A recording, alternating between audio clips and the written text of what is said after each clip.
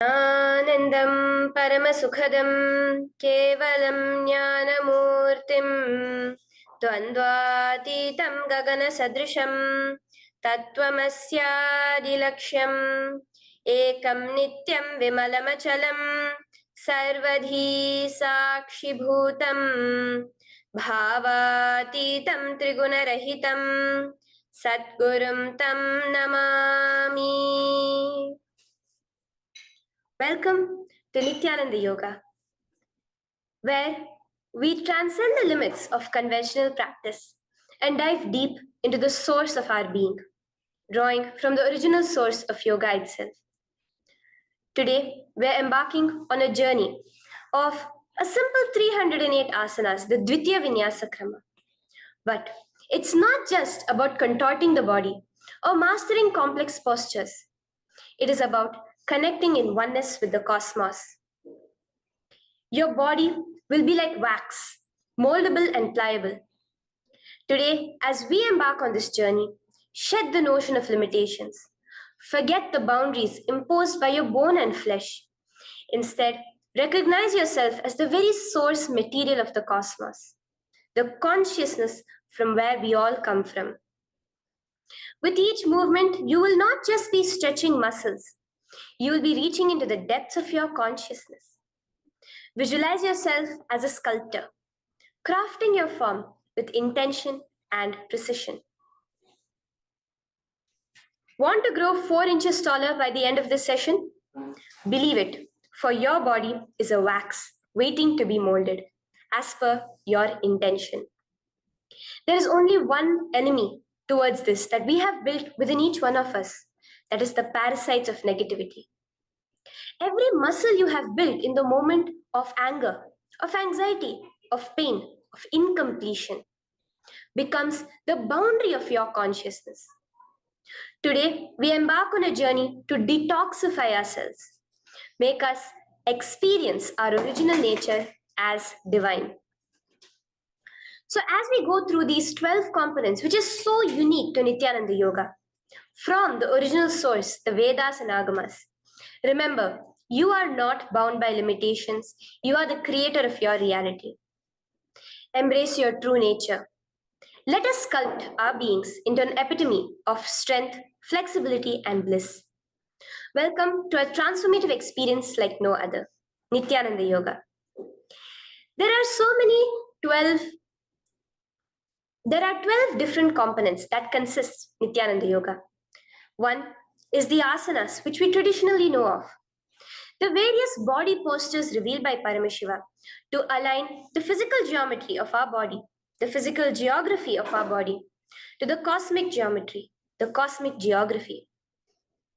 As Paramashiva says, Sthiram Sukham Asanam, that body posture which is steady, comfortable, because it's in its original nature of Paramashivatva.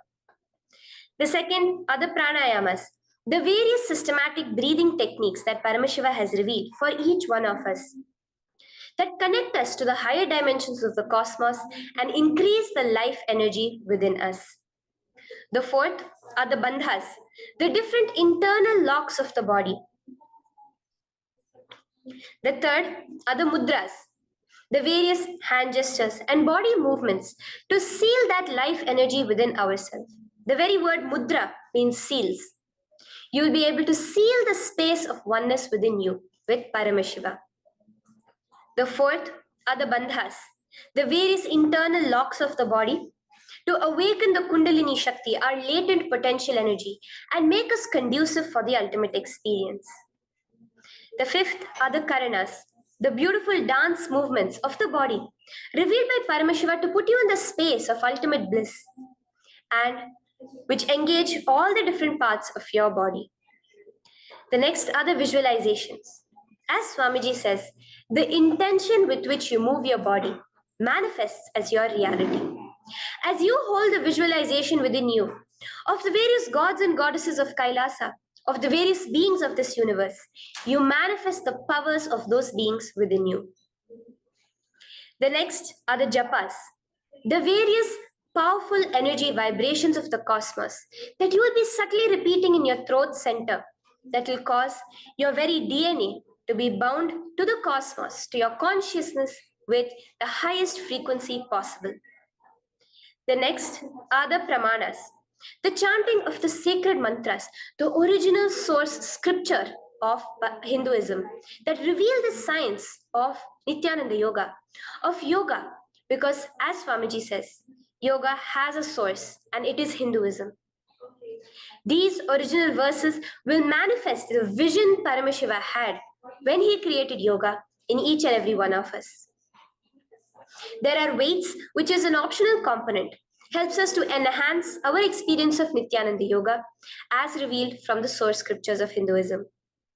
The next are the mandalas, the cosmic geometrical representation. The Shri Chakra, the Shri Yantra, which is the direct geometrical representation of the cosmos. When you keep that in front of you and gaze at it throughout your Nityananda Yoga, your body will fluidly just align itself to the cosmos. We have the Abharana, the Rudraksha, which we keep on our body, which acts as an energy battery, sucking in, storing the energy that we produce during this Nityananda Yoga and releasing it to us throughout the day to fuel our entire day with consciousness. The last but not the least are the Aushadas, the various sacred herbs that you can apply to, which can be infused with the thought current of Paramashvatva to manifest it within you. With this understanding, let us get right into the practice of Nityananda Yoga, which starts with invoking the presence of Paramashiva himself, the very being of Paramashiva, to witness our Nityananda Yoga today, with the chanting of the Shiva Mula Mantra.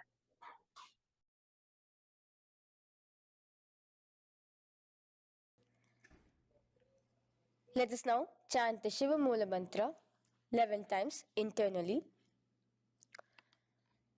Om Ham Hom Shivaya Namaha.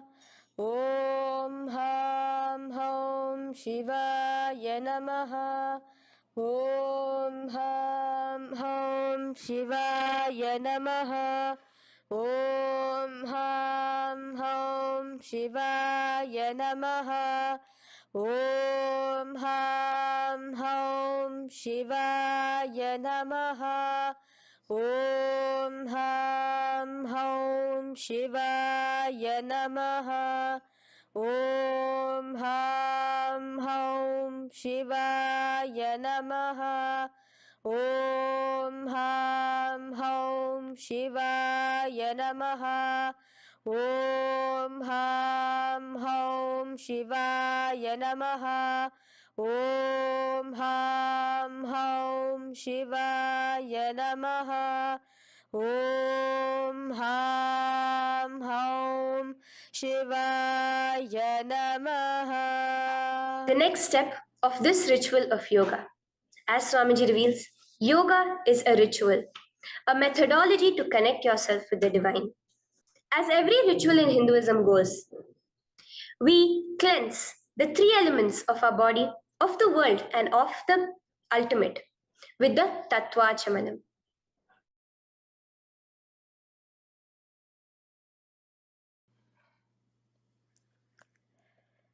The next is the Tattvachamanam. So now I request all the participants to have the Panchapatram and the Uddharani, the traditional cup and the spoon filled with some fresh water. Now,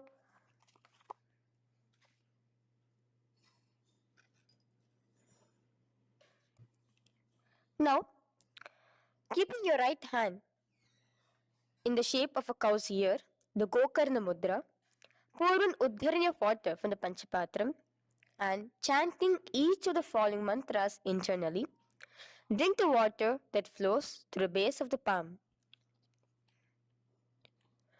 Om Atmatattvam Shodayami Svadha.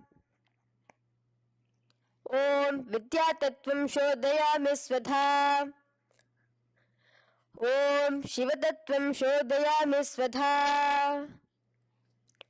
Wash your right hand with water from the Panchapatram. Now, chanting the following mantra internally, wipe the upper and lower lips twice using the base of the right hand thumb, moving the hand from right to the left of the lips. Om Ham Hridayaya Namaha. Wash your right hand with water from the Panchapatram. Now, with the tips of right hand index, middle and ring finger, touch above the upper lips and below the lower lips.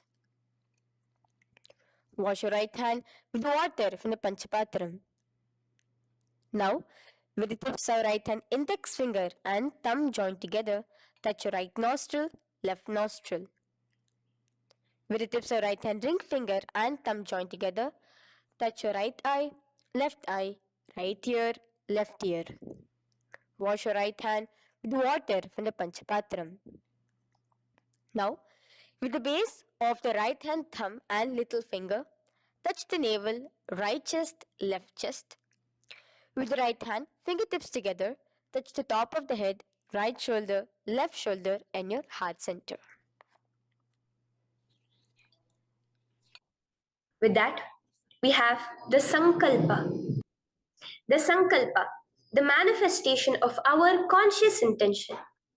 What is it today each one of us want to manifest through Nityananda Yoga? Hold that in your inner space.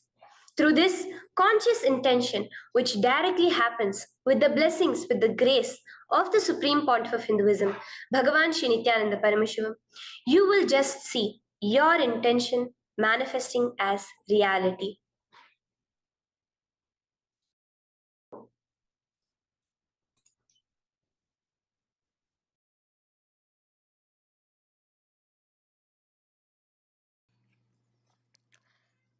The next is the Sankalpa, the conscious resolution. So now I request all participants now to, with your right hand, cover your left palm, which is the Sankalpa Mudra, and keep both the hands on the right thigh. Continue to keep this mudra till the end of the Sankalpa.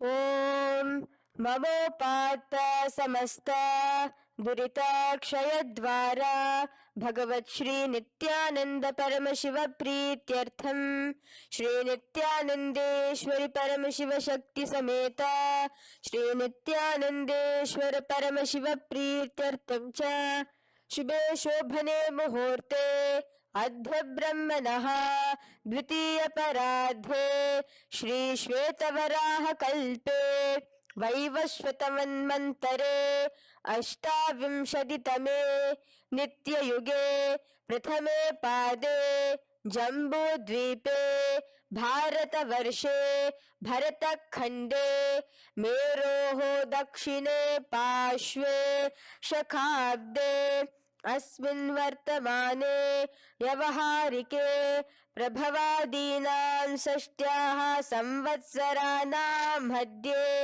शुभनाम संवत्सरे शुभायने शुभऋतौ शुभमासे शुभपक्षे शुभतिथौ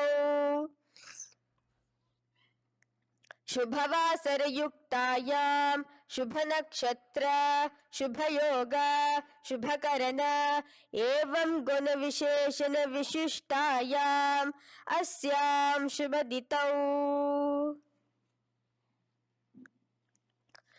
श्री कैलासोन्नत द्वादशांत श्यामला पीठारूढ़ श्री मीनाक्षी सुंदरेश्वरा भिन्न स्वरूप परशिव पुत्र रत्न कुमार गुरुमन्य तुल्यावतार श्री पार्वती स्तन्यपान लब्ध दिव्य ज्ञान विश्रुत सकल निगमागम सारभूत द्राविड वेद प्रवक्त्रे श्रीमत् परम शिव करुणा समधिगत मुक्तामय चतुरश्रयान गीयमान छत्र चामर श्री चिन्ह काहलादि समस्त बिरदावल्यलंकृत ज्ञान विज्ञान चक्रवर्ती सर्वजन संग सद्यो निर्वाण दीक्षा व्याप वर्ग वर्ष विश्रान जीमूत परमत कलभ केसरी शैव सिद्धांत स्थापनाचार्य श्री राजाधिराज पांड्य महाराज गुरु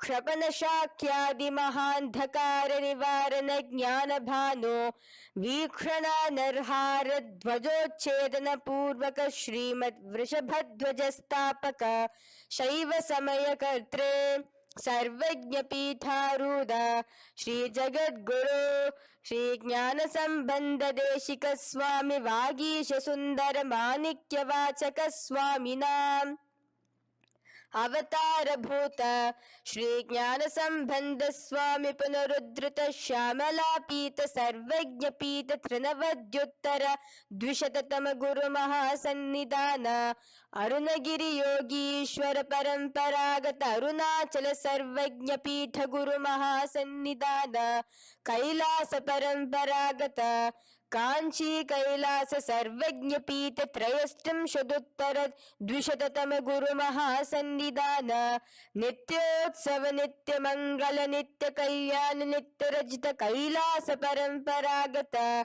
आदि कैलास नित्यानंद पीठ महासंस्थान महासिंहासन पीठ कर्त्रे साक्षात् श्री परम शिव समुद्भूत कैलास परंपरागत वैवस्वत मुनि इक्ष्वाकु हरिश्चंद्र भगीरथ श्रीरामचंद्र सूरसेन इत्यादि अनवच्छिन्न सार्वभौम चक्रवर्ती परंपरागत चतुष्षष्टि योगिनी मंडिता चतुष्षष्टि संप्रदाय प्रवर्तक मनुधर्म शासन सूर्यवंश प्राप्त सर्वज्ञ पीठ सुरांगी साम्राज्य मूढ़ाभिषिक्त चूड़ामणे साक्षात् श्री परम शिव समुद्भूत कपिल महागुरु पुनरुद्धृत महानिर्वाणी पीठ अष्टोत्तर सहस्र श्री महामंडलेश्वर साक्षात् श्री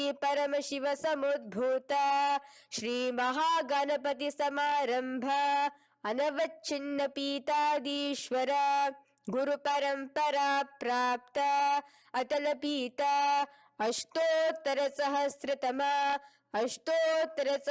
श्री अतल पीताधीश्वर धर्म मुक्ति स्वर्गपुर स्वर्ण पीता त्रयोविंश गुरु महासन्निधान कैलास परंपरागत आदिपीठ सर्वज्ञ पीठ जगद्गुरु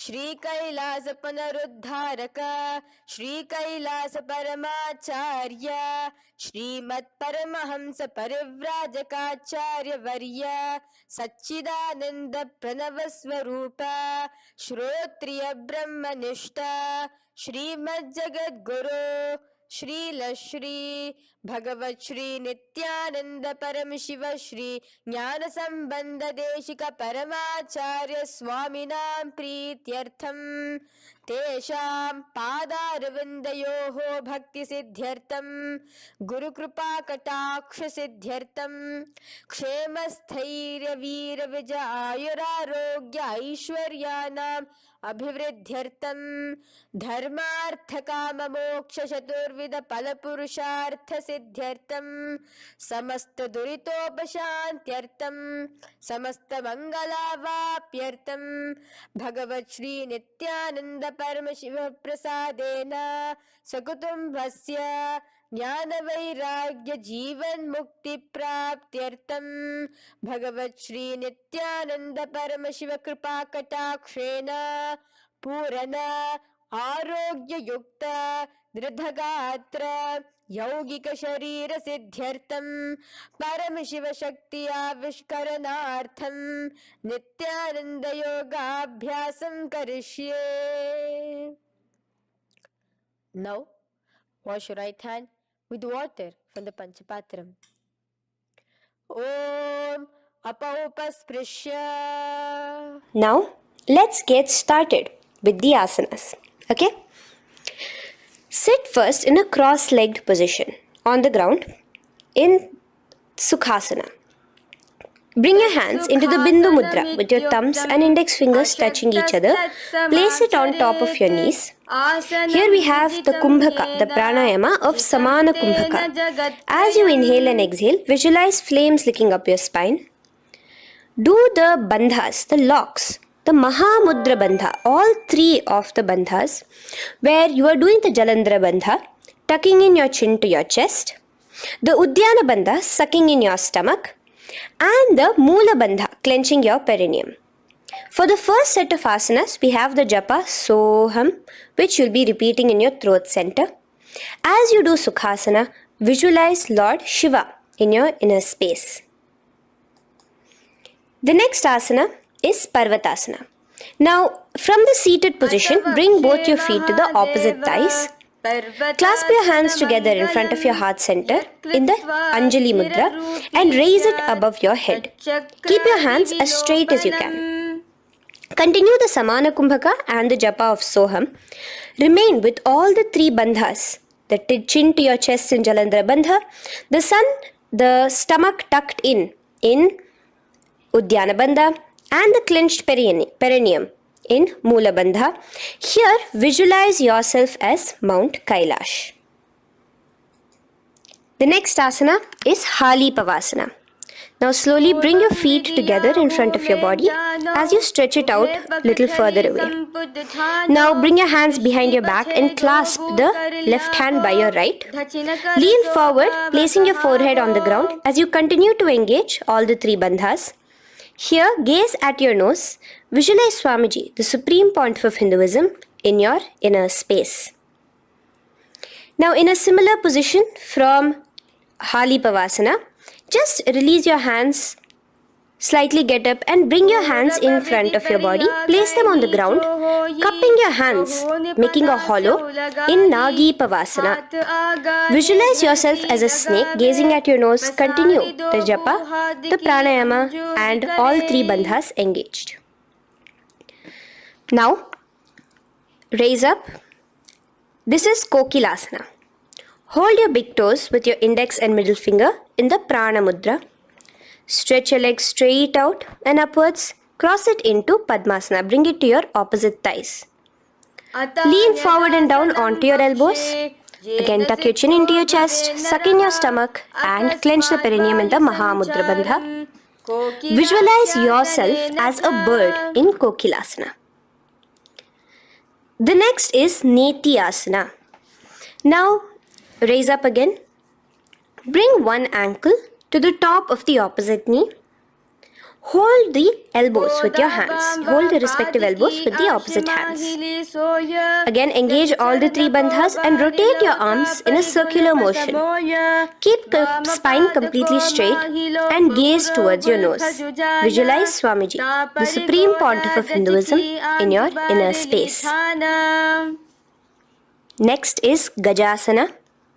Press your hands onto the ground. You can bring your feet a little back as you raise yourself up, your hips up high. Lower your head and then chest, scooping your body forward again and again. Here, engage the Udyana Bandha, where you suck in your stomach along with the Moola Bandha, clenching the perineum. Visualize yourself as an elephant. Gajasana. Now stop the movement slowly. In another dynamic asana, which is Rikshasana, you will start alternatively pressing the heel of one foot onto the ground while lifting the other heel up. Repeat this again and again. The next is Vaishyasana. Now slowly come to a standing position. Stand tall on the tips of just your big toes. Keep your head neck straight line. And bring the middle, index and ring fingers to your heart in the Hridaya Mudra. Continue engaging the Udyana Bandha. Visualize Swamiji in your inner space. Here we have a very interesting movement, which is the Karanas, the dance movements. So the first Karana is Urdhva Janu Karana, which literally means the raised knee. So now stand in the Aramandi position, which is your heels touching together, the toes facing outwards, almost at a 45-degree angle. Bend your knees low And keep both your hands at your chest, elbows parallel to the ground. Twist one knee towards the center of your body. Raise it up, back across the body back to the original position. Simultaneously with the leg movement, follow it with your respective hand, up and across the body. Repeat this alternatively on both sides. Now, in Balalingasana, come back to a standing position, straight, and interlace your fingers from outside in. This is the Sarva Vashankari Mudra. Hold on to your knee, pulling it up towards your chest. Pull it tight. Continue to keep your spine straight. Engage all the three bandhas, the Jalandhara Bandha, the Udyana Bandha and the Moola Bandha. As you are holding your knee, visualize yourself holding, caressing a baby. Balalingasana. The next asana is Pada Pidanasana. Now the same foot which is raised, clasp it with your hands and pull it behind towards your body, holding it with both your hands. Again, engage all the three bandhas, standing tall. Visualize Swamiji, the Supreme Pontiff of Hinduism, in your inner space.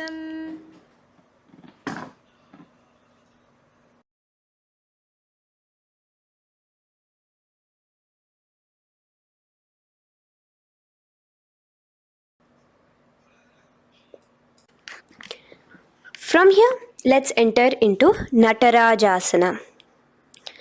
Now, the same foot you're already holding behind your back, twist the same hand of that leg inwards and pull the leg back.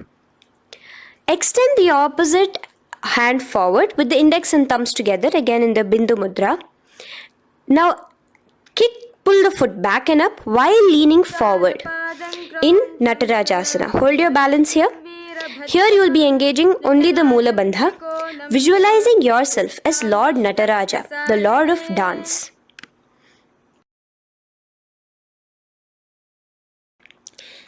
Now again let's repeat Balalingasana on the other side with the other leg. Pull it up towards your chest with the hands in the Sarva Vashankari Mudra. Engage all the three bandhas as you visualize yourself holding and caressing a baby. Now pull your foot back into Pada Pidanasana on the other side. Remain with all the three bandhas engaged. Visualize Swamiji in your inner space.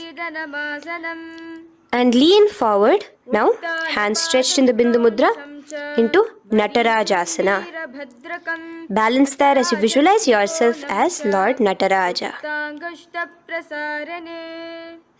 Now, come back to a standing position. Release your leg. Gain your balance. As we enter into the Ardharechita Karana. Now again bring yourself to the Aramandi position, heels together, toes pointed outwards and knees bent. Now from this position, bring your right foot onto the tips of the toes behind the left heel. The heel should be up. Bring your left hand towards your chest, parallel to the ground again, and extend the right arm out and wide like a pendulum. Bring it back towards your chest. Now while your arm is swinging, remember to move your fingers one by one inwards towards the palm and then outwards. Now place the right hand over the nose. Uncross your ankles. Let's do this on the other side also. Cross the left ankle behind and stretch the left hand out like a pendulum.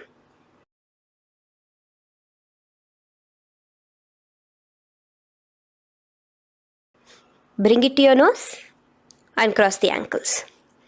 Now let us enter into the skeleton dance. It's a very powerful meditation. It cleanses the muscle memory. Any patterns which are there within your muscle memory can be completely wiped out through this skeleton dance. Just 2 simple steps. Now stand straight, visualize yourself as a skeleton. You can close your eyes. Just visualize yourself as pure bones. There are no muscles, no veins, no nerves, tissues, organs, nothing. Just bones, a skeleton form. And shake your body intensely. As a skeleton, you are moving yourself wildly, intensely. Just shake it all out. Move your hands, move your legs, your head. Let there be no bone in your body untouched. Just move it. Move wildly. Shake, shake. Literally feel yourself throwing all the patterns out of your system with the intensity of your shaking.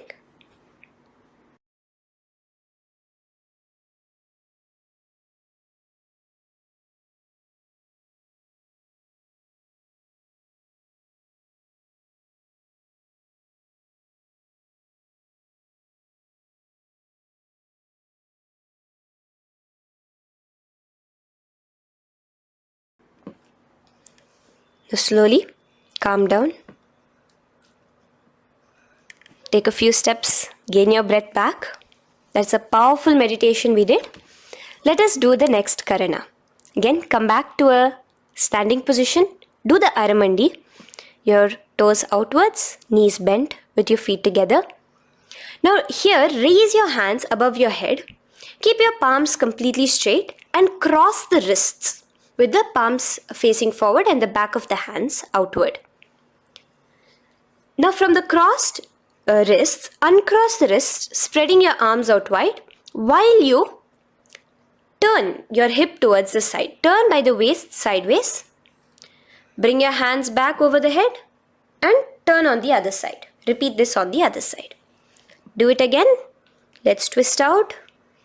Come back to the middle and twist out again. This is the Kati China Karana. Now stand tall. Raise your hands above your head. Bring yourself to the top of the tip of your toes. Let your hands face each other parallel to the ears. You're tall, pushing yourself, stretching yourself. Again, engage all the three bandhas. Tucking in your chin to the chest, sucking in your stomach and clenching your perineum. Visualize yourself as a palm tree. We have the japa changing over here where you will be repeating Shivoham in your throat center. Tadasana. Now, as we enter into Uttanasana, relax and lean forward, bringing your hands on by the ground next to your feet. Keep your palms flat on the ground. Try your best. Engage all the three bandhas. Remain with all the three bandhas engaged as you visualize Swamiji, the Supreme Pontiff of Hinduism himself, in your inner space. Now jump your feet back into Tarakshvasana, coming to a plank position. Keep your hands shoulder width apart. Be steady there.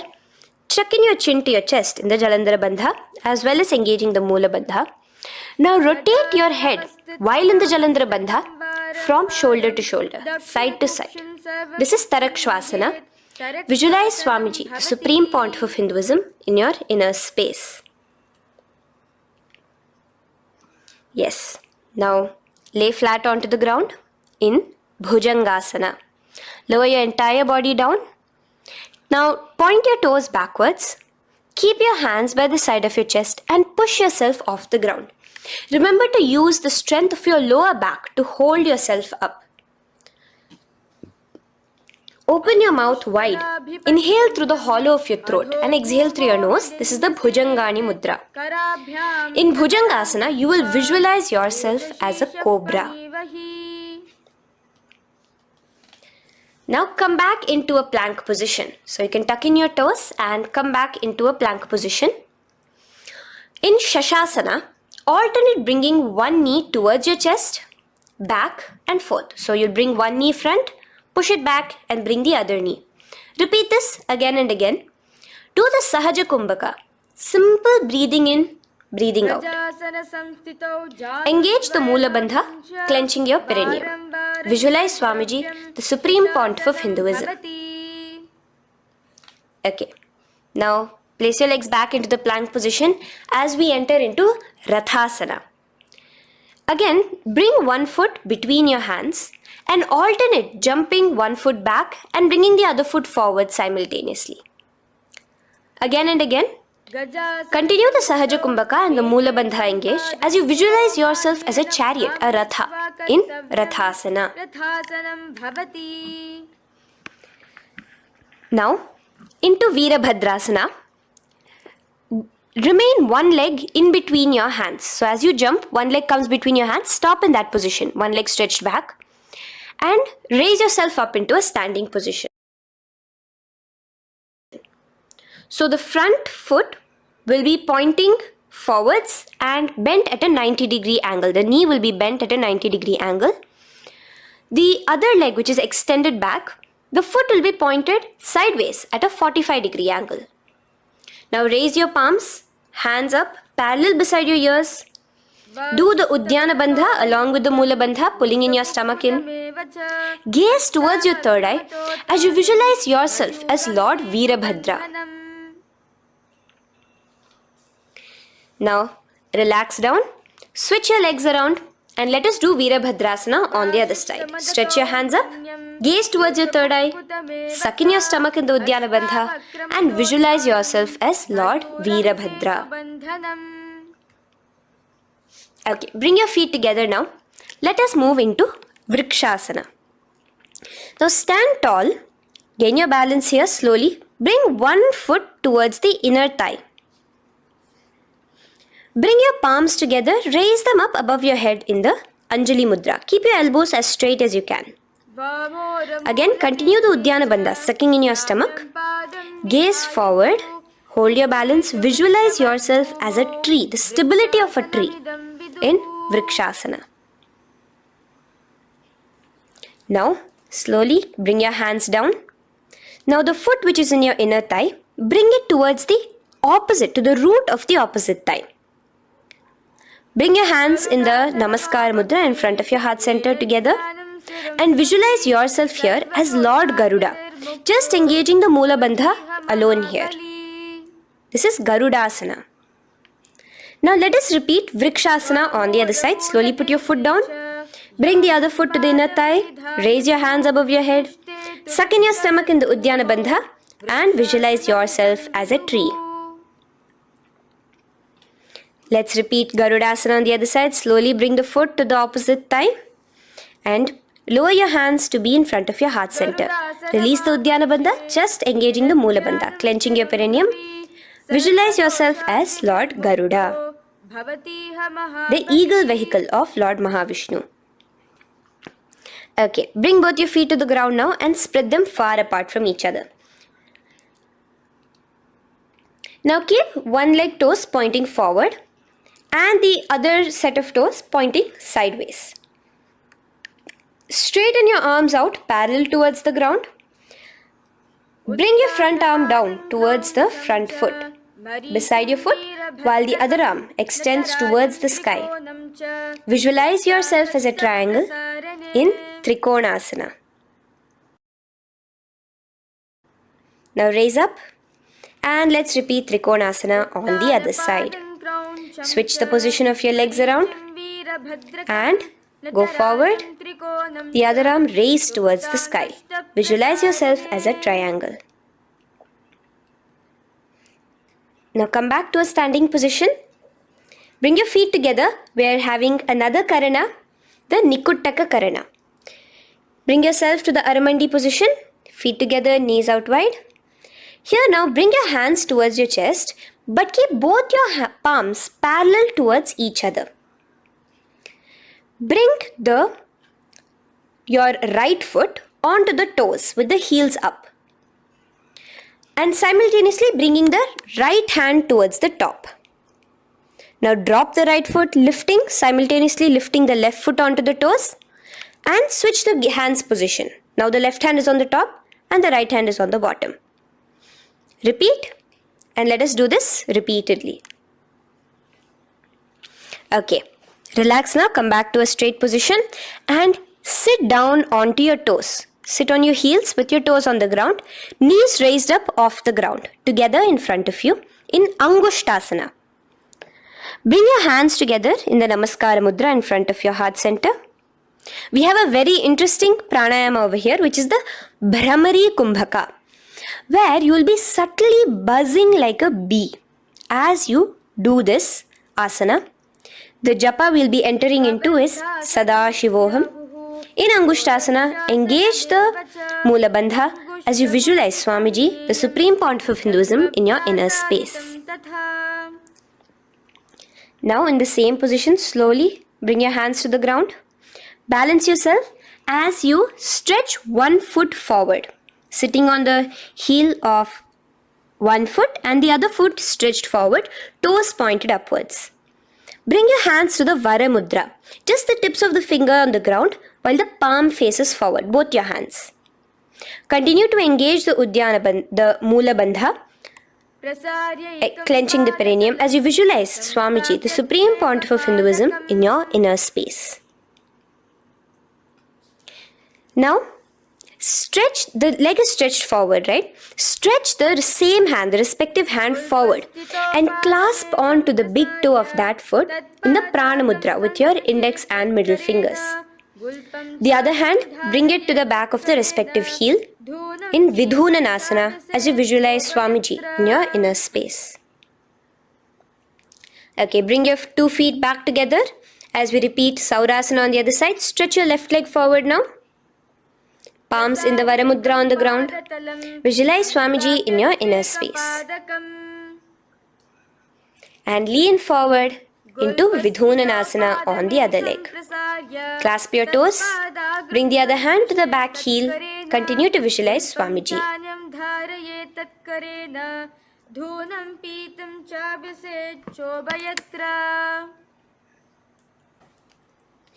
Now bring your 2 feet back together as you continue to sit on the heels, getting a nice toe workout here. Balance on your toes, bring your knees together in front of you. Now place your palms on top of the respective knees with the hands facing upwards, the palms facing upwards. Leave a slight gap between your palms and knees. As you gaze forward, engage the Jalandhara Bandha, tucking in your chin to your chest, and look between the gap between your hands. Brahma Jurankushasana. The next is Kapilasana. Now spread your knees wide and place them onto the ground. Keep your hands on the respective knees. Pull your stomach in and up in the Uddiyana Bandha. Gaze towards your nose as you visualize yourself as Kapila Muni, the first man that ever started thinking. In the same position, just release that Uddiyana Bandha. Release the lock of the stomach, but continue to clench your perineum in Mula Bandha as you switch your gaze to your third eye. So from your nose, switch your gaze to the third eye. Visualize Swamiji, the Supreme Pontiff of Hinduism, in your inner space. Bhadra Gorakshasana. Next is Suryasana. Now, your toes are tucked. Just lift your knees off the ground, wide apart. Bring your hands together in the Padma Mudra with the little fingers and thumbs joined together.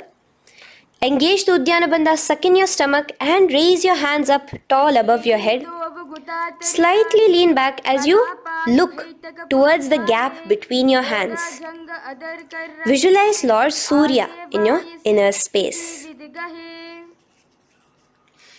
Now relax, slowly bring your hands to the ground. Sit on top of your heels, the toes flat. Here, keep your hands on top of your knees and lift your tongue up against the roof of your mouth in the Manduki Mudra. Do the Sahaja Kumbhaka, simple breathing in and out. Engage the Mula Bandha, clenching your perineum. With the Japa Sadashivoham, repeating in your inner space, here you will visualize yourself as a frog in Mandukasana. Your tongue pressed against the upper palate. Is your frog-like tongue catching the nectar of immortality dripping from your Sahasrara Chakra? Gaze towards your third eye in Mandukasana. Now from here itself, moving into Uttana Mandukasana. Just bring your hands to the opposite shoulders, remaining in the same seated position. Continue with the Uddiyana Bandha engaged, gazing at your third eye. The Manduki Mudra, tongue pressed against the top of your palate, visualizing yourself as a frog in Uttana Mandukasana. Slowly bring your hands out from behind your back. Now slightly raise up and cross your ankles behind you. Sit on top of your crossed ankles. Keep your knees wide and your fingers spread on the top of your knees, both your hands. Open your mouth wide and stick out your tongue, exhaling forcefully. Gaze at the tip of your nose. Repeat this several times because you're visualizing yourself as a lion in Simhasana. The next asana is Bhadrasana. Now you can release yourself and uncross your ankles. Just keep your toes crossed behind you. Again, sit on top of your heels, keeping your knees wide apart. Cross your hands behind your back, hold on to the big toes in the Prana Mudra with your index and middle fingers. Apply the Jalandhara Bandha, tuck in your chin to your chest along with the Mula Bandha, sucking in your perineum. As you gaze towards your nose, here, resume the Brahmari Kumbhaka, buzzing like a bee subtly in your inner space as you visualize Swamiji, the Supreme Pontiff of Hinduism, in your inner space. Now, bring your hands out from behind you. As you come here, bring yourself to a squatting position. Keep your feet flat onto the ground as close together as possible, but your knees opened wide. Bring your body in between your knees, your torso in between your knees, and take your arms in and around your knees towards the back, clasping your fingers, interlacing your fingers behind you in the Parashu Mudra. Gaze towards your nose. Visualize yourself as a crow in Kakabhusandhi Asana. The next asana is Kani Pavasana. Unclasp your hands and place them flat onto the floor. Keep them shoulder width apart for good balance. Now, slowly bring your knees to the back of your arms, above the elbows. Lean your chin forward and down. Keep your gaze steady as you lift your feet off the ground. In Kani Pavasana, visualize Swamiji, the Supreme Pontiff of Hinduism, in your inner space. Now in the same position, slowly lower your head to the ground and stretch your legs up high, forming a tripod between your two hands and your head in Kapali Asana. Gaze at your nose, continue the Brahmari Kumbhaka, continue engaging the Mula Bandha and the Japa of Sadashivoham. Visualize Swamiji in your inner space. The next asana is Parshva Mayurasana. Slowly bring your feet down. Yes, relax. And now squat on your toes with your knees together and twist your body. Place both the hands to one side of your knees. Now bring one of your elbows to the knee and the other of your elbows towards the hip. Lean onto your arms, balance, extending your legs out to the side. Gaze towards your third eye, visualizing yourself as a peacock. In Parshva Mayurasana, as you do the pranayama, the Rechaka Kumbhaka, let your exhalations be prolonged and your inhalations be slightly shorter. Now relax, bring your feet to the ground and bring your body to the other side of your knees. As you repeat Parshva Mayurasana on the other side, lean forward, stretch your legs, gaze at your third eye, visualize yourself as a peacock. Now let's do Bhairaganathasana. Now come again to a plank position. Place your hands down, stretch your legs back and bring one foot around your shoulder to be placed in between both your palms. Gaze at your third eye. Just engage the Mula Bandha, clenching your perineum. Here, this is Bhairaganathasana. Visualize yourself as Lord Kala Bhairava. Slowly bring your foot out and bring the other foot in between your palms, remaining in the plank position. Continue to visualize yourself as Lord Kala Bhairava in Bhairaganathasana on the other side. The next asana is Unmukha Pithasana. Now from the same plank position, bring your forearms onto the ground. Be steady as you walk your feet closer towards yourself, forming like a slight mountain. In Unmukha Pithasana, gaze at your third eye. Continue the Rechaka Kumbhaka. Visualize Swamiji in your inner space. The next asana is Vashishthasana. Now, just raise yourself onto one of your hands. So, release your forearms off the ground and raise yourself onto your right arm. And keep your body completely parallel to the ground as you raise your left arm straight above your head. Visualize yourself as Rishi Vashishta as you do the Vashishthasana. Gaze towards the hand on the top. Now slowly bring that hand down. As you switch the hands, bringing your right hand up towards the sky. Balance there, completely straight on your toes. As you visualize yourself as Rishi Vashishta, the Guru of Bhagavan Sri Rama.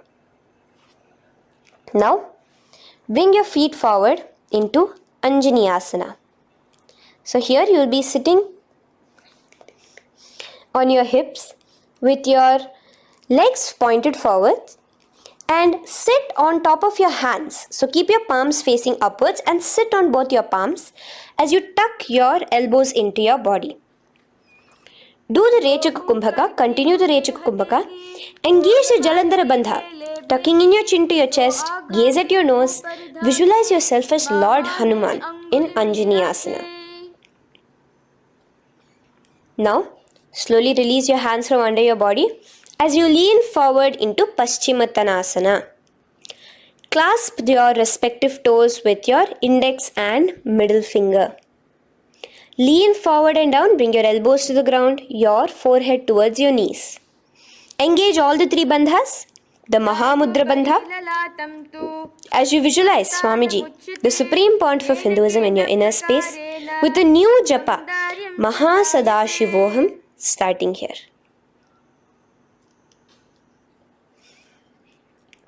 The next is Ugrasana. Now, you can raise up and clasp your hands behind your neck in the Parashamudra. Interlace both your fingers. Lean forward and down, bringing your forehead to your knees and your elbows onto the ground. Again, engage all the three bandhas in the Mahamudra Bandha as you visualize Devi Kali in your inner space in Ugrasana. The next is Marichi Asana. So raise up and keep one leg pointed forward while you bring the other leg towards the groin, the knee pointed upwards. Place the foot flat on the ground. Now lean forward, bring both your hands, wrap your arms around the raised knee, clasping your hands behind the back together. Bring your chest to the thigh with your head towards the knee. Here engage just the Moola Bandha, sucking in your perineum. As you visualize yourself as Rishi Marichi in Marichi Asana. The next asana is Mahamudrasana. Now slowly raise up and the raised knee, let it rest by your side with your leg towards the inner thigh of the opposite leg. Now again reach down, hold your foot, bring your elbows to the ground, your forehead to your knees. Engage all the three bandhas in the Mahamudra Bandha. Gaze at your nose, visualize Swamiji himself in your inner space. Raise up. Let's repeat Marichi Asana on the other side. Bring the other foot straight while the other foot comes into the groin. Knee up. Lean forward, clasping your hands behind your back. Visualize yourself as Sage Marichi. Now from here, raise up, engage all the three bandhas as you let your knee fall to the side. Lean forward, clasping the foot. Gaze at your nose. Visualize Swamiji in your inner space in Mahamudrasana on the other side. Now, bring yourself to a seated position. Sit and bring the soles of your feet together. Bend your knees and keep your heels as close towards you as possible. While try to touch your knees to the ground. Clasp your feet together with both your hands. Maintain a straight spine. Gaze towards your nose in Bhadrasana 2. Visualize Swamiji, the Supreme Pontiff of Hinduism, in your inner space. The next asana is Gwali Pavasana. Now, keeping your feet together, just bring your hands towards the respective knees. Just lightly place them there. Tuck your chin to your chest in the Jalandhara Bandha, continuing to engage the Moola Bandha, clenching your perineum. As you gaze at your nose, visualize Swamiji, the Supreme Pontiff of Hinduism, in your inner space. Now, push your soles slightly further away from you. The joined feet, push it further away from your body. And lean forward, keeping both your hands, the fingers inside of the feet. Hold the soles of your feet. Lean forward and down. Bring your forehead to the ground. Gaze at your nose. Visualize the Yoni Mandala in your inner space. In Joni Asana. The next is Midiki Pavasana. Raise up. Stretch your arms out wide beside your body as you lean forward, your arms going over your knees. Bring your forehead to your feet. Continue to gaze at your nose. Visualize Swamiji, the Supreme Pontiff of Hinduism, in your inner space. Now, in Siddha Samadhi Asana, raise yourself up. Now, put your forearms underneath the calves of the respective legs. Let your palms face up towards the sky as you bring your head down to your feet. Gaze at your nose as you visualize Lord Surya in your inner space in Siddha Samadhi Asana.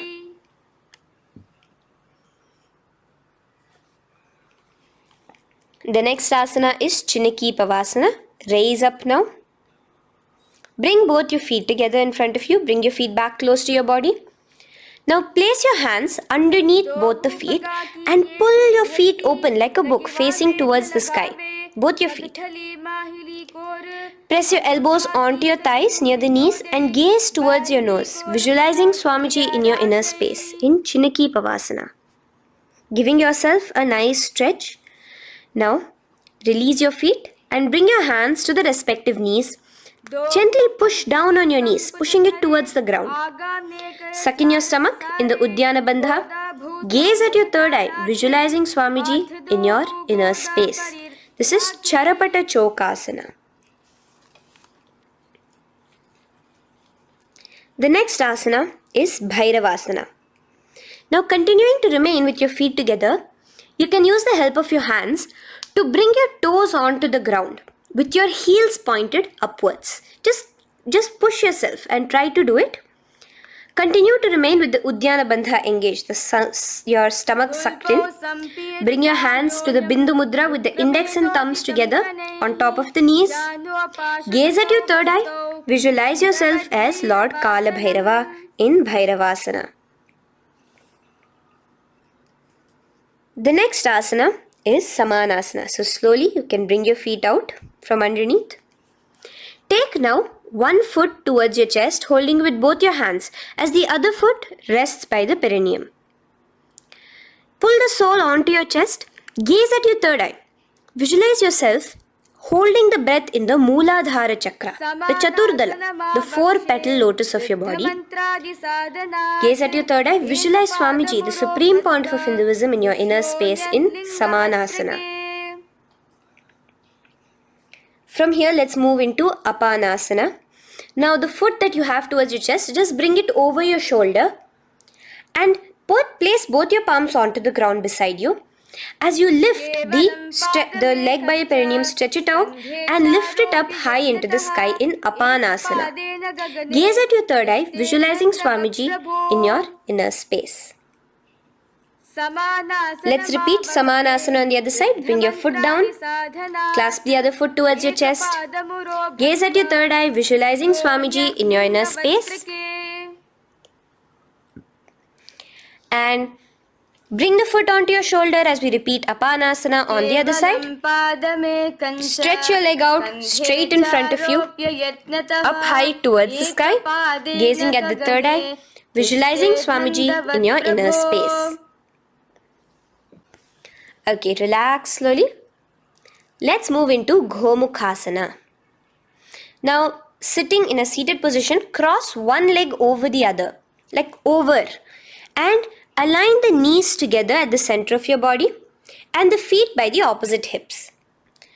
Place both your hands on top of the stacked knees. Gaze at your nose.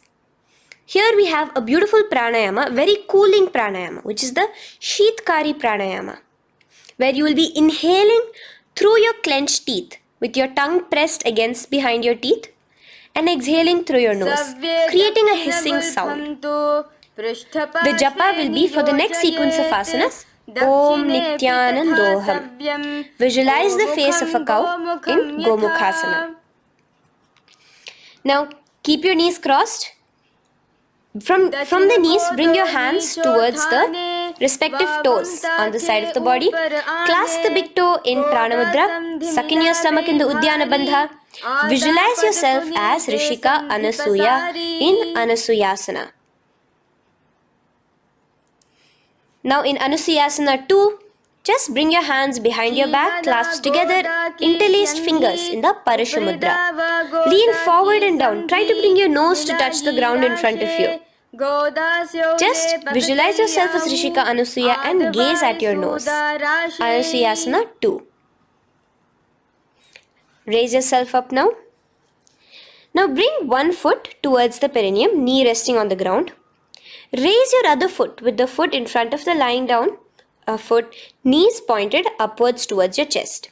Place your hands on the respective knees. Keep your spine tall, chest out. Gaze at your nose. Visualize yourself as Lord Garuda, the eagle vehicle of Bhagavan Mahavishnu. Garudasana 2. From here, moving into Naradasana. Now, keep both your hands, bring both your hands behind your neck and clasp them in the Parasha Mudra. Interlace your fingers behind your neck. Twist outward of the raised knee. Just keep your whole body outside of the raised knee. Gaze towards your third eye, visualizing yourself as Deva Rishi Narada in your inner space. From Naradasana, let's enter into Matsya Pithakasana. Place one foot on the top of the opposite thigh. Wrap your respective arm across the knee, holding on to the opposite shin. Extend the opposite hand straight. Hold on to the respective toe with the index and middle fingers in Prana Mudra.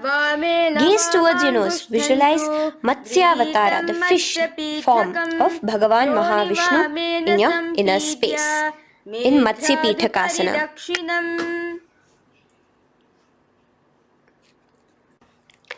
From there, let's repeat the Gomukasana and the rest of the asanas on the other side too. So slowly you can cross your knees over to the other side in Gomukasana. Keep your hands on the top of your knees. Gaze at your nose as you visualize the face of a cow in Gomukasana. Continuing into Anasuyasana on the other side, bring your hands to your toes. Suck in your stomach in the Uddiyana Bandha. Gaze at your nose, visualize yourself as Rishika Anasuya. And lean forward, bringing your hands behind your back in Anasuyasana 2. Interlace your fingers in the Parasha Mudra. Continue to gaze at your nose, visualizing yourself as Rishika Anasuya. As you relax the Uddiyana Bandha, just clenching the Mula Bandha alone. Raise up, bring your feet together in front of you as we enter into Garudasana 2. Place your hands on the respective knees. Stay straight. Visualize yourself as Lord Garuda as you gaze towards your nose.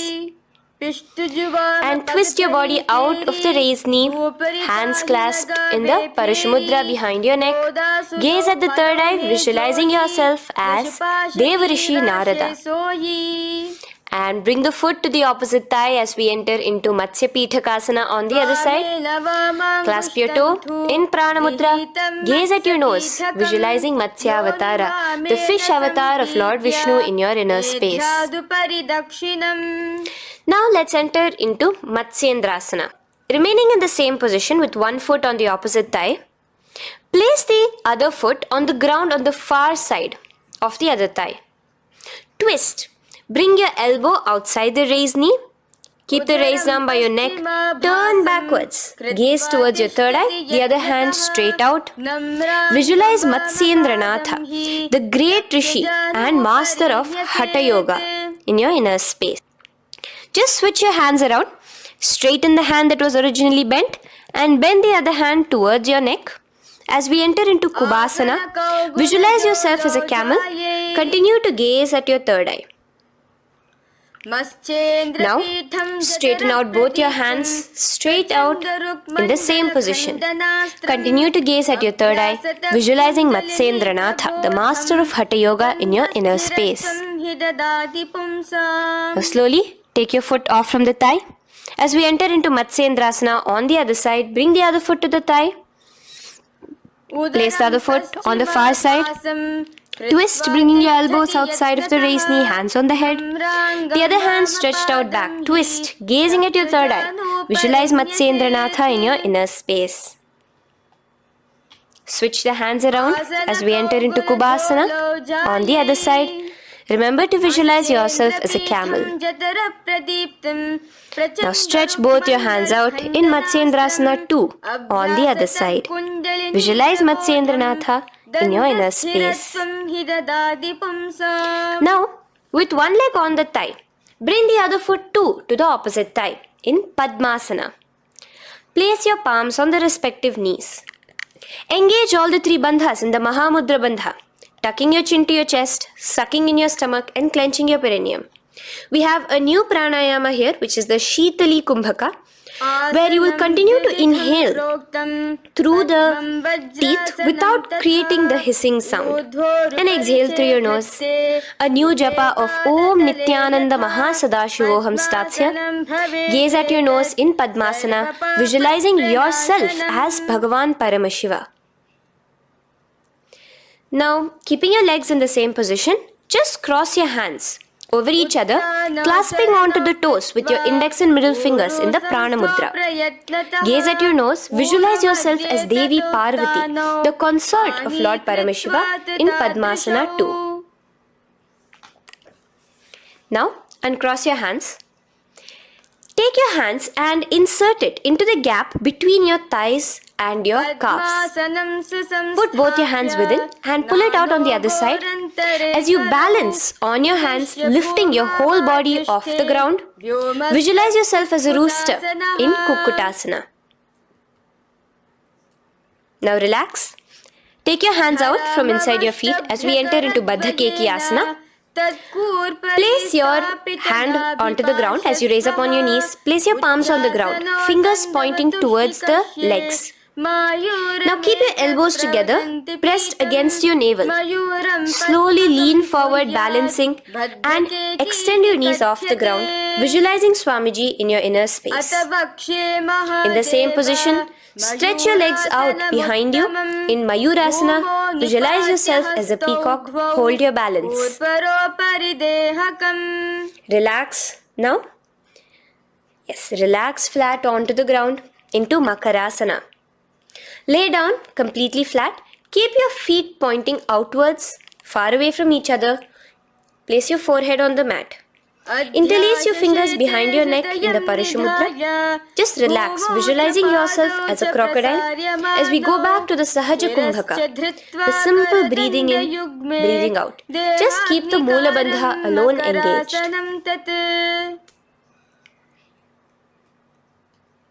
The next asana is Shalabhasana. Now lay on your stomach and place your hands on the ground beside the chest. From the laying position, raise your legs up. Use your core strength to bring your thighs off the ground. Visualizing yourself as a locust in Shalabhasana.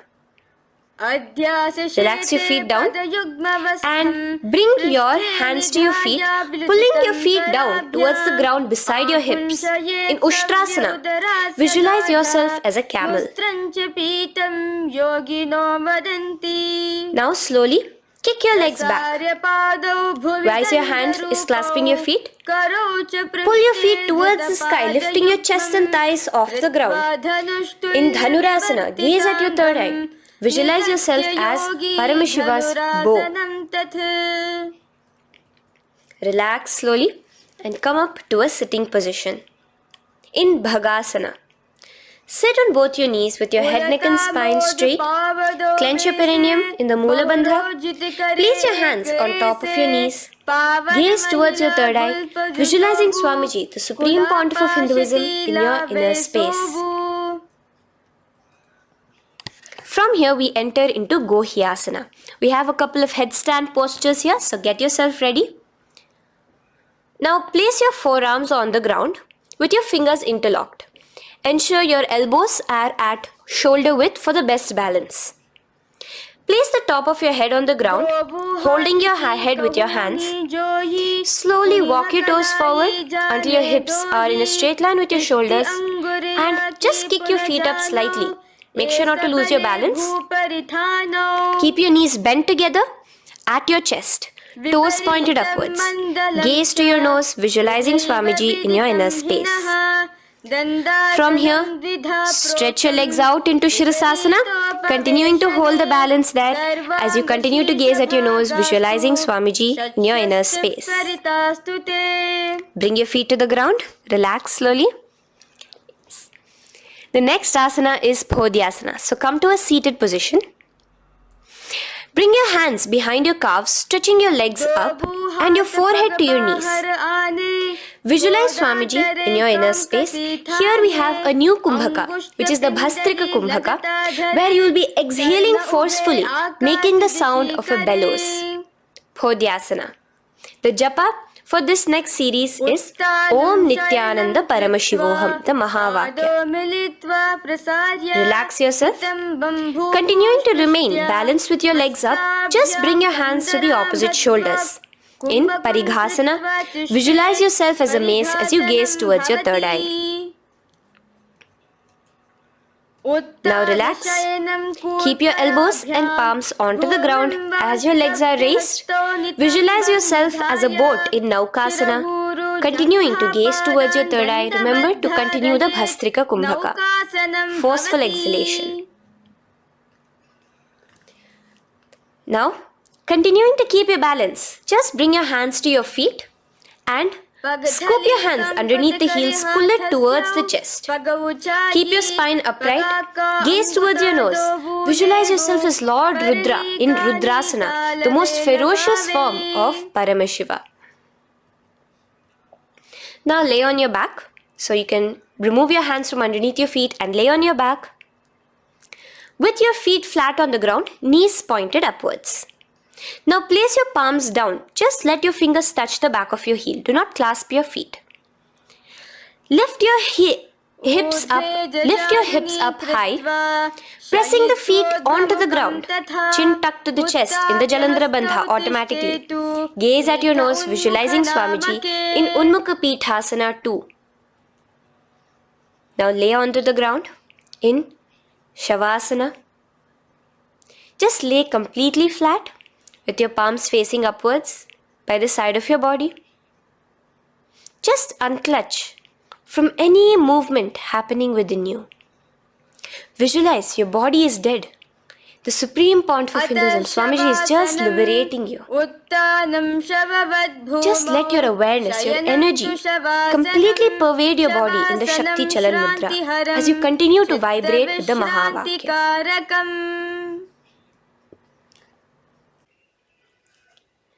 Roll over to one side and come to a seated position. Feel the life entering your body back. In a seated position, let us get continued with the sequence. We have 200 asanas more to go, starting with Yathasanishtasana.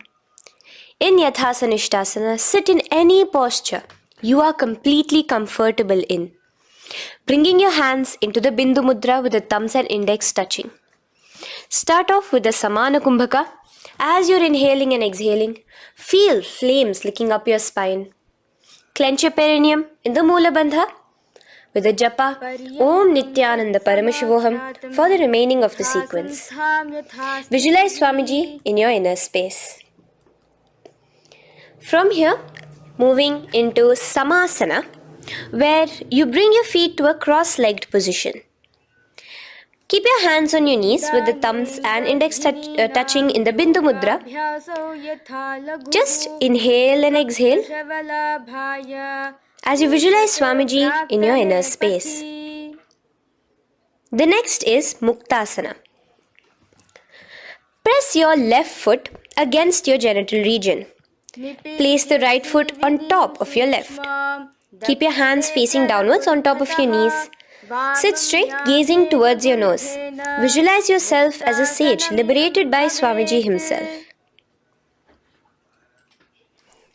Now, continue to remain in the same position as we go into Siddhasana, where your gaze will be switching from the nose to your third eye.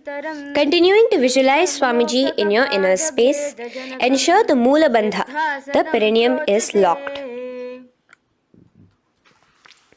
in Siddhyasana now. Continuing the same position. Engage all the three bandhas. Sucking in your stomach. Bringing your chin to your chest in the Mahamudra Bandha.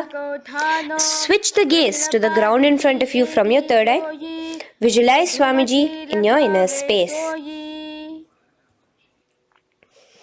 Now, relax the Udyana Bandha and Jalandhara Bandha. Just keep the Moola Bandha, the perineum alone clenched, as we enter Rudrasana 2, where your legs will remain in the same position, just your hands alone, from resting on your knees, will turn around to the Bindu Mudra, the thumbs and index touching. Gaze towards the third eye, visualize yourself as Lord Rudra, the fierce dimension of Paramashiva. The next is Santadhunasana. Keep your hands in the Bindu Mudra, your legs crossed in the same position. As you switch your gaze from your third eye to your nose, visualizing Swamiji, his tranquility, unshakable nature. Now, relax the Bindu Mudra, keep your legs in the same position, and bring your hands to your navel, cupping one palm over the other in the Samputa Mudra. It looks sort of like a lotus bud. Continue to visualize Swamiji in your inner space in Siddhasana 2. The next asana is Bandha Yoni Asana. Maintaining one heel over the other in the same position of the legs, bring your hands to your face in the Shanmukhi Mudra. So just listen carefully now. Bring your little fingers beneath the bottom lip of both hands. Your ring fingers above your upper lip.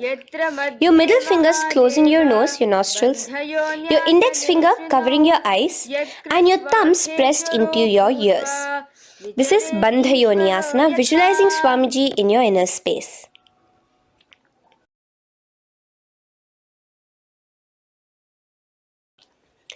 The next asana is Virasana. Now, you can remove your hands from your face and bring one foot onto the opposite thigh, and the other foot underneath the thigh.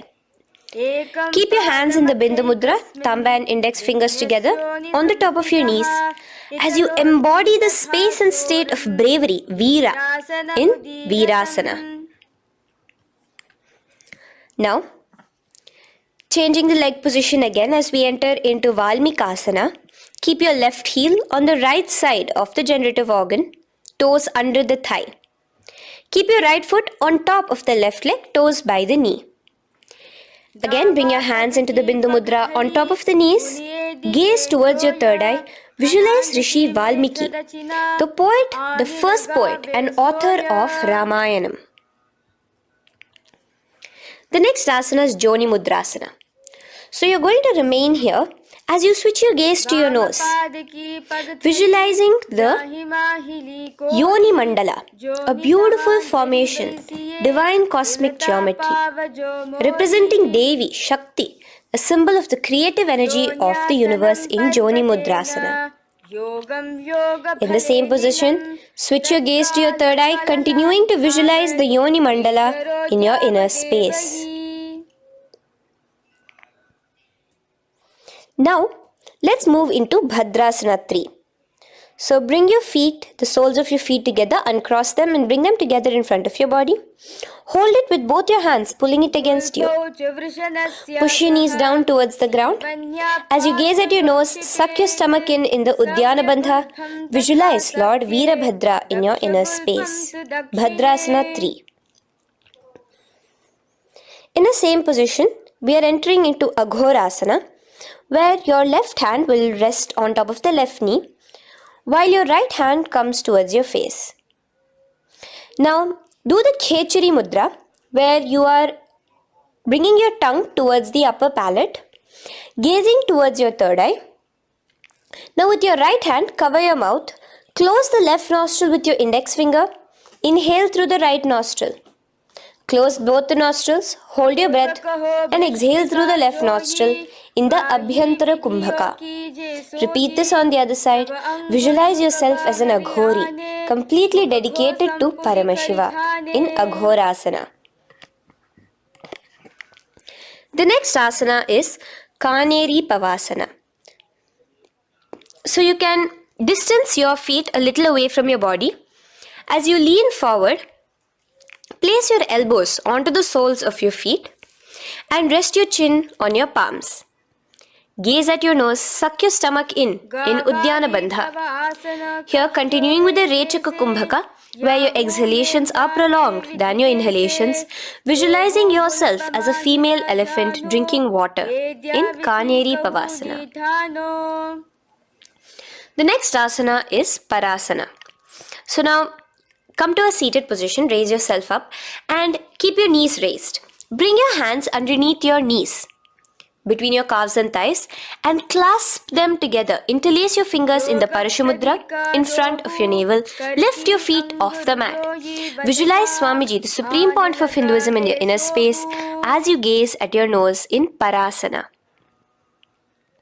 The next asana we'll be moving into is Gopi Chandasana. Now take your hands out from in between the feet as you let your feet rest on the ground. Take your hands out from underneath your calves.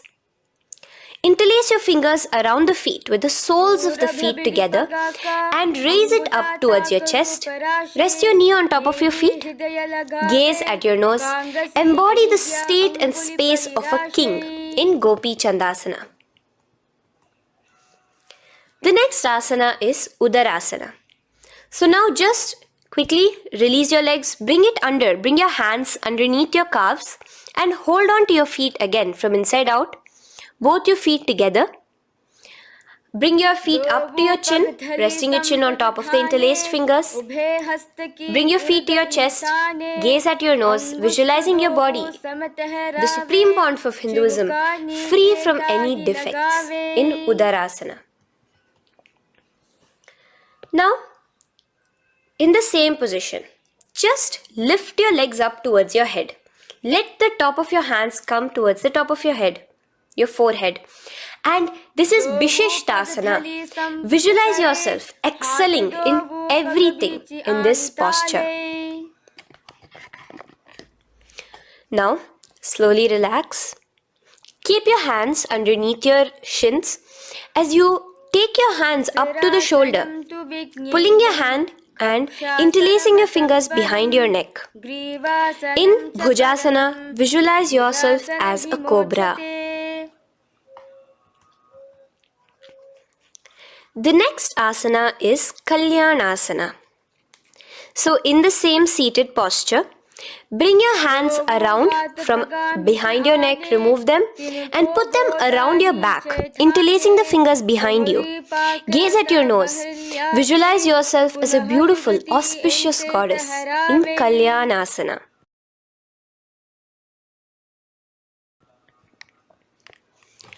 The next posture is Sankatasana. So now, uncross your hands from behind you. Release yourself completely onto the ground. Place your left knee on the mat and the left foot flat. Sit on top of your left foot, knee pointed forward. Raise your right leg on top of the left, bringing the right heel to the left hip. Place your hands on the opposite knees.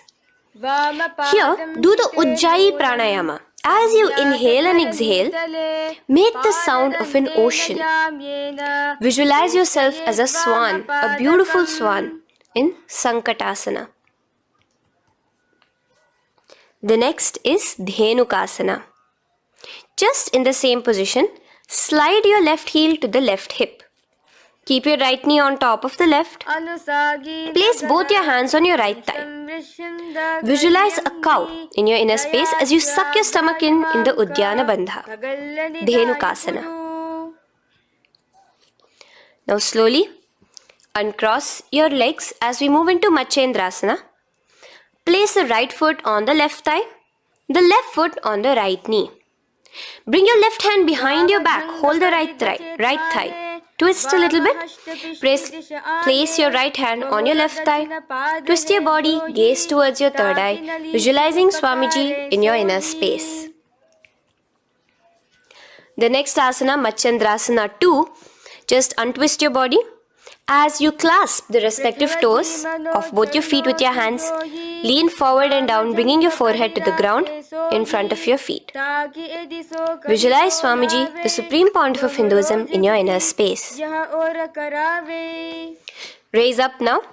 Keep your legs in the same position. We have the Guru Asana. Interlace your fingers together and place it over the topmost knee. Suck in your stomach in the Uddiyana Bandha. Clench your perineum in the Mula Bandha. Tuck your chin to your chest in the Jalandhara Bandha. As you engage all three bandhas, visualize Swamiji in your inner space. Let us now repeat Sankatasana on the other side. So, you can release your hands, your legs as you cross the other leg over. Visualizing yourself as a swan, remember to put your hands on the opposite knees. The next asana, Dhenukasana, repeating it on the other side. Slide your leg out, bring both your hands to the topmost knee. Suck your stomach in the Uddiyana Bandha. Visualize a cow in your inner space. Machendrasana again, repeating it on the other side. Bring your legs to the cross-leg position.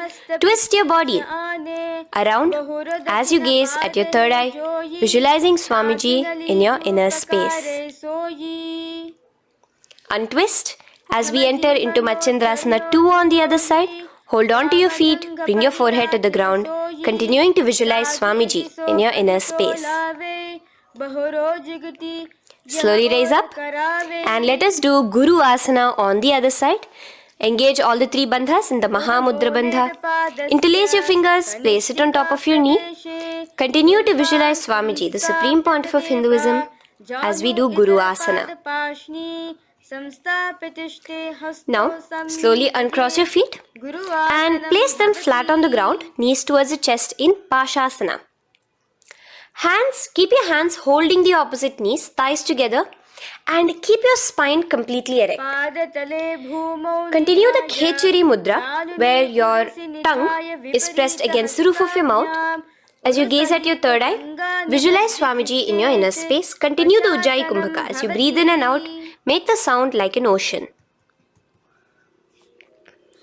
Now in the same position, just bring your chin towards your knees in Bodha Shokasana. Lean forward, gazing at your nose, and visualize Swamiji, the abode of bliss in your inner space. Now raise up and bring your hands, uncross your hands, bring your hands underneath your knees, clasping the opposite elbows in Kurakatasana. Gaze at your nose, visualizing Swamiji in your inner space. Now, in the same position as Kurakatasana, just cross your ankles into Sumatyasana. Toes pointed upwards. Gaze at the nose. Visualize the great sage and Maharishi Sumati in your inner space. The next asana is Dandasana. Extend your feet out straight in front of you. Keep your arms straight above your head. Interlace the fingers from inside out. Let your wrists point outwards. Engage the Mahamudra Bandha, all the three bandhas. As you gaze at your nose in Dandasana, visualize Swamiji in your inner space. The next is Arambhasana. Now keeping your legs straight, release the Jalandhara Bandha and the Uddiyana Bandha, keeping your perineum clenched in Mula Bandha. Lean forward and down. Hold your big toes in the Prana Mudra with your index and middle fingers. Head to your knees. Do here the Nadi Shodhana Pranayama. Inhale through the left nostril, hold and exhale through the right. Visualize Swamiji in your inner space. The next is Bhidokasana. So, slightly raise your body up and bring your hands underneath your knees, extending your knees slightly up. Keep your heels a bit apart from each other and clasp your feet. Bring your shoulders down, wrapping your hands around your legs. Gaze towards your third eye, visualizing Swamiji in your inner space. So from here, let's enter into Jalandhari Pavasana. So you can actually remain in the same position with your hands underneath your calves and just bring the soles of your feet together. You might want to bring your body closer. Place your head on top of your feet with the palms facing upwards on the ground. Gaze at your nose. Visualize Swamiji in your inner space. Now slowly bring your hands out from underneath and come to a seated position. Stretch your legs out as we enter into Urdhva Paschimottanasana. Here we have a new Kumbhaka, the Pratyahara Kumbhaka, where you will feel your breath coming from your Mooladhara Chakra up to the Brahmarandra above the Sahasrara. This is the Pratyahara Kumbhaka. In Urdhva Paschimottanasana, extend your legs out, lift one foot behind your neck and lean forward and down towards your foot, visualizing Swamiji in your inner space. Now, slowly, keeping your leg behind your neck, lay onto your back as we enter into Anantasana. Hold the foot from the top of the opposite hand. Visualize yourself as infinite, endless, eternal. Gaze at your nose in Anantasana. Just now, in the same position, roll onto your elbow of the hand holding the foot. Gaze at your nose, feeling in complete control like Swamiji in Ankushasana. Slowly remove the leg from behind your neck. Take a moment to stretch, relax.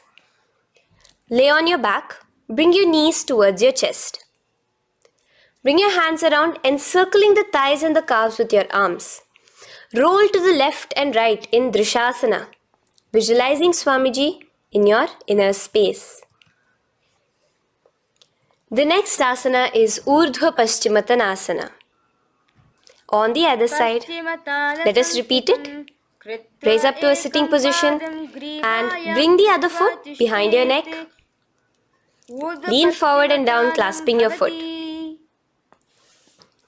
Repeating Anantasana on the other side, lay on your back, bring the opposite hand to the foot, gaze at your nose, and continuing to gaze at your nose, roll onto the elbow as we repeat Ankushasana on the other side. Now, you can release your foot and try to remain in the same position without removing the leg from behind your neck as you bring the other leg too to cross behind your neck with both your legs behind your head. Laying on your back, bring both your hands to clasp behind your back. Gaze to your nose, visualizing Swamiji in your inner space in Yoga Nidrasana. As we enter into Atmaramasana, in the same position you can uncross your hands from behind your back. Bring it up, continuing to keep it underneath the legs. Just clasp it behind your neck. So you can bring your legs out from behind your neck. Just let your hands interlace behind your neck, gazing to your nose, visualizing the Atma Rama, Bhagavan Mahavishnu within you as your soul blessing you, as you gaze at your nose in Atma Ramasana. Now, you can release your hands and legs. Continue to lay on your back as we enter into Kochikasana. Bring your knees to your chest with the soles facing upwards. Extend your arms sideways as you gaze towards your third eye, visualizing Swamiji in your inner space. Now, from Kochikasana, keep your arms reached out to the sides at shoulder level. As we enter into Jatara Parivriti 1, keep one knee bent, twist it and bring it to the ground on the opposite side with the other leg extended straight. In Jatara Parivriti 2, keep both the knees bent to one side. And in Jatara Parivriti 3, keep both the legs straight to one side. Throughout this, keep your head looking in the opposite direction. And let us repeat this on the other side. You can bring your knees back to your chest. Let your legs out, go to the other side and do Jatara Parivriti 1, 2 and 3. The next asana is Dvipada Pitham. So now, from Jatara Parivriti, you can bring your feet down, lay on your back with your knees pointed upwards, feet flat on the ground. Extend your hands, holding your ankles. and lift your hips up. Engage the Jalandhara Bandha automatically as you raise your hips up. Gaze at your nose, visualizing yourself as a bridge in Dvipada Peetham. Now in Paryankasana, so you can lay back onto the ground and place your feet flat. Bring your arms over your head, placing the hands flat near your shoulders with the fingers pointing towards the feet. Lift your entire body up and off the ground in Paryankasana as you visualize yourself as sturdy as stone furniture. Lay back down slowly as you bring your hands out. Keep your knees to your chest here and your hands on the shoulders as we enter into Svottanasana. Visualize you're laying on your back as a playful dog. Move your hips in the circular motion. Do the Sahaja Kumbhaka. Now let us enter into Viparita Karani. First, bringing your arms out from behind your shoulders. Let your arms be extended by the side of your body. Use the strength of your arms, palms flat on the ground, to push your body, your upper body, your lower body off the mat. And keep your legs straight above you, extended. Move your legs around and around in Viparita Karani. Automatically the Jalandhara Bandha is engaged. Breathing during the Jalandhara Bandha is the Murcha Kumbhaka. Visualize Swamiji in your inner space. The next is Viparita Karani 2. In the same position, just stop the rotational movement of your legs. Visualize Swamiji in your inner space. Now, as we enter into Langalasana, just let your feet from the top rest onto the ground above your head. Interlace your fingers in the Parashu Mudra behind your body. Visualize yourself as a plow in Langalasana, continuing to engage the Jalandhara Bandha. Bhumim karshayet Langalasanam bhavati. Now, in Shaita Paschimottanasana, bring your hands out from behind your body and hold on to the toes above your head. Keep your legs and hands completely straight. Visualize Paramashiva as Shaita Paschimottanasana is one of the 84 different asanas directly revealed by Paramashiva himself. Continue to do the Murcha Kumbhaka, inhaling and exhaling with the Jalandhara Bandha. Clasping your toes now, spread your feet wide apart from each other in Supta Konasana. Visualize Swamiji in your inner space. Bring your feet back together as we enter into Chakrasana. Clasp your ankles, keeping your legs and hands completely straight above your head. Visualize yourself as a chakra, a wheel in Chakorasana. Now slowly rest your back onto the ground. Keep your legs raised up in Supta Prasarita Padangushtasana. Clasp the respective toes in the Prana Mudra with your index and middle fingers and spread your legs out wide apart from each other.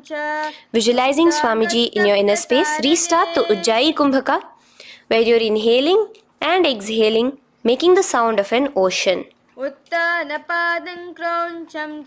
Bring your feet together in Supta Padangushtasana in the same position, continuing to visualize Swamiji in your inner space.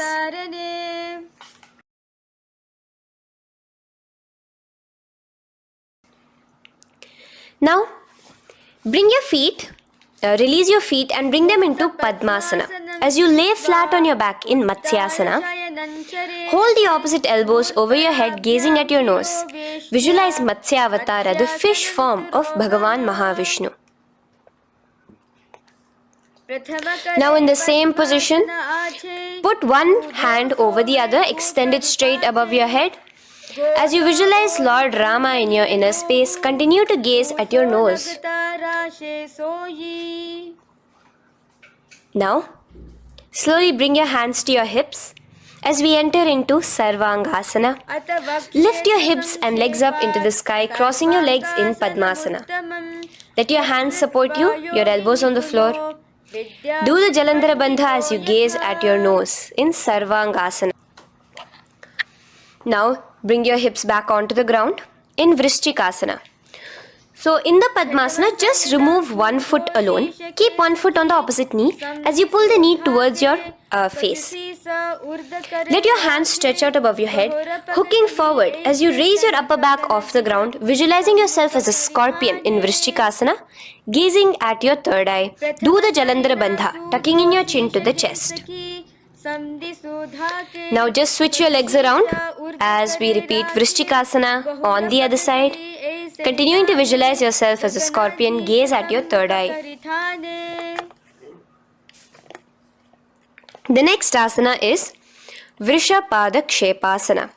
So come now to a complete flat position on your mat. Come down to a complete lying down position and interlace your fingers around your neck. Now raise both your feet off the ground. Extend one leg straight and the other knee to the chest in a bicycle motion.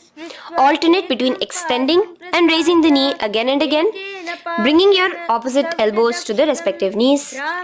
Visualize Swamiji in your inner space. Breathe in and out in the Sahaja. From Vrishapadakshepasana, now lay flat onto the ground with your hands by your side as we enter into Marottanasana, where you will be lifting your legs one by one, touching the ears with your knees. Visualize Swamiji in your inner space. The next asana is Vrikasana. Now what you'll be doing is laying on your back. Bring the soles of your feet flat onto the ground. Stand up completely and lay back down. Visualize yourself as a wolf in Vrikasana.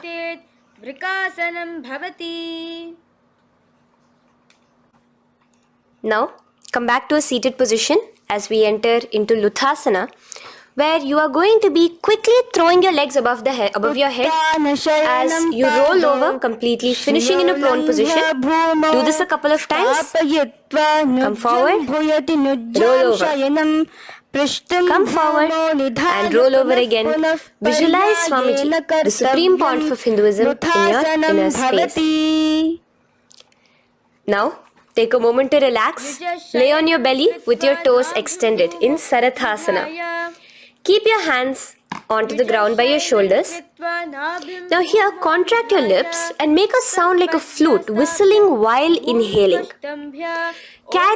Visualize yourself as a ratha, as a chariot carrying warriors into battle for dharma on your back. Now from Sarathasana, let us enter into Dehalyullanghanasana. So place your palms on the ground and bring yourself to a plank position. Jump your leg forward and back between your arms, visualizing Swamiji in your inner space. Jump forward now. When your legs are between your hands, stand tall. Holding your toes with your hands, walk back and forth. Visualize yourself as a wise 60-year-old elephant in Jatyasana. Now come to a standing position. The next is a beautiful Karana, the Lolitika Karana. So keep your knees bent, feet pointing outwards again in the Aramandi position. Bend your elbows, keeping your hands at the chest level. Now swiftly move your arms across the body, bringing it back to the center and tilt your head back. Opening your chest up towards the sky, move your head in all the directions. Now stand back straight as we enter into Sarpasana. So stand erect like a rod with your arms by your side, hands touching the thighs. Visualize Devi, Kundalini, raising up and curling upwards around your body in Sarpasana. The next asana is Ushtrasadanasana. Lean forward and down, standing on top of your palms. Begin to move and walk like a camel, visualizing yourself as a camel. In the same position, continuing to walk around, switch your visualization to visualizing yourself as a horse as you start to walk around like a horse in Ashvasana. Now raise up tall as we enter into Kapota Nitakasana. Interlace your fingers behind the back. Pulling them down towards your calves, open up your chest. Keep your hands in the Parashamudra. Visualize yourself as a soaring bird diving down in Kapota Nitakasana. Now, stand tall as we enter into another Karana here, the Tala Pushpaputam Karana. Bring yourself to the Aramandi with your hands in the Namaskara Mudra. Simultaneously now, open up your palms while raising one heel off the ground, slightly lowering the waist and shoulder of the heel you have raised. Visualize you're offering a bouquet of flowers to Paramashiva as you come back to a standing position, and repeat this on the other side. Let's do this a few times, offering flowers to Paramashiva. Now, come to a standing position. Stand straight and bring your hands together in the Namaskara Mudra. Slightly lean forward. Visualize yourself as a rhinoceros. Your hand is the horn as you gaze at your nose in Khadgasana. The next asana is Utthanotthanam.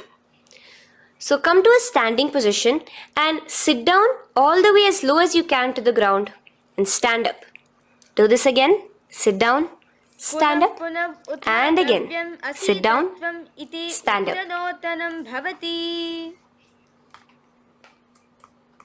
As you gaze at your nose throughout this.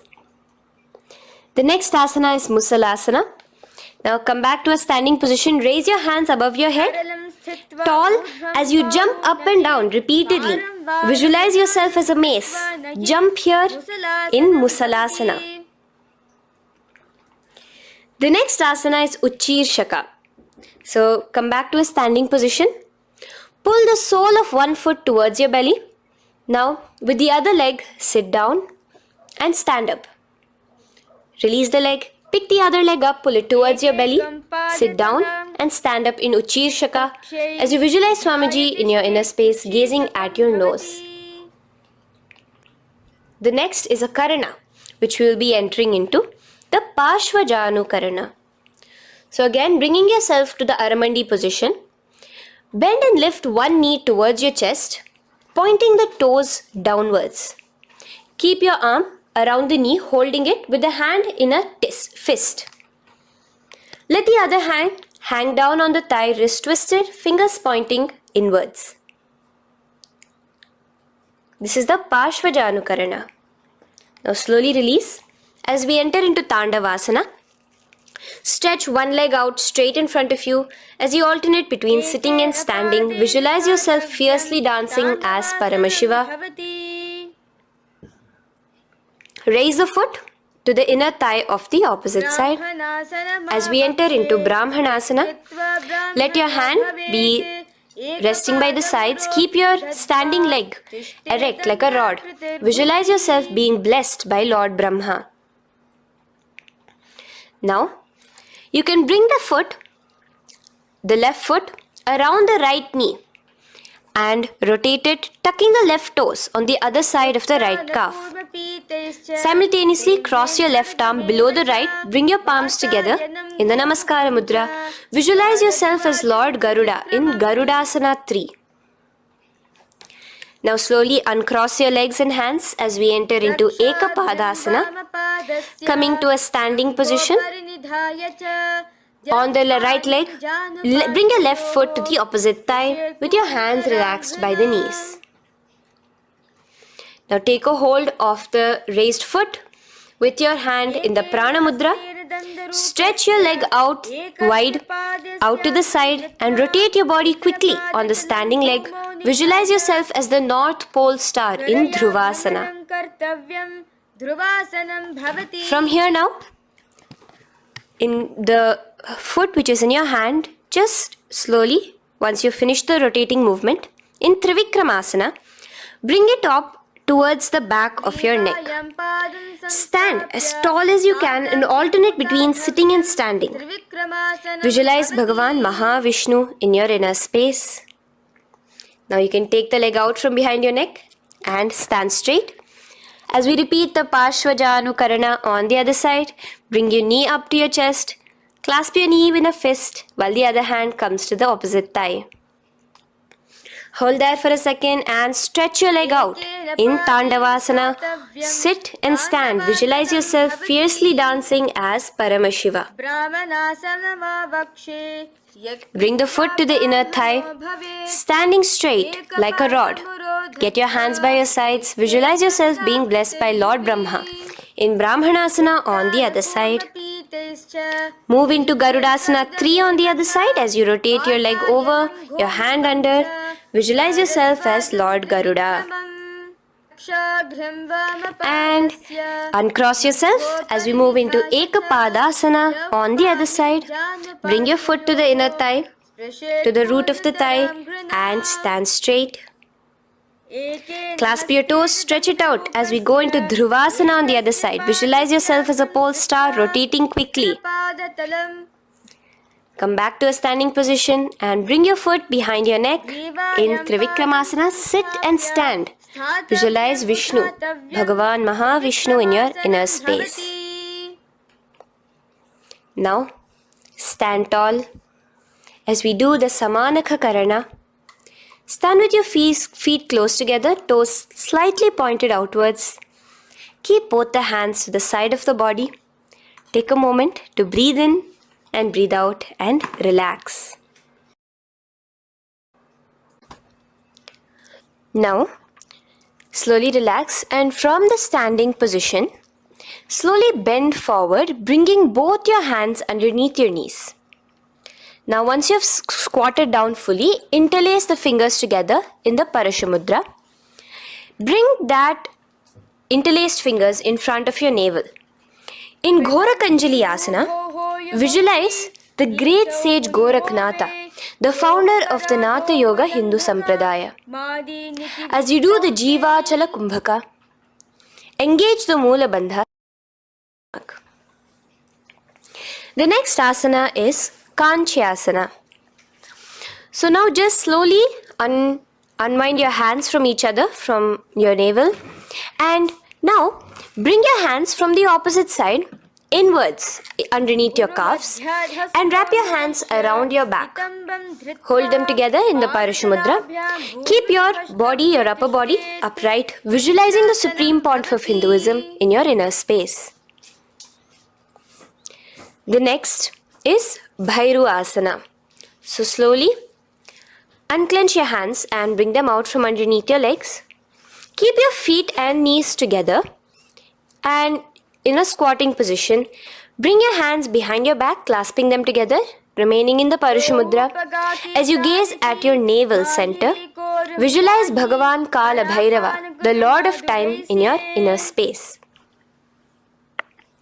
The next asana is Varahasana. Now to gain your balance, you can lightly spread your legs apart and bring your hands to the back of behind you in the Anjali Mudra, palms together. Visualize a boar, one of the 10 incarnations, the Varaha Avatara of Mahavishnu, gazing at your nose. Now slowly relax, bring your hands out from behind you as we move into Pripithasana. With your hands in the Prana Mudra, with your index and middle fingers, clasp the respective big toes and come to a half squatting position where your hips are at your knee level. Visualize Swamiji in your inner space as you do this asana, Pripithasana. Slowly let go of your feet and place your palms flat on the ground in front of you with the fingers wide for balance. We're going to be balancing here in Bakasana. Place your knees on the back of your arms. Focus your eyes on one spot as you raise your feet off the ground, balancing here. Visualize yourself as a crow. The next asana is Shushtanga Kapalyasana.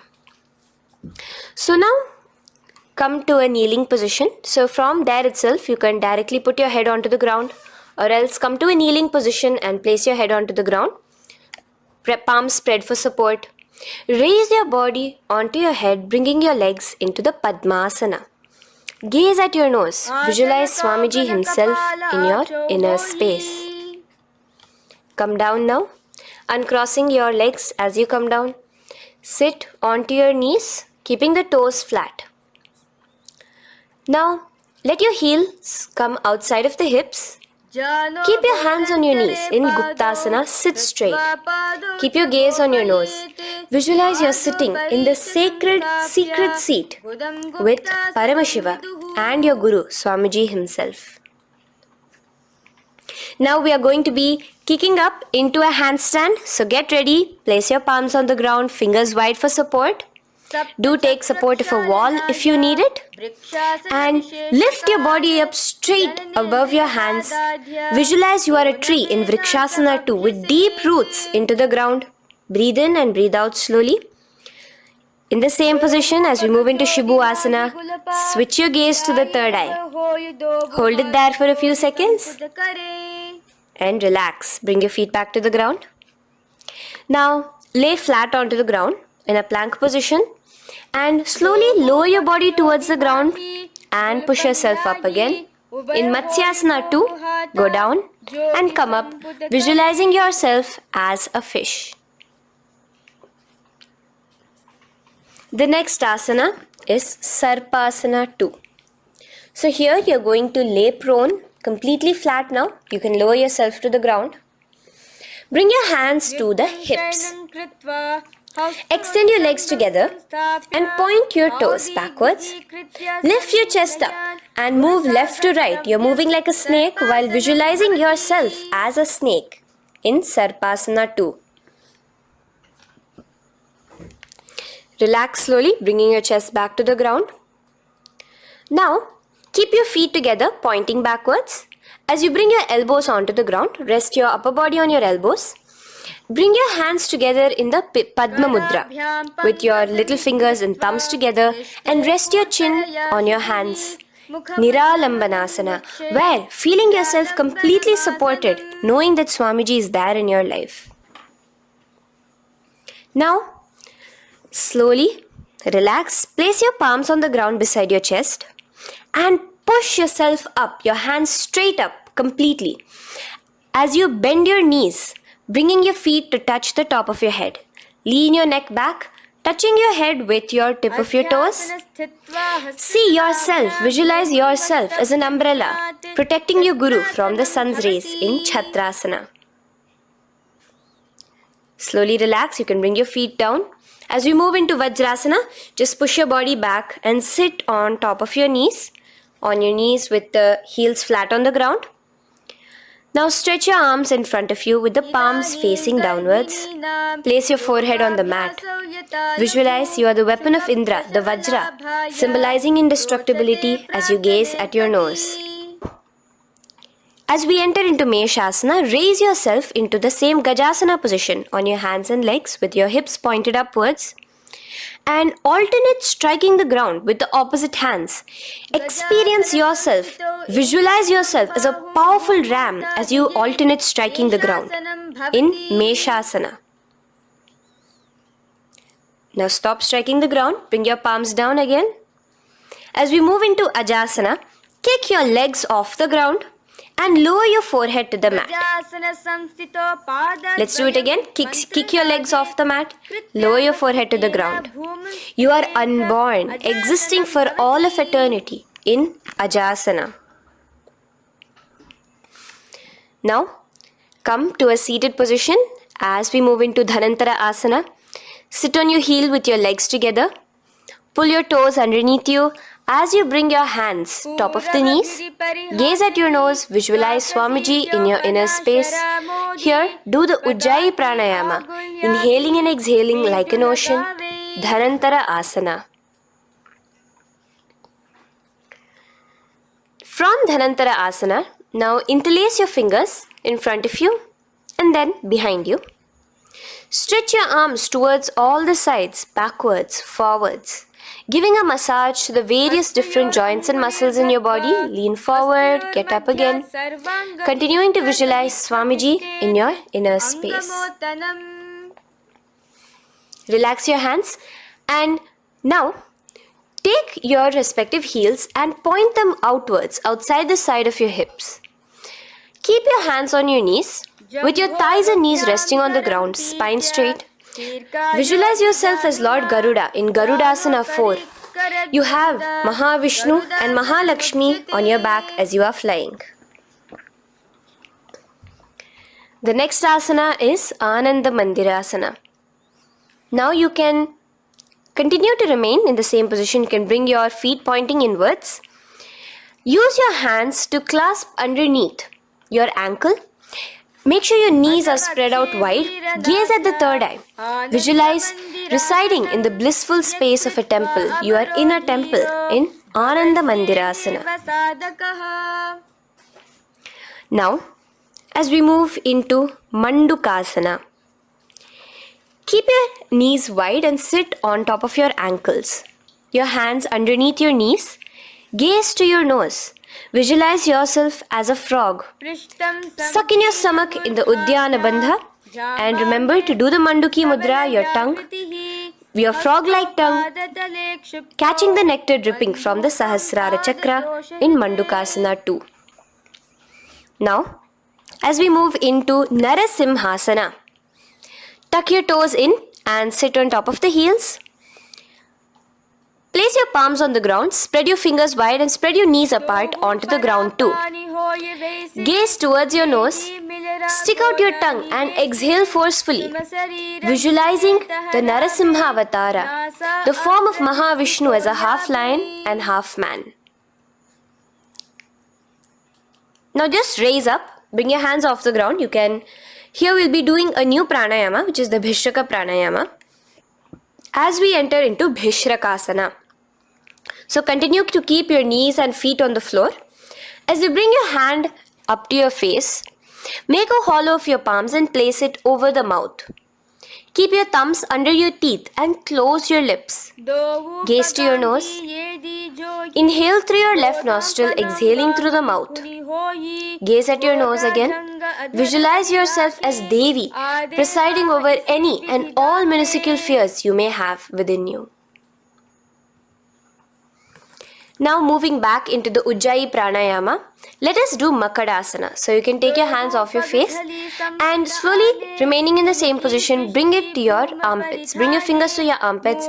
Imitate as if a monkey is scratching. As you gaze to your third eye, visualize yourself as a playful monkey in Makadasana. From Makadasana, let's move into Vajra Sangharasana. So you can slowly lift your knees off the ground, just balancing on your toes, sitting on the heels. Bring your hands behind your back and clasp the opposite elbows. Gaze to your nose, embody a diamond. Visualize yourself as a diamond-like strength for yourself and your Sangha. The next asana is Khanjanasana. So now you can uncross your hands, rest on top of the heels with your knees on the ground. Keep the toes down, ankles crossed behind. Place your palms on the mat to your side. Suck your stomach in the Uddiyana Bandha as you gaze at your nose in Khanjanasana. Now, you can uncross your ankles and just sit with your toes flat.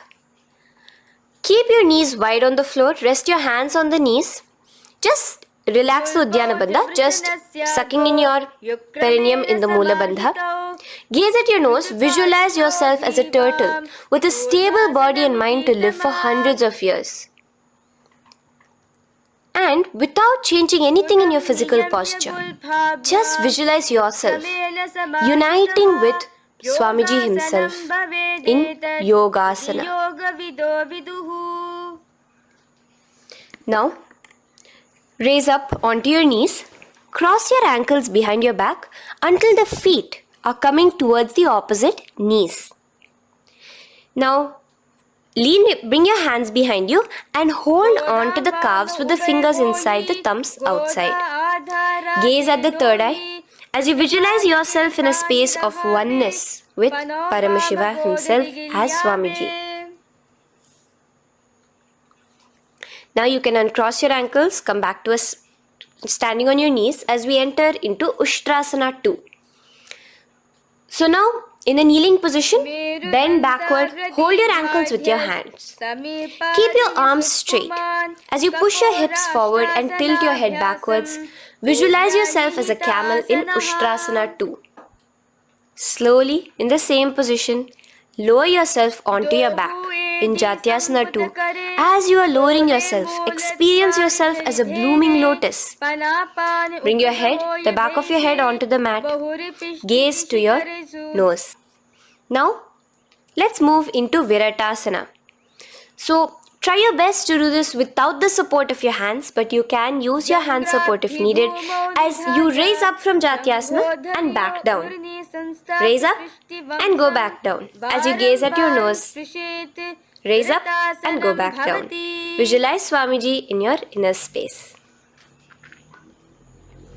Now from Viratasana, raise your hips up higher, bringing your forearms onto the mat behind you in a short back bend posture. Hold the back of your heels in Kapotasana. Visualize yourself as a beautiful dove, a Kapota, in your inner. As we move on from Kapotasana into Varasana. So stand upright on your knees with the toes tucked. Hold your arms with the opposite hands. Gaze at your nose. This is the boon fulfilling posture. Visualize your boon becoming a reality directly from Paramashiva himself in Varasana. Now, keeping your knees together, toes tucked, just lean forward, bringing your head onto the mat, holding your head with your hands. Visualize yourself as a boar, as the Varaha avatar of Bhagavan Mahavishnu in Varaha Asana 2. Now, just kick your legs off the ground as we enter into Mundasana. Raise yourself up into a headstand posture, visualizing yourself as a lopped tree. Gaze at your nose. Breathe in and out in the Sahaja Kumbhaka. Slowly come down now. Relax. Come to a kneeling posture. Sit on your heels. Bring your head down beside your knees, your elbows adjacent to the knees, your hands holding your head. Exhale through your mouth as you gaze at your nose, visualizing Swamiji in your inner space in Andhasana. Now from here, push yourself off the mat as you come lying prone on your belly. Let your arms be extended straight out and together lift your thighs, arms and chest off the ground, stretching your body, balancing there. Visualize yourself as a locust in Viparita Shalabhasana. The next asana is Kapalasana. So slowly lower yourself back to the ground. Now laying on your belly, bring your arms to your side, palms downwards. Keep your forehead on the ground and your chest on the mat. Only lift your legs up into the air. Only your legs are lifting up. Visualize yourself as a skull. You are a mind with purified thoughts, a strong will to attain enlightenment in Kapalasana. The next asana is Akasha Kapotasana. So now, in the same position as you are, let your arms be straight out behind you.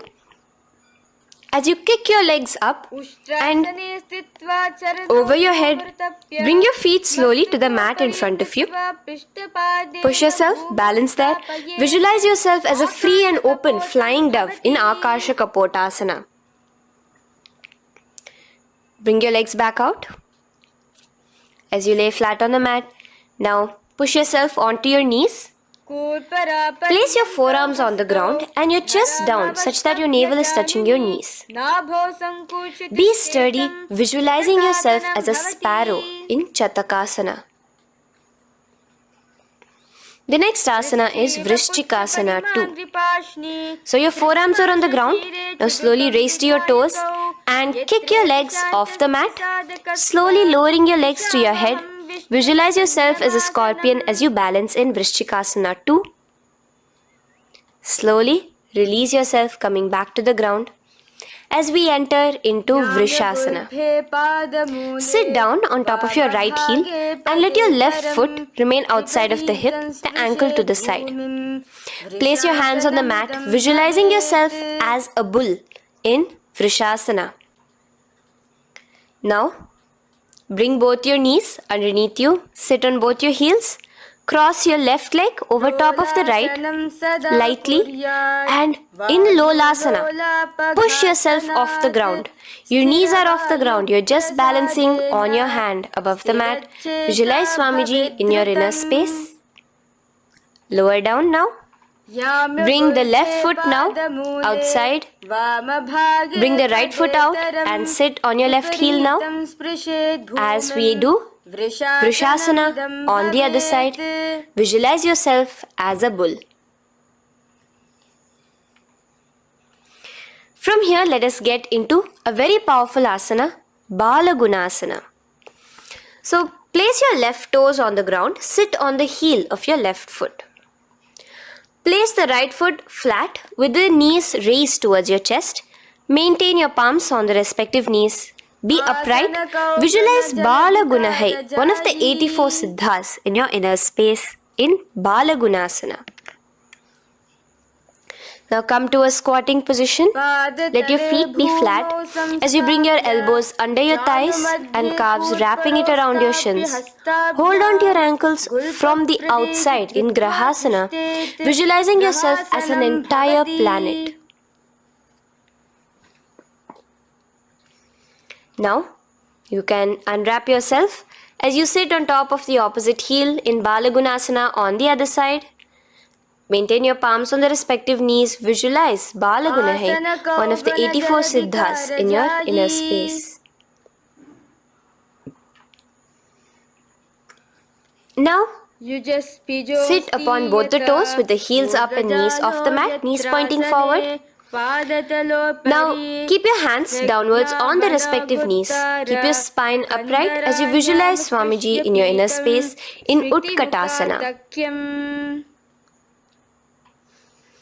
The next asana is Vajra Sangharasana. Just spread your knees out wide in Utkatasana. Spread your knees out wide. Clasp the elbows behind your back.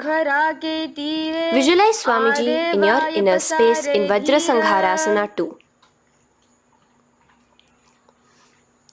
The next asana is Anilasana. Now, sit with your feet hip width apart. Bring your hands under the soles of your feet from inside. Your palms facing downwards. Step onto your hands. Keep your arms straight, elbows together at the navel. Gaze to your nose. Visualize yourself able to consume and live off of air alone in Anilasana. The next is Padukasana. So from Anilasana, you can release your hands. Place the back of your hands on the mat with your fingers facing upwards. With your fingers facing towards your body, palms upwards. Step your feet on top of your hands and wrap your hands around your feet like a shoe. Walk around. Visualize you're wearing padukas, walking across the length and breadth of the world in Padukasana. Now bring your palms onto the ground. Stop moving around as we move into Kukutodana. Kick your feet up into the air and let them fall back down. Let's go up again and come down. Kick up and go down. Visualize yourself as a rooster in Kukutodana. The next is Viparita Nrityasana. So as you're kicking yourself up, you can go up into a complete handstand posture, which is Viparita Nrityasana. Do take support if needed. And move around on your two hands as if you are dancing in Viparita Nrityasana. Slowly come back down to a standing position. Lean forward and let your feet be slightly apart from each other. Bring one palm down on the mat with the arms straight. Bring the opposite hand to your head and be stable in Kunjarasana. Now just put that hand down as you bring the other hand to your head, repeating Kunjarasana on the other side. Be stable here. Now you can squat back down onto the ground. Keep your feet flat. Hold your respective ankles and lift your feet off the ground in Kadamba Asana. Visualize yourself as a Kadamba tree, a pious tree that promotes a long life. The next asana is Pavana Muktasana. Now sit back down onto the ground. Bring your knees towards your chest. Let your hands wrap around your knees, hold it close to your body. Visualize all the excess vata, air, just balancing and releasing in your system in Pavanamuktasana. Now, let us move into Chakorasana. So first stretch your legs out in front of you. Bring one leg behind your head. Now place both hands on the ground and lift your body off the ground while lifting the other leg too, up straight. Visualize yourself as a powerful source of energy. Gaze at your third eye in Chakorasana. Slowly relax back down. Now hold your left toes with the left hand, index and middle fingers. Pull the foot to the left ear. We are entering into Dhanurasana 2. Extend your right leg out, keeping straight. Hold the big toe with your right hand. Visualize yourself as a bow in Dhanurasana 2. The next is Ashtavakrasana. So lift your left leg over top of the left shoulder. After releasing your hands, bring the right foot across and hook it on top of the left foot. Lean forward and down, keep your palms onto the ground. Extend your legs out to the left, lift your head up and chest. You're completely balancing only on your hands as you visualize yourself as a flying crane in Ashtavakrasana. Now slowly relax down. From here, bring your right foot to the left thigh and your left foot flat onto the ground. Knees raised up. Have your left shoulder underneath the respective leg and place your hands flat on the ground. Gaze towards your third eye. Visualize you are immortal, able to exist solely from prana alone in pranasana. From here, moving into Parshva Machendrasana. Place your right foot at the root of the left thigh. Then the left leg by the side of the right knee. Hold the left leg by the right hand. Twist your body out. Remain steady here, gazing at the third eye. Visualize Matsyendranath, the great Rishi, Yogi, master of Hatha Yoga, in your inner space. Now slowly unwind yourselves. As we repeat Chakorasana on the other side, lift the other leg behind your head. Place both your hands on the ground and keep your entire body off the ground straight up. Gaze at your third eye, visualizing yourself as a powerful source of energy. Now relax back onto the ground. Let's repeat Dhanurasana 2 on the other side. Clasp your respective hands with the feet. Pull one foot back, the other foot extended forward. Visualizing yourself as a bow. Release your feet as you cross them over each other, over top the shoulder in Ashtavakrasana on the other side. Raise off the ground. Visualize yourself as a flying crane. The next asana, we'll be repeating Pranasana on the other side. Bring the right foot to the left thigh. Bring your hands onto the ground with the knee raised. Gaze at your third eye, visualizing yourself able to live off just prana, just air alone. And relax as we do Parshva Matsyendrasana on the other side. Twist yourself, visualizing Matsyendranath, gaze towards your third eye. And from there, let us enter into Ardha Paschimottanasana. Keep one leg straight and press your perineum with the other heel. Bring your chest forward and down. Hold your toes and feet and bring your head towards your knees. Here in Ardha Paschimottanasana, visualize Swamiji in your inner space. Now raise up, and the foot which was at the inner thigh, now rotate it outside of the hip. Now hold the sole of your other foot and lift your leg up towards your forehead. Try to bring your knee to your forehead as you keep your knee straight. Gaze to the nose in Kraunchasana. Visualize yourself as a crane. Now slowly relax down your leg. Now the leg that is now straight, you can bring it to the inner thigh as you straighten out the other leg. As we repeat, Ardha Paschimottanasana on the other side. Lean forward and down, clasping your foot. Bring your forehead to your knee. Visualize Swamiji in your inner space. Slowly raise up. Place your right ankle outside of the hip now. Hold the sole of the left foot, lifting the leg up towards your forehead. Stretch yourself there. Gaze at the tip of your nose. Visualize yourself as a crane in Gorakshasana on the other side.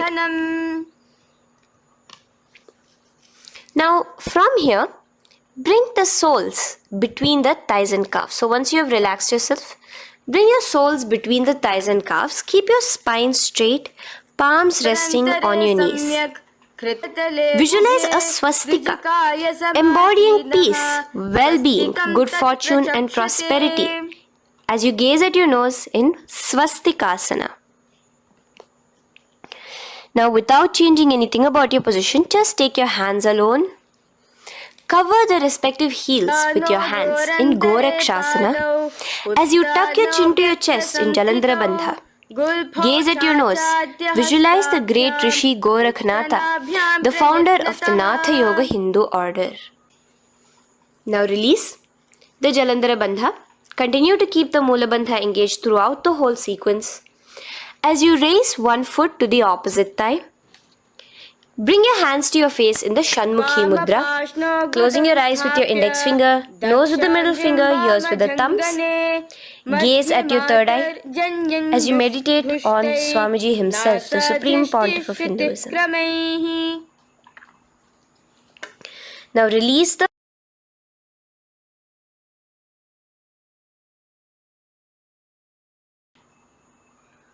Shanmukhi Mudra. And in Yogasana 2, bring your legs into the Padmasana position over the opposite thighs. Keep your hands flat onto the ground beside your knees with the palms facing upwards. Sit straight, gaze at your nose. Here we'll be starting the Kaka Chanchu Kumbhaka, where your inhalation will be through your tongue wrapped like a pipe, and your exhalation will be through your nose. From Yogasana 2, now keeping your palms beside your body, just switch them around to be flat on the ground and push your entire body off the ground, balancing. Visualize yourself as a rooster in Urdhva Kukkutasana. Now relax down, come back to a seated position on the floor, keeping your legs in Padmasana. Insert your hands through your knees and place them on the mat. Remember, do not lift your body up, just stay seated down there. In Siddha Asana, gaze to your nose, visualize Swamiji himself in your inner space. From there, let's enter into Hamsasana, where you will actually be pushing yourself off the ground. Lift your thighs up high above your shoulder, above your elbows as much as possible. Gaze to your nose, visualizing yourself as an elegant swan in Hamsasana. Now release yourself. Now, do not take your hands out from between your thighs and calves. Just go onto your knees and reach your hands behind your body with your fingers interlaced in the Parashu Mudra. Bring your forehead to the floor as you gaze at your nose. Visualize yourself as Lord Paramashiva's bow in Gomukasana.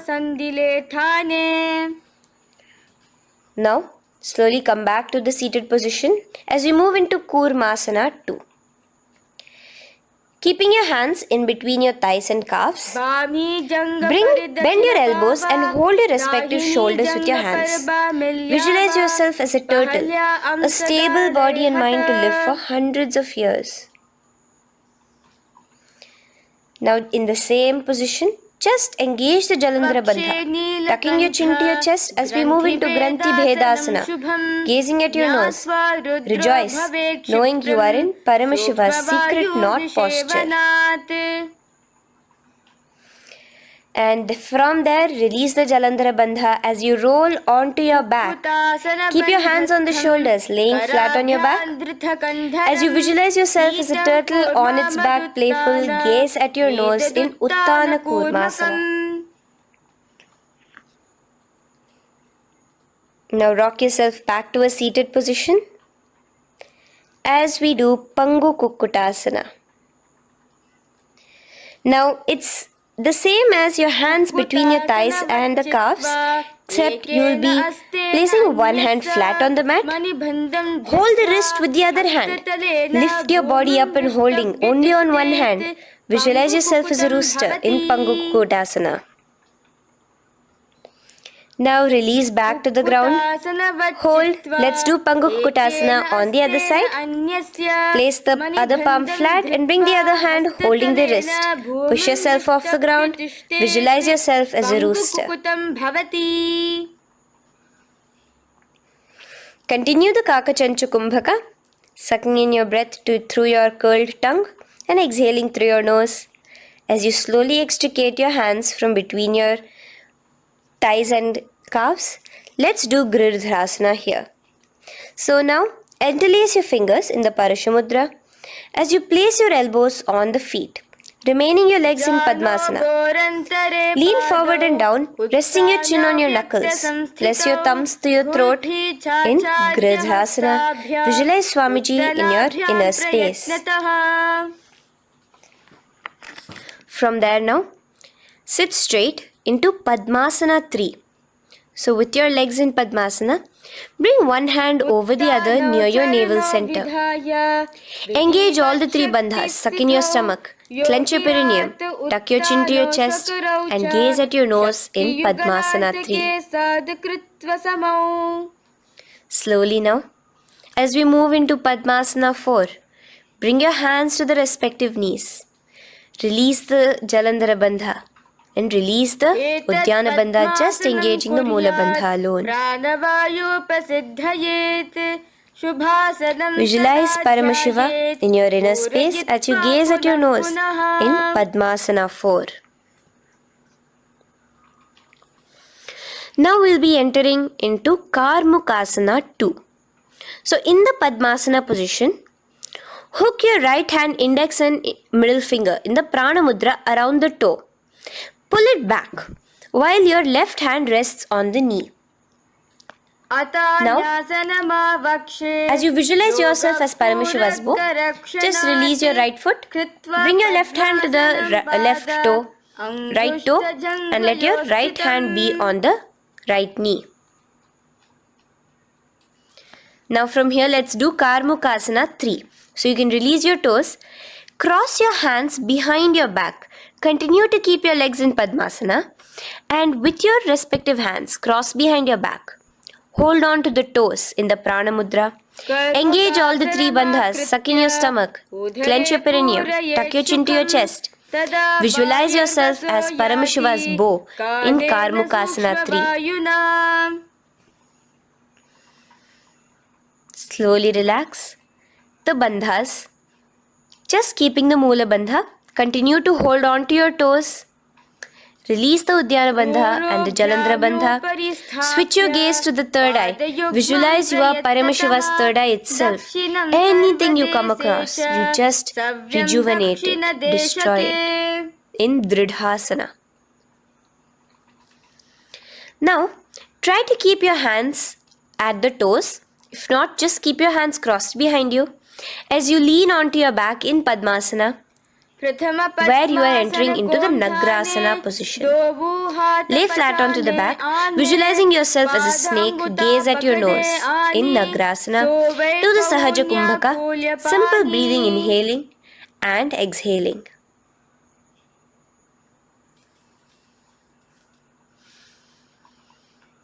Now bring your knees to your chest. Let your hands wrap around your knees. Slowly uncross your Padmasana and bring your knees to your chest. Bring your hands to the Parashamudra, the fingers interlocked on top of your knees. As you pull your chin up to your knees, visualize yourself as a ball in Kandukasana. Now relax. Bring your feet onto the ground. the knees pointed upwards in Urdhva Pavanasana. As you interlace your fingers, bring the interlaced fingers behind your head. Laying down, gaze at your nose in Urdhva Pavanasana. The next asana is Marakata Asana. Now, from behind your head, take your hands out and clasp onto your feet. Just step lightly onto your palms. As you push your hips up into the sky, automatically engaging the Jalandhara Bandha. Visualize yourself as a powerful alpha ape in Marakata Asana. In the same position now, bring your hands to your hips as we enter into Uttanashiki Pitakasana. Let your weight rest on your elbows as you stretch your legs out straight. Gaze at the nose. Visualize Swamiji in your inner space. From there, continuing to rest on your elbows, kick your feet up high into the sky in Narakasana. Stretch your palms out behind you, flat on the ground. Balance there. Visualize yourself blissfully traveling through hell unscathed in Narakasana. Bring your hands to your hips now as we move into Tiryanavakasana. Angling your legs down at an angle, visualize yourself as a boat crossing the ocean of samsara in Tiryanavakasana. Now from there, come back straight as we enter into Dhwajasana. Keep your legs up high above your body, your hands stretched out down behind you. As you push yourself up, visualize where Kailasa's flag respected across all nations in Dhwajasana. Hold there for a few seconds. And relax now. Flat onto the ground. Palms slightly away from your body. Do not move at all in Mritasana. Your body is dead. Visualize that. Visualize the Supreme Pontiff of Hinduism liberating you. Let your awareness travel to all the parts of your body in the Shakti Chalan Mudra as we do Mritasana.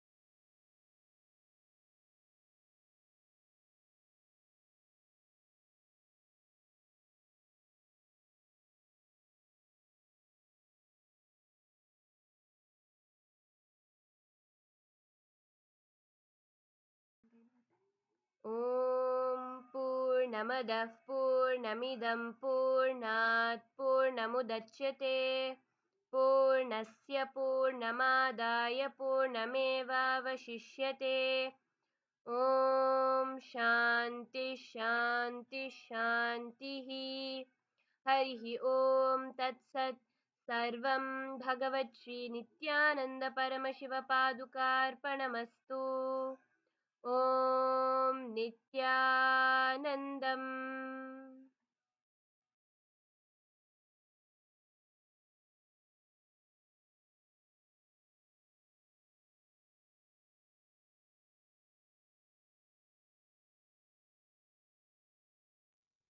नित्यानन्दं परमसुखदं केवलं ज्ञानमूर्तिं द्वन्द्वातीतं गगनसदृशं तत्त्वमस्याधिलक्ष्यम् एकं नित्यं विमलमचलं सर्वदी साक्षिभूतं भावातीतं त्रिगुणरहितं सद्गुरुं तं Namami. Nityanandam to all the participants, every one of you. We welcome each and every one of you for today's program.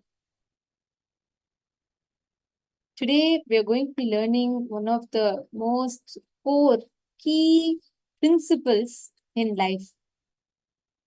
How to overcome time crunch, how to overcome all the issues, all the incompletions related to time. We're going to be learning about that today. And we request all the participants, every one of you, to please share with us how did you all enjoy the yoga? Ma Mahasada Shivapriya, Ma Julie Silla, Ma Istak, Nityanandam, Ma Teresa. How did you all enjoy the yoga? Can I request all of you to post in the chat?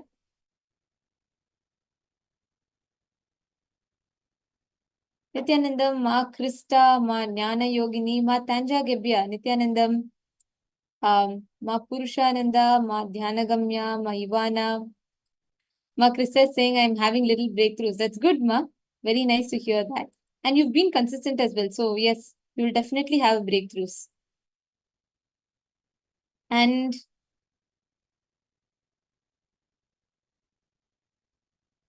all right. See, we're gonna start today's program with a small game. Shall we? Are you all ready? So I'm gonna tell you a set of words, and I'm gonna request all of you, the moment you hear that word, the first feeling that comes to you, like how do you feel about it, you're going to be putting in the chat. Okay? Can I request all of you to tell, if you're ready, please tell yes. Let me know that you're ready in the chat. So I'm going to be telling, it can be any word, right? So I'm going to be telling a set of words. And I'm going to request each of you to put, as soon as I tell the word, what is the emotion that you get? You're going to post that in the chat. Robert Ramaya, Nityanandam. Okay. So the first word is deadline. The moment I say deadline, what's the first emotion that you get? Post it in the chat. And the next word is, time crunch.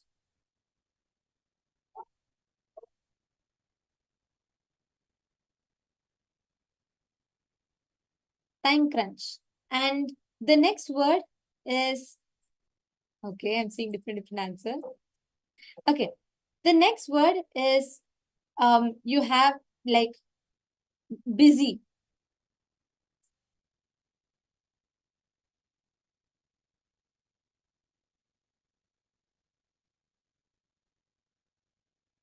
Okay. Goal and timeline. For goals and timelines.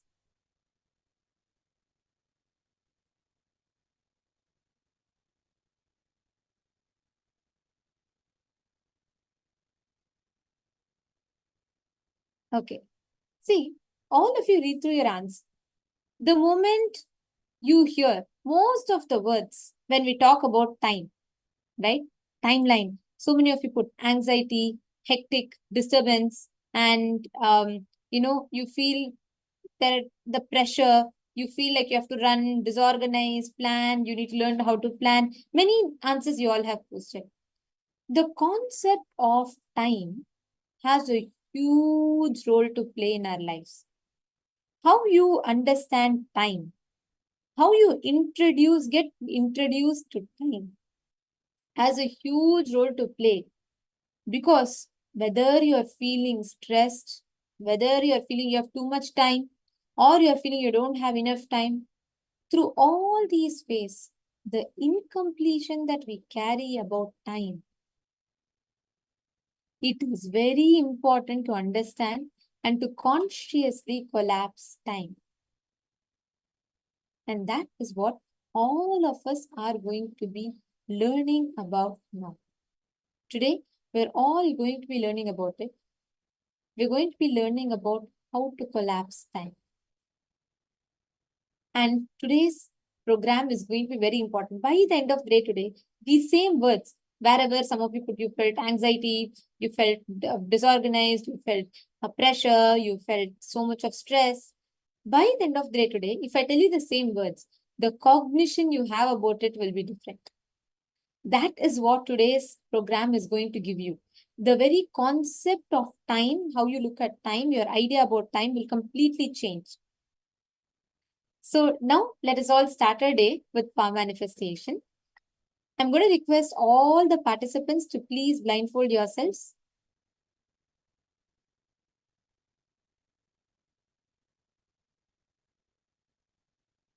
Please take a few minutes. Please blindfold yourselves completely. Tie your eyes.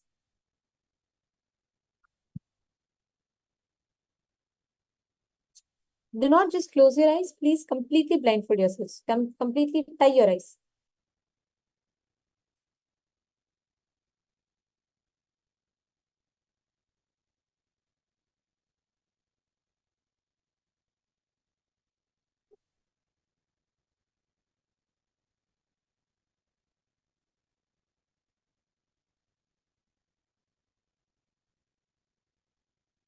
Okay. Once you tie your eyes, I'm going to be projecting random image. It could be any image. I'll be projecting any image. And I'm going to request all of you to scan and identify it. Shall we start? Please blindfold yourselves completely.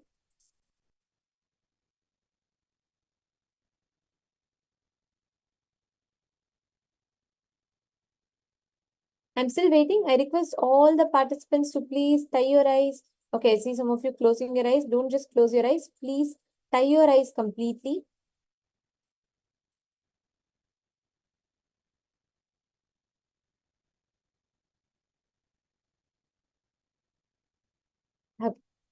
Now, bring yourself to the deep completion. And all of you, whoever did yoga, all of you have kept up the word, the commitment that you gave to Swamiji. And Swamiji has beautifully manifested through each of you in getting all of us on time for yoga and manifesting through us for us to finish the yoga successfully. So that's a great start. Now, even in power manifestation, bring in that same consistency. Be consistent in the power manifestation. It is okay, even if you're not seeing something as detailedly, it is fine. But be consistent. Okay, I'm going to be projecting an image for all of you. I request you all to scan, identify what image it is. Scan and identify all the details of the image. Paramashivoham Om Nityananda Paramashivoham Om Nityananda Paramashivoham Om Nityananda Paramashivoham Om Nityananda Paramashivoham Om Nityananda Paramashivoham Om Nityananda Paramashivoham Om Nityananda Paramashivoham Om Nityananda Paramashivoham Om Nityananda Paramashivoham Om Nityananda Paramashivoham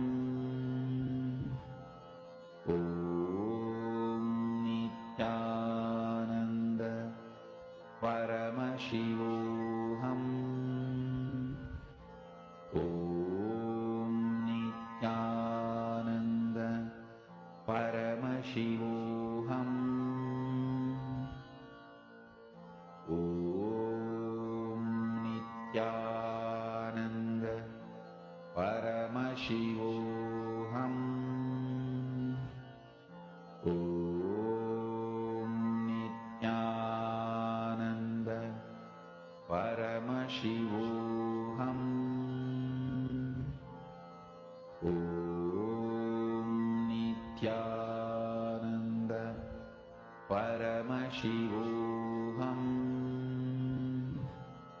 Om Nityananda Paramashivoham Om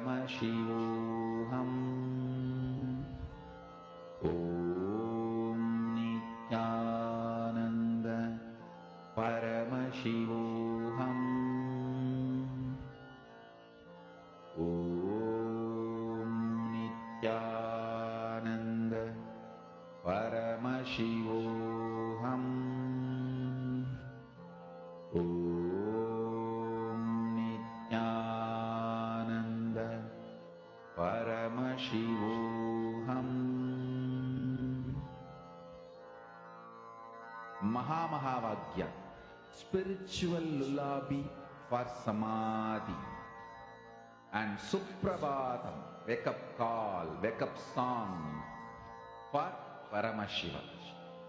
This Mahavagya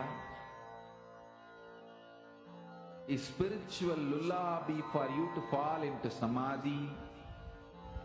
Suprabhatam, wake up song for Paramashiva to wake up in you. Just remember this one powerful cognition. This Mahavagya puts me in samadhi. This is spiritual lullaby for samadhi, and Suprabhatam, wake up song for Paramashiva in me. For Paramashiva to manifest. With this one spiritual powerful cognition, chant this Mahavagya.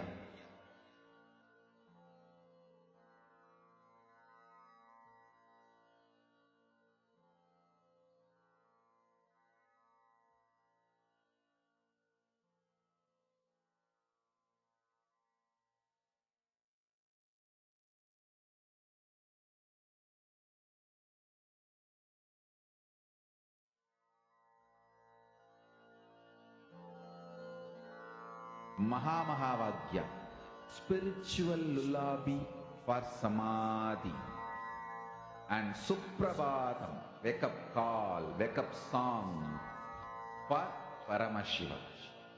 For Paramashiva to manifest. With this one spiritual powerful cognition, chant this Mahavagya. Om Nityananda Paramashivoham. Om Nityananda Paramashivoham. Om Nityananda Paramashivoham. Please open your eyes. Please relax. I request all of you to please open your eyes.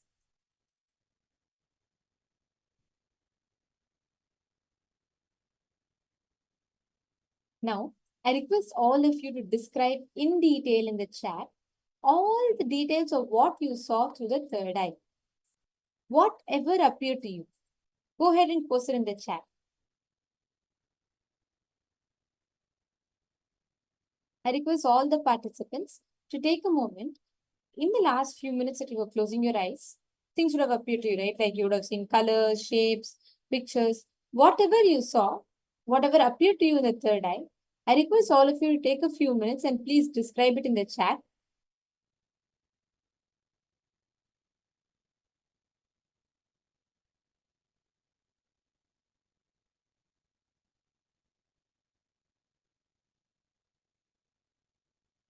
All right. Now, we're all going to be seeing the answer. What was the exact image that was projected to you all? See, once again, I'd like to remind all of you, Swamiji gave the ultimate technique yesterday, powerful cognition, which is consistency.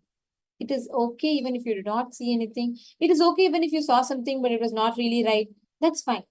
Whatever you saw, start putting it, start actively participating in power manifestation. The answer that was shown to you all, the question, the exact image that was shown to you all was this. That was of a waterfall, and you all can see the image here with green pasture land and waterfall and a cliff kind of a place. See, when you need to manifest powers, whenever you want to have a breakthrough, you just need to remember this one thing. You need to stop feeding into your self-doubt, self-hatred, where it is not going to come for me, or even sometimes it could be simple resistance, laziness, something which we might think is too trivial.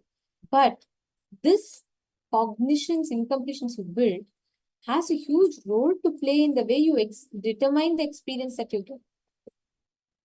Now, we're all going to be entering into our day, starting with understanding Kala Tattva. What is Kala Tattva? And how do you go beyond the 3 units of time? Kala. So let us listen to the revelations now.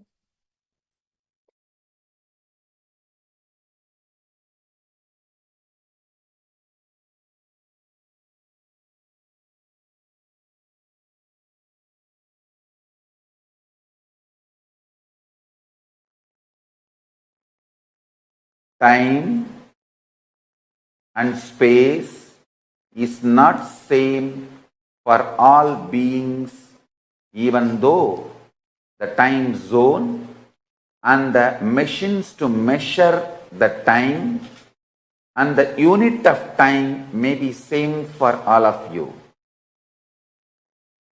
Understand this. Unit of time and machines with which you measure your time may be same for all you human beings, but time is not same for all of you.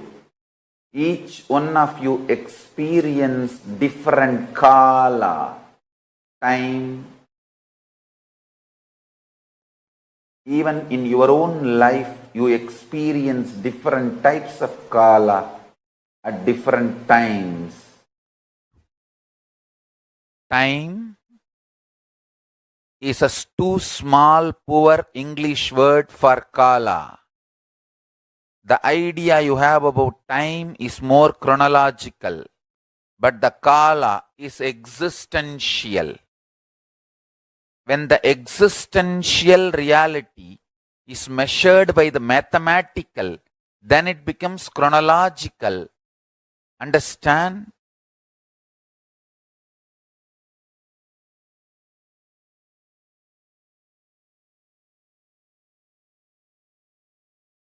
Kala is existential and spontaneous, not chronological. Time is chronological. So, I do not want to use the word time for translating kala. You understand kala as I directly define from Akashic records, the dimension of the universe in which life, planets, stars, existence comes up, exists for billions of years, and relaxes spontaneously and simultaneously.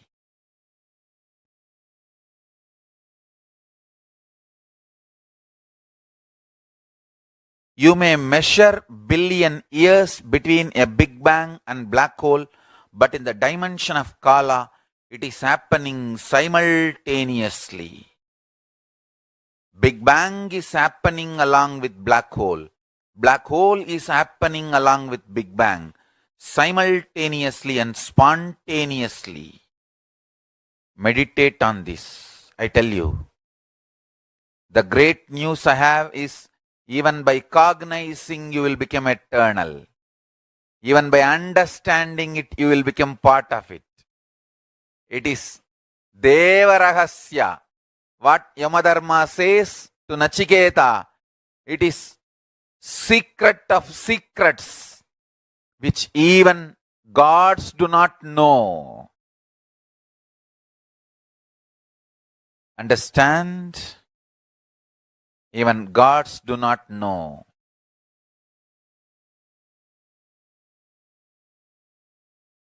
Today,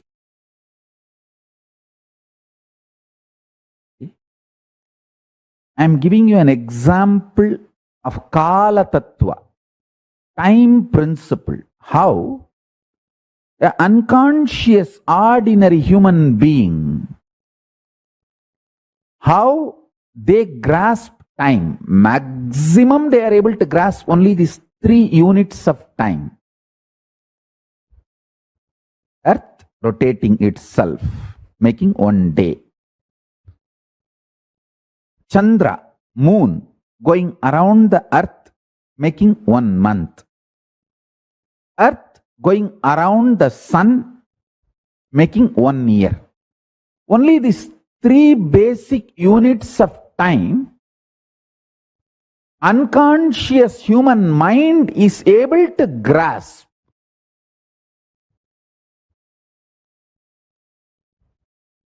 But the consciousness which could center itself in Nirvikalpa Samadhi, superconscious state, finds he is centered in Mahakailasa.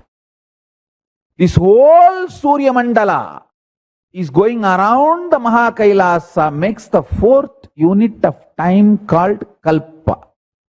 Listen. When you don't understand the 4th unit of time, Kalpa,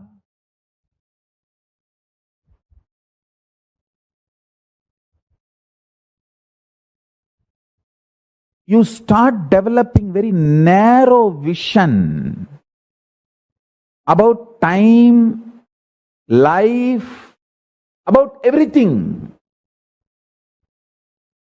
Anyone, even intellectually, understands the concept of Kalpa, the 4th unit of time, is liberated from so much of fears. I tell you, the permanence of existence, perception about life absolutely changes the moment you understand this 4th unit of time. I'm just revealing some of the superconscious principles. Understand? Because we are agitated, we don't think for a long time. Because we don't think or try to understand the multiple units of time, we are just stuck with 3 units of time.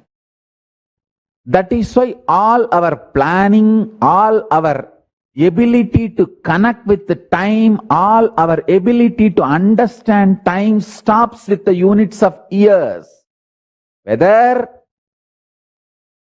you calculate for 10 year or 10 million year, whole thing is just within the unit called year. Listen, the idea you have about time is responsible for certain chemicals to be released in your body.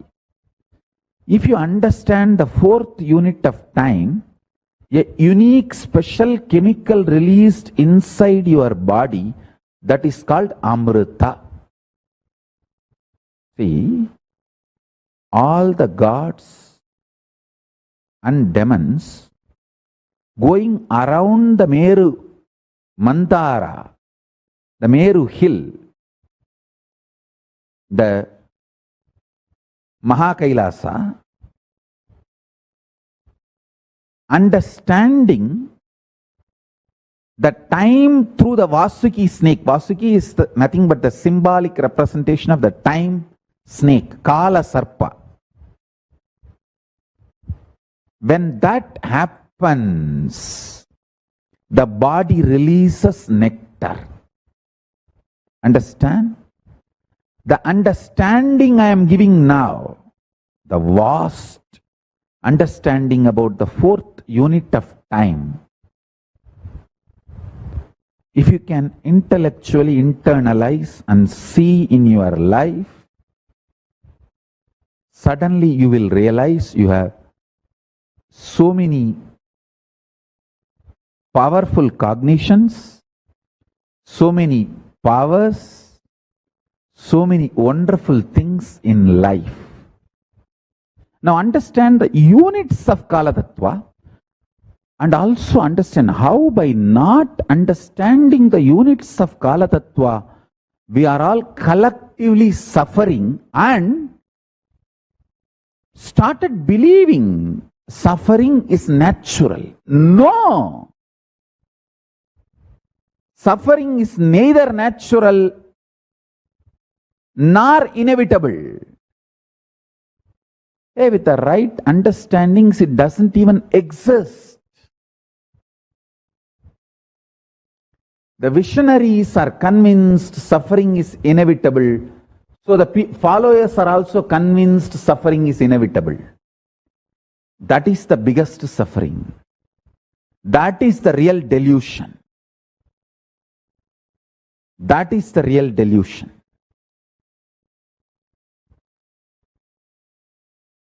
Now, let us look at only the fourth unit of time. The fourth unit of time is cognized by the mind which lives in Nirvikalpa Samadhi. And even if all of you have not achieved the Nirvikalpa Samadhi, if you understand the principles from a person who lives in Nirvikalpa Samadhi and makes that as a lifestyle, you will enjoy all the benefits of the Nirvikalpa Samadhi. For example, Einstein's theory. All of us may not understand, but many benefits derived from that theory, we are all enjoying in our life because we decided to accept his theories. Same way, the fourth unit of time, this theory, all of you may not be able to grasp it, but if you decide to accept and enjoy, make this theory as a part of you, you will enjoy all the benefits of these truths, benefits of this theory. That is what I call living enlightenment. Till you realize personally, individually, as your own enlightenment, living it because your Guru has revealed it, making that as your vision because your Guru has revealed it, is living enlightenment. Listen. Time. Kala Tattva. Principle of time.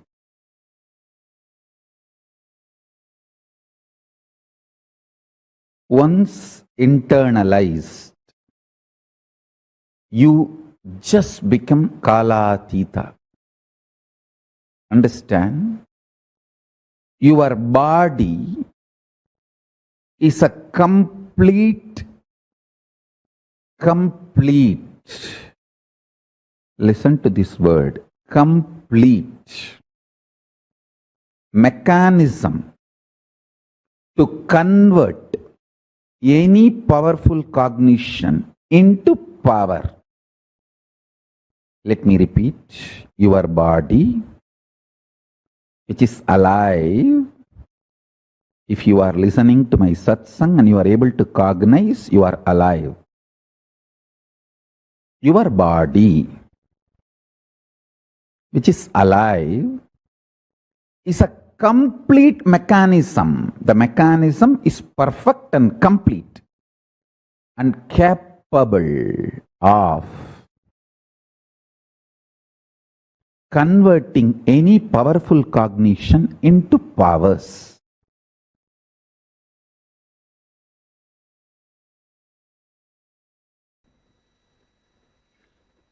So, please listen. The decision you make this moment only decides your perception of the whole past.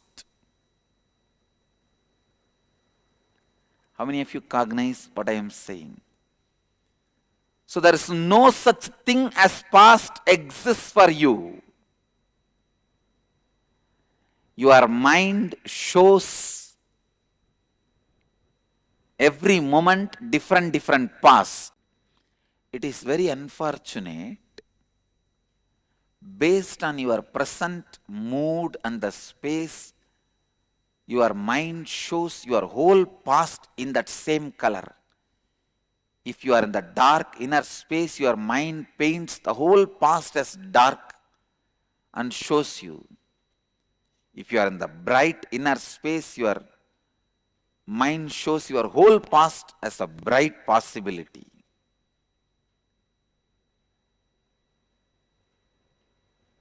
Only when you break this pattern, you start human life. It is so unfortunate. Listen. It is so unfortunate. Human beings does not understand the truth. When your mind is in dark space, it shows as if your whole past is dark. When your mind is in light space, as if your whole past is enlightened.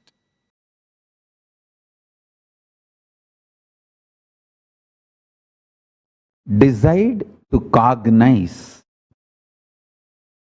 Guru is manifest form of Paramashiva. Paramashiva is unmanifest form of Guru. With this cognition, now sit. I'll give you the ultimate truths to liberate you from all delusions related to time. Listen carefully. Time is endless. Time is endless but not eternal. Time has no beginning, no end, but not eternal. Listen carefully. The world you are experiencing in your dream has neither beginning nor end, but it is not eternal. You enter into that world and come out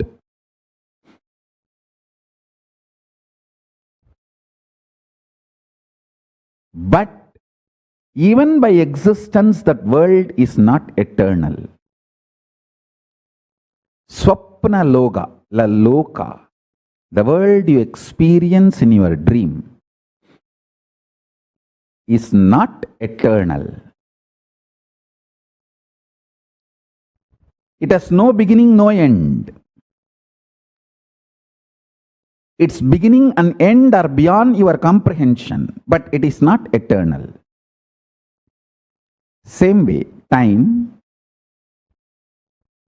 neither as beginning nor as end. Its beginning and end do not exist as you comprehend something beginning and ending. Same way, it is not eternal. Only Paramashiva is eternal. Everything else is anitya. Sutta Nidya is Paramashiva. The purely eternal, pure eternity is only Paramashiva. Understand? We all have different ideas, visualizations, identification with each of these technical terms. Each of these technical terms like a time, beginning, ending, eternal, ephemeral. We all have some ideas, visualizations. Time is beyond your idea of beginning and ending. Listen carefully.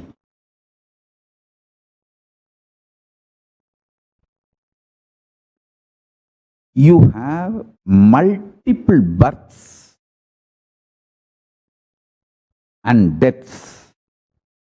Life does not end by your body not functioning, your body stopping functioning. is not end of life. If you want to end the life, raising the quality of your consciousness is the only way. Awakening to the fourth time, Turiya Kala, Turiya Loka, Turiya space is the only way to free yourself from birth and death. If you want to free yourself, you can consciously play with these births and deaths. You can take the birth as you want. You can even be born as a rich person, I tell you. If you just decide to cognize, wealth is too small.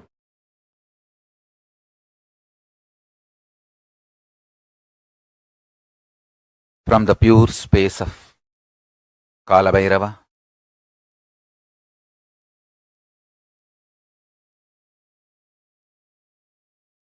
Paramashiva is revealing all these great truths to the world. Please listen and internalize. All these truths are independently powerful and capable to make your consciousness into superconsciousness. Your consciousness is the seed. It is a possibility. If you understand these great truths, it can flower into superconsciousness.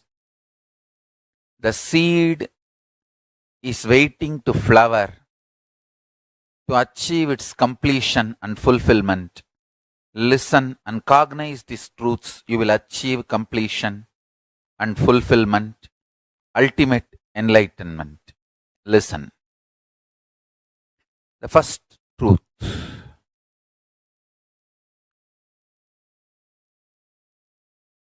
Kala continuously meets your consciousness now.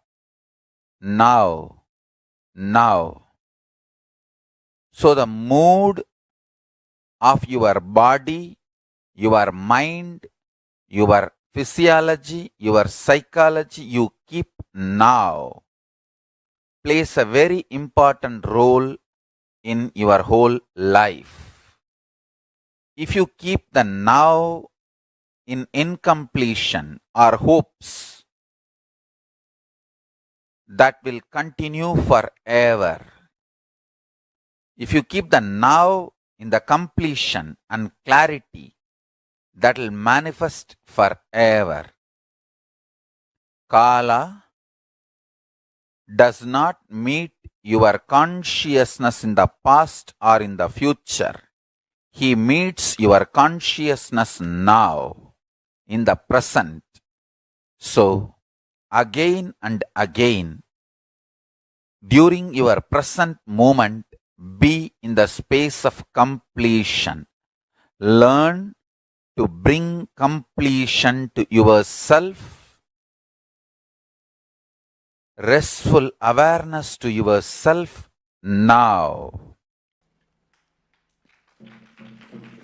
Kala, time, can tolerate anything but is allergic to powerlessness.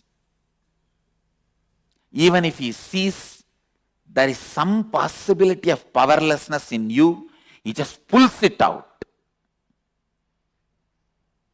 And I tell you,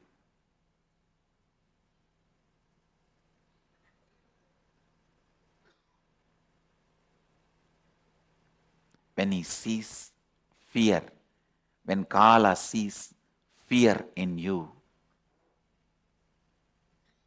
he tells, hey, don't bother.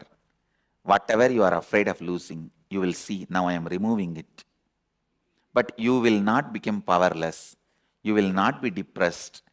Without that, you will be living, and after some time, you will even forget this was part of your life. Learn this. When you operate with life negative principles, the life negative dimension of the universe gravitates you. Life negative beings living in those universes support you and try to fulfill their aspirations through you. More your life positive time elongates, gives its best space for you, more you become life negative, time shrinks and gives the suffocating experience in you. Time elongates or shrinks within the elasticity called matter of the space. Space is also part of the matter from the higher zones of the space. Space is the refined matter from the lower zones like length, breadth, depth, time, but space is still a matter from higher zones, the higher dimensions, whether four fundamental forces of the nature humanity is able to logically understand: the power of gravity, electromagnetic force,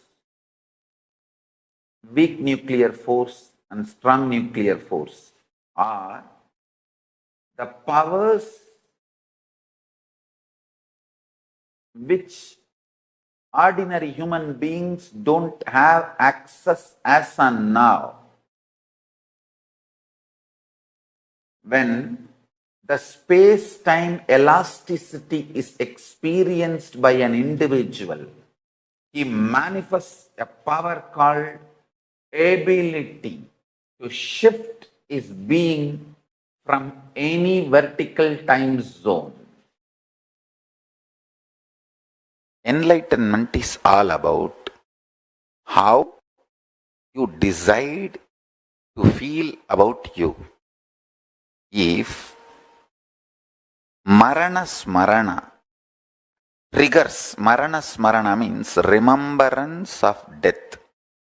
If it triggers insecurity, uncertainty, oh, will I have a natural death or will I die in an accident? Will I be murdered or will I commit suicide? What will happen? I don't know. If the Marana Smarana triggers fears, pains, feeling terrorized and shivering, all that, be very clear. Your whole life is useless. So decide to spend time on yourself and evolve a very matured being for yourself. That is the biggest asset. Biggest asset a being can have is a matured, happy, joyful, vacation mood when you remember your death. Marana Smarana should give you vacation mood. Hey, I am going to have vacation with Swamiji in Kailasa. How long? Who cares? It's a vacation. I don't need to go for my job regularly. I neither need to do my office work nor need to do Sangha work. Hi, bye. If Marana Smarana gives you kind of a feeling relieved, listen carefully. Your cognition about past also will be very light. I tell you, you can feel your whole past was hell. You can feel your whole past was heaven. Both are factually, both can be supported with enough facts. You have enough facts to argue your whole past was heaven. You have enough facts to argue. Your whole past was hell.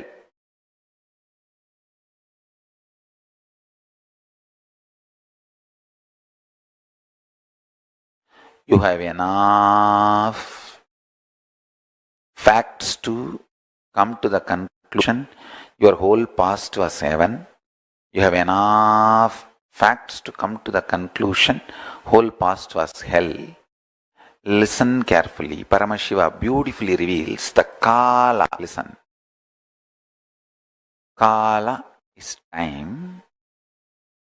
That wheel gets the bump whenever you have undigestible, intolerable, negative possibility. For example, some people, they can tolerate anything in their life, even the poverty, but not sickness.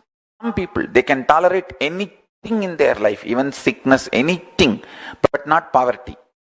Some people, they will tolerate anything, but they don't want to lose their husband or wife. Some people, they will tolerate anything, they just don't want to lose their son. Some people will tolerate anything, but they can't handle the prison or even the fear of jail. Some people can tolerate anything. No problem about no fear of jail, no fear of disease, no fear of poverty, no fear of losing the house, no fear of losing the spouse, no fear of losing even the kids. They just can't handle a morning without a cup of coffee. Understand, something which triggers anxiety, panic, I can't deal it, which triggers you to lose your prajna, that your existence, which just imbalances your prajna. Listen carefully.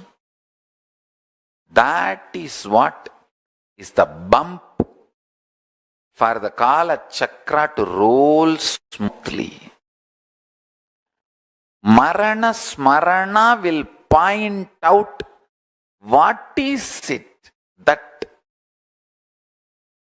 makes you lose your prajna, your existence. Listen carefully. There are some people who are ready to lose anything, but not the house they are living. There are some people who are ready to lose everything, but not any parts of the body in accident. There are some people who are ready to lose anything, but afraid of getting imprisoned, jailed. There are some people who are ready to lose, they have no fear of jail, poverty, health, but they can't even think of losing the spouse. So like this, each one has some trigger point which makes you fall out of your prajna, balance of your prajna. Marana Smarana triggers that. Listen carefully.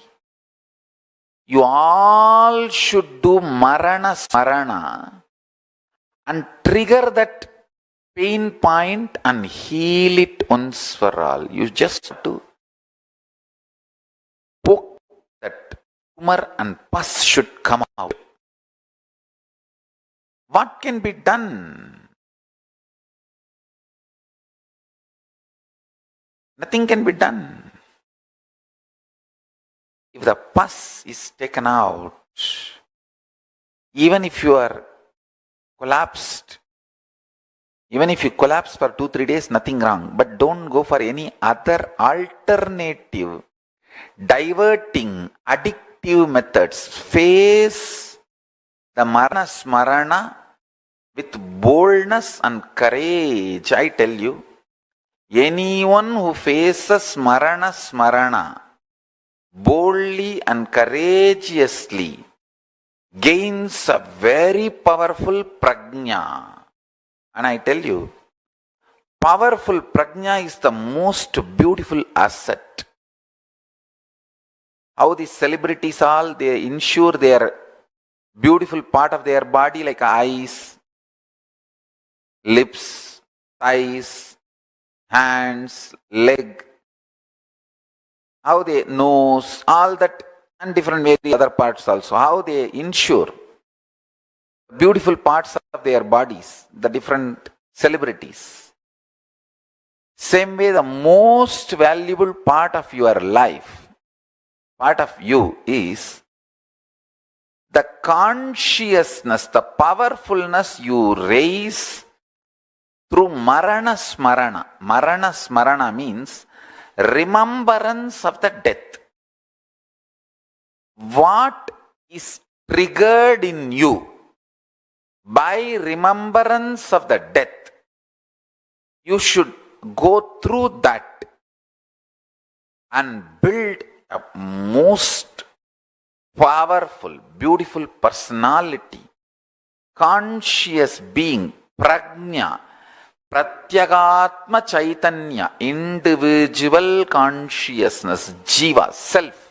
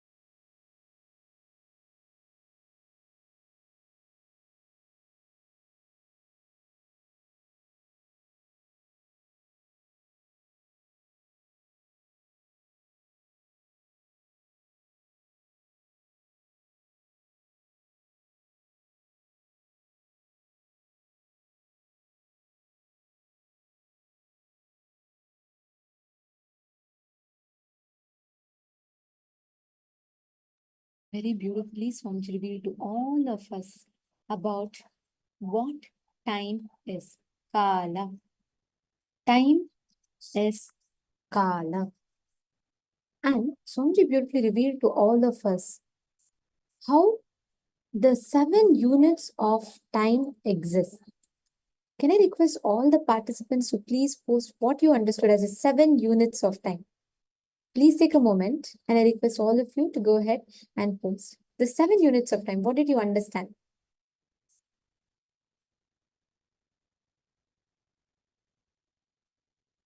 Swamiji revealed so beautifully how the space exists. There's a space before the past and there's a space after the future that exists. Okay, let's see this, right? I'm going to request every one of you here to go ahead and post in the chat the 7 units of time. Ma Tanja Gebia, Ma Yuvon, Ma Pratyangira, Ma Ivana, Ma Dhanagamya, Ma Jnana Yogini, Ma Deborah, Ma Purushananda. Wow, so many of you. I request all of you to go ahead and post what you understand as a 7 units of time. If you understand this correct, if you start, if you build the right click in you, if each time you start focusing, if you start understanding about time, Kala, just if you bring the right understanding about time, that is enough. See, even if you start understanding that this is a possibility, this is how it exists, that in itself is powerful enough to give you the experience of how you can how you can give to yourself this whole experience and aspect, right? If you start manifesting, if you start understanding and applying these principles in your life, the way you experience, the way you see reality will change. Yes. Okay, anyone can tell the 7 units? I see 7 units, then I see different things, but what are the 7 units?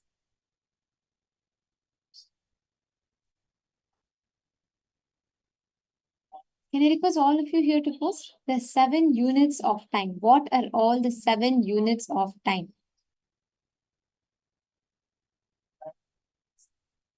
Let's see. Swamiji mentioned beautifully, right?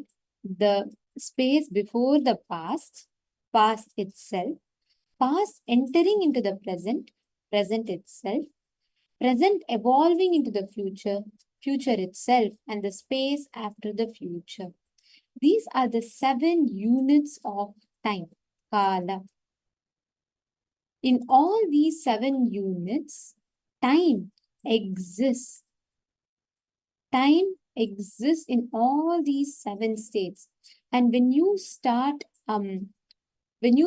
manifesting the right powerful cognitions and the right understanding of time, you will start evolving. You will start experiencing breakthroughs in how you relate to time. How many of you face this, right? Constantly. No, so, okay. Ma Purushananda is saying Swamiji said something like time is not eternal and it's now only. Okay, Ma, actually there's this thing. See, there are 2 aspects of it. Swamiji explained about Nityatva, the eternity dimension of time, and Nirantaratva. Nirantaratva is what we all see. It's like you see the past, present, and future. Only between these 3 aspects, past, present, and future, you understand time, right? Only those 3 dimensions you experience time. But that's not how time works. Time exists in its eternity dimension, the Nityatva dimension. And when you experience, when you start understanding and relating with time like this, you will have the kind of a breakthrough that you will have. You'll have the right powerful cognitions, the right understandings about time, Kala. And time will not tire you anymore. We learned about what these units of time is and how it happens, everything, right? Now, the next important aspect of all of this is how you can decode the time and space. What exactly does it mean when we say time, when we say manifesting that time, when we say, how we can experience that time, but how does it exactly happen? What does it mean when we say experiencing, having a breakthrough with time? How does that work? We are going to be entering and listening into that next session now, where we will be understanding about how to decode time and space. It's an exclusive, amazing webinar by Swamiji, where Swamiji reveals the truths, the secrets of how to decode time and space. Let us all enter into that session now.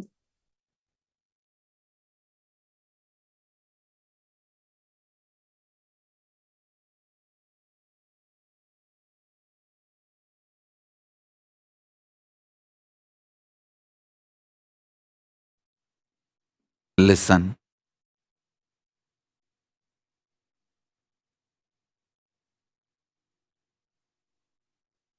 Time in its three dimensions: linear, circular, vertical.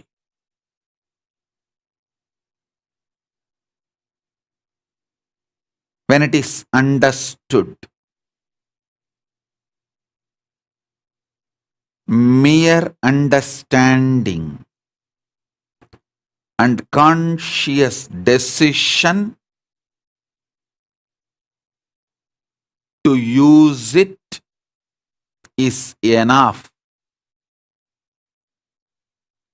to get all the boons, blessings, powers, including enlightenment from Paramashiva.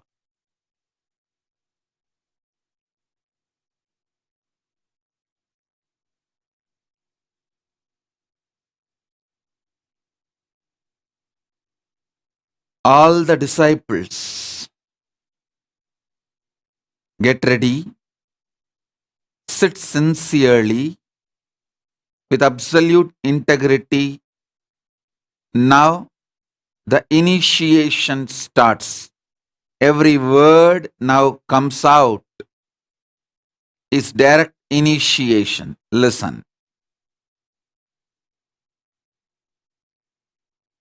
Time in the linear level. When you understand the time in linear motion level, with your ideas about length, it is a calendar. Morning, evening, next day, next week, next month, past week, past month. Just calendar, mere calendar. Time understood in the dimension of length is mere calendar. It can be 10,000 years past, 10,000 years future. Mere calendar used to document the history. That's all. Time understood in the level of breath, little more than the level of length, in the level of breath, is Panchanga, where the idea of the linear movement of the time, the documentation of the calendar is substantiated and supported with the knowledge of how the stars move in the Bhumandala, or how the stars are perceived in Bhumandala. That is the understanding about time in the breath level. Understanding about time in the depth level is astrology. The movements of the planets, Adityadi Navagraha Devatas, Aditya, Soma, Mangala, Buddha, Guru, Shugra, Shani, Rahu, Ketu. These 9 grahas, their movements, 12 rashis, their impact, 28 nakshatras, their influence, and Indradi Dasadik Balakas, their contribution. All these put together, when you understand time, it is understanding about the time in the depth level. That becomes a science called astrology. If you understand the time in the dimension of time itself, like inner image of the time, it's a pure consciousness and freedom. What Paramashiva reveals in Vedas and Vedantic truths. Please understand, Veda and Vedanta, Agama and Agamanta, all 4 is evolved by Paramashiva himself directly.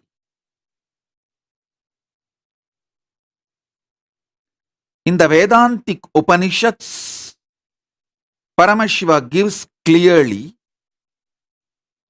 the inner image about the time, what time feels about itself is absolute freedom.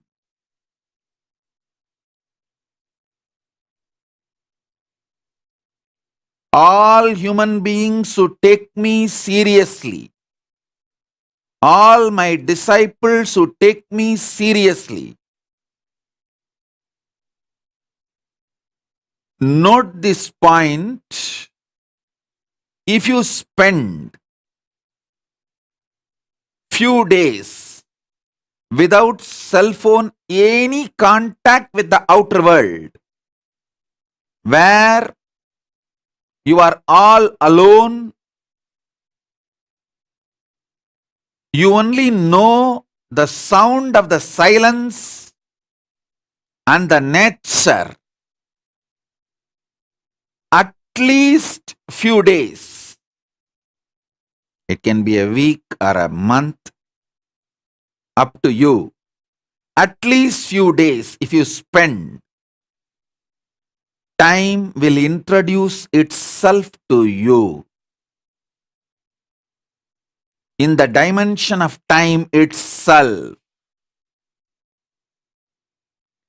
anyone who gets introduced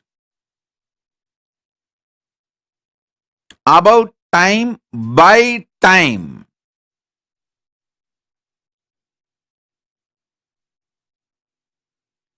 you are blessed and initiated into the other dimension of life. Listen.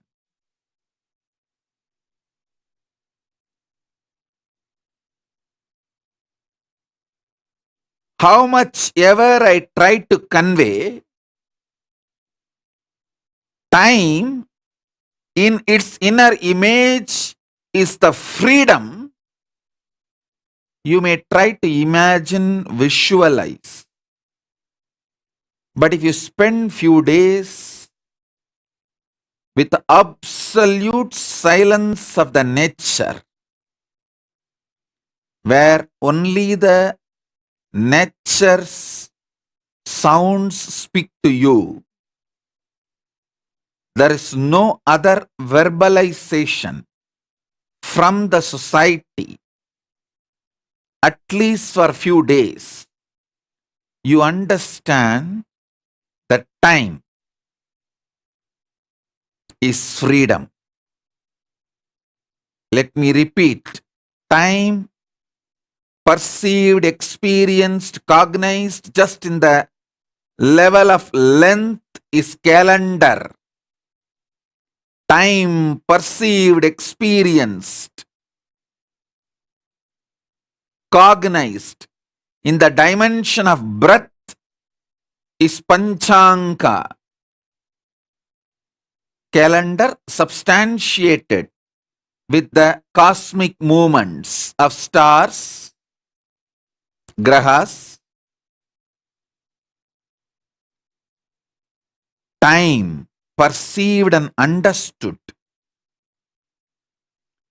cognized in the dimension of depth is astrology. All the impact on time and by time on you, all the impact time receives from the cosmos, its impact on you. Understanding this whole depth is astrology. Adityadi Navagraha Devata, 12 Rashis, 28 Nakshatras, Dashadik Balakas, their collective influence on you is understanding of time in the depth level.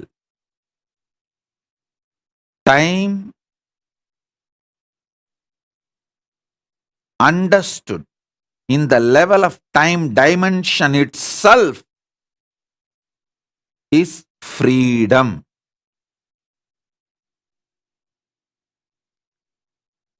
I will make this knowledge as a practical experience for you. Listen to me intensely. Listen to it intensely.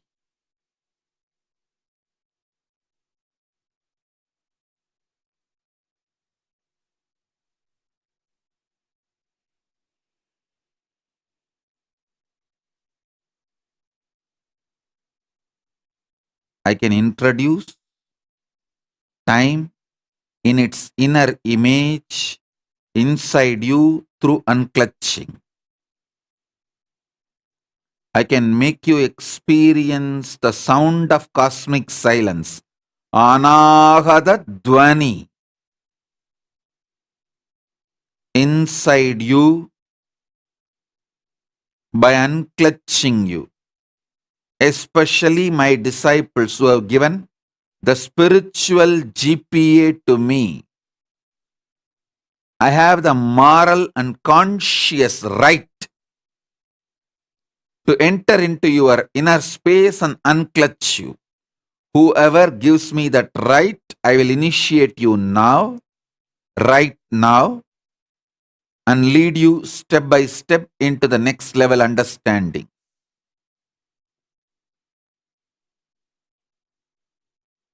Next,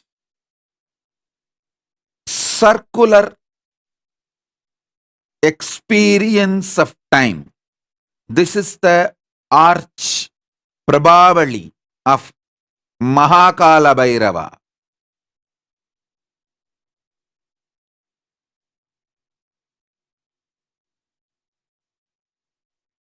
Listen.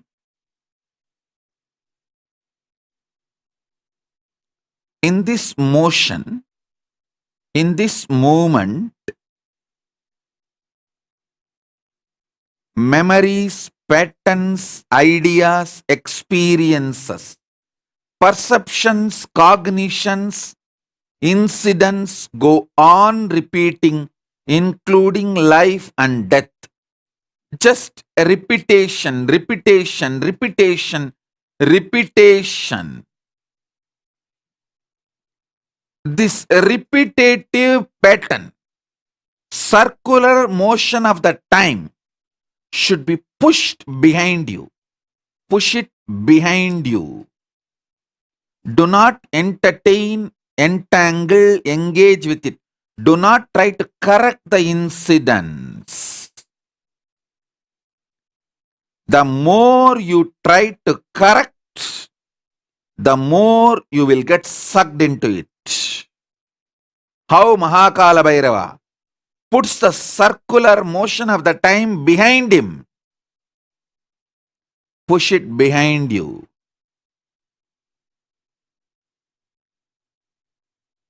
Third, vertical time.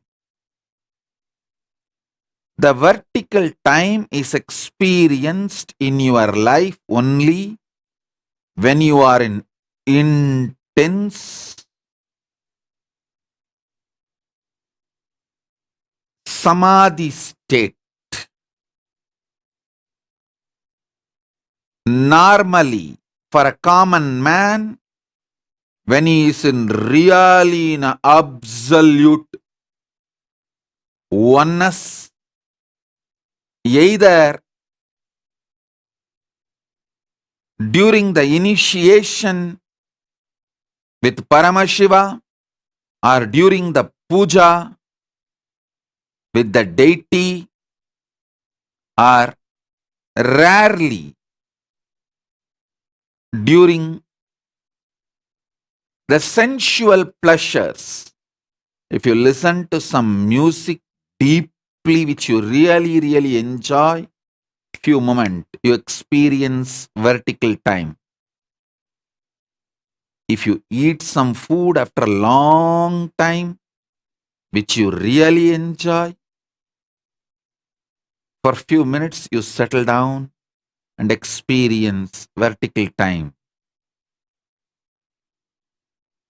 If you had a deep touch pleasure experience, it can be sexual or massage or romance, anything related.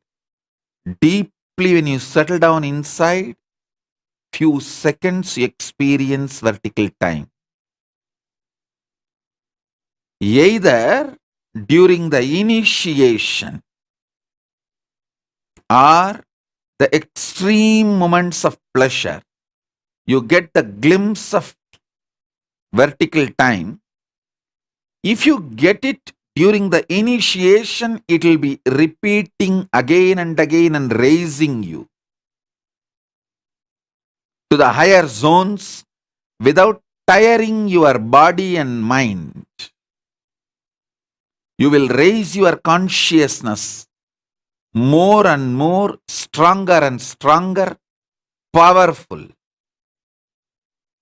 With sensory pleasures, because the senses and its abilities are limited, the travel in the vertical time zone is restricted by the capacity of your body. That is why going through the route of the sense, five senses, pleasures, is less recommended. Going through the route of initiation, getting empowered by samadhi state, nirvikalpa samadhi state, is the most beautiful way of raising yourself to the vertical time zone. Listen.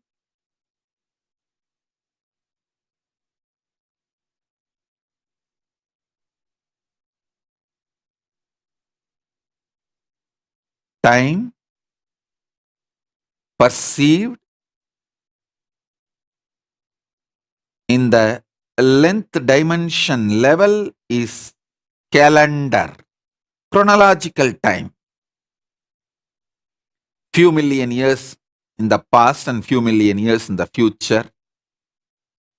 Just chronological calendar. Time perceived and cognized in the breath dimension is chronological calendar supported, substantiated by the cosmological events, like the movements of the stars, planets, all that. Time perceived, the dimension of depth, is astrology. How the cosmological events and movements of grahas,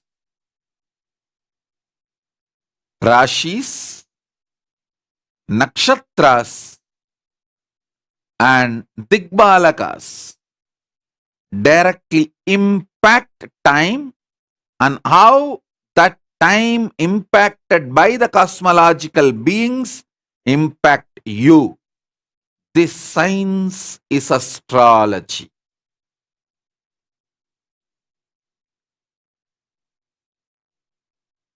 If you want time's self-introduction, Nirvikalpa Samadhi unclutching is the best state where time introduces itself to you.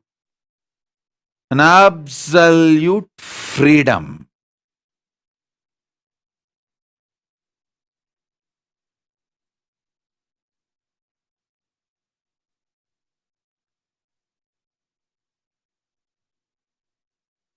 Then comes circular time, circular motion, circular dimension of time. Repetitive births and deaths. Trillions of times goes on and on and on till your consciousness consciously decides to step out of time from that circular rut. When you push that circular dimension of the time behind you, you manifest the powers of Kala Bhairava. You conquer time. Time becomes just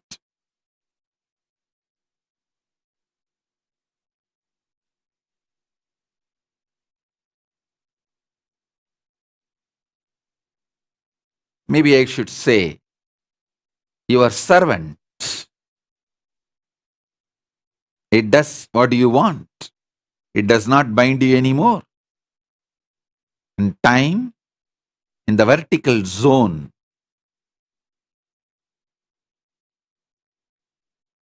can get anything your consciousness wants, including enlightenment. That is the ultimate.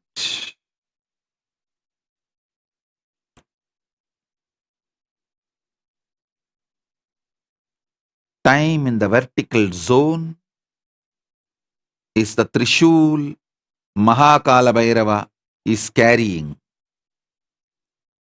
Time in the circular movement is the probably behind Mahakala Bhairava.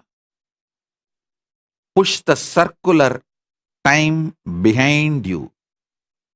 Keep the vertical time for your success in everything. I'll empower you with the time as power. Vertical time.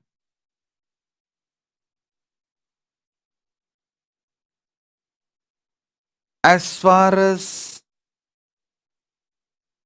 the experience of time, cognition of time,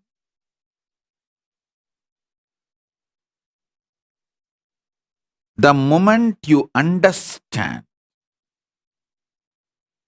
its various existence, its various dimensions of existence, its various levels of existence,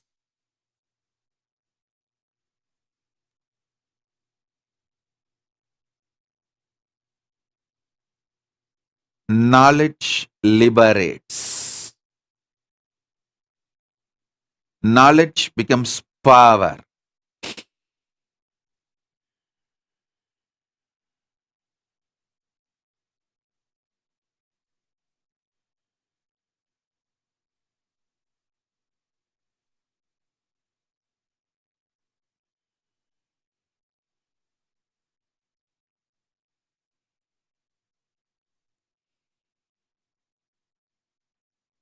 Krishna knows the impact of planets on the Mahabharata war. That knowledge, simple knowledge, he played with it and changed even the impact of the planets and made Pandavas one. On Amavasya, if the war starts, only Kauravas will win. But already both sides agreed on Amavasya they will start the war. So what to do?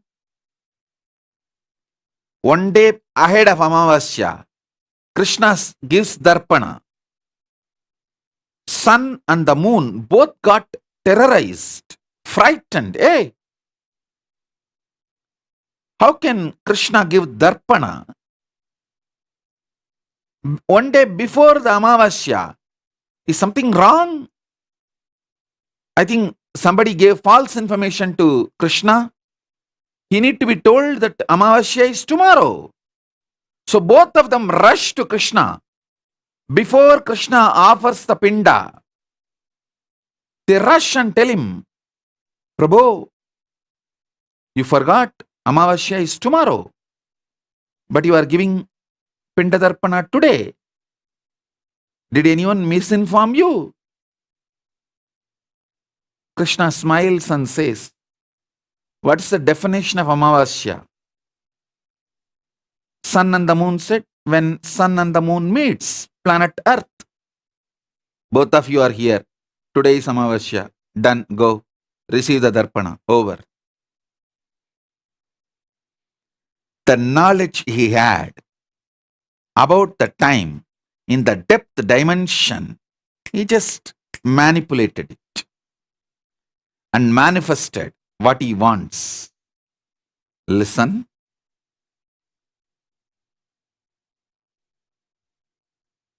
I'll give you the knowledge about the time in the dimension of time.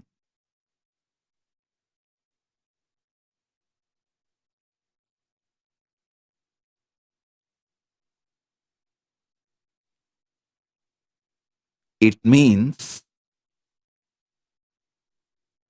you will be protected forever beyond your self-doubts, self-hatred, self-denial. Understand? Beyond your self-doubts, self-hatred, self-denials, you will be protected. That is the power of the time. When you understand time in its time dimension itself,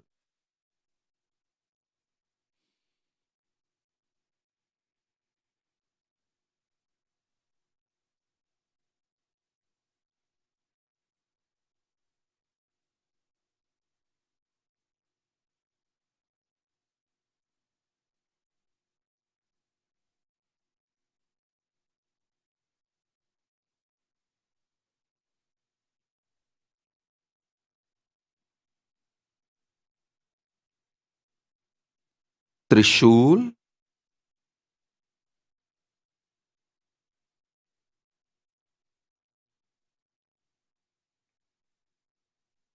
is vertical dimension of time. Trishul in Mahakala Bhairava's hand symbolizes vertical dimension of time. The Prabha circle behind the Mahakala Bhairava symbolizes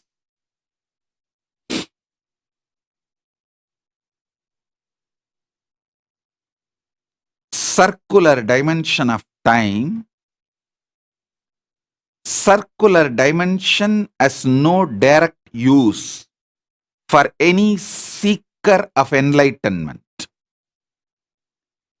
If you are interested in enjoying the same pleasure, if you want the same husband again and again, same wife again and again, same birth and same type of death again and again, then go and enjoy the circular dimension of time.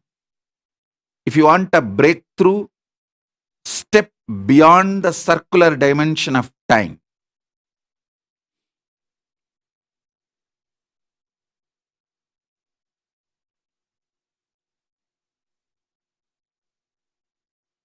Vertical dimension of time removes brain fog. Listen to this word.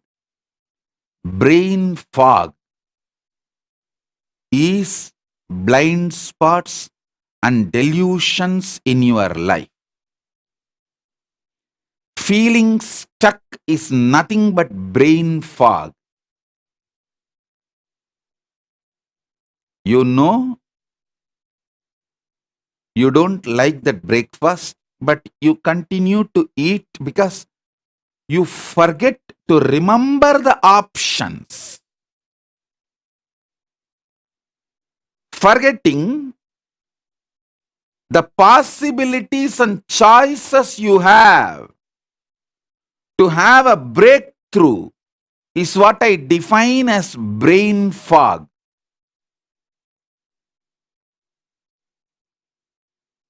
You have an option in every level, but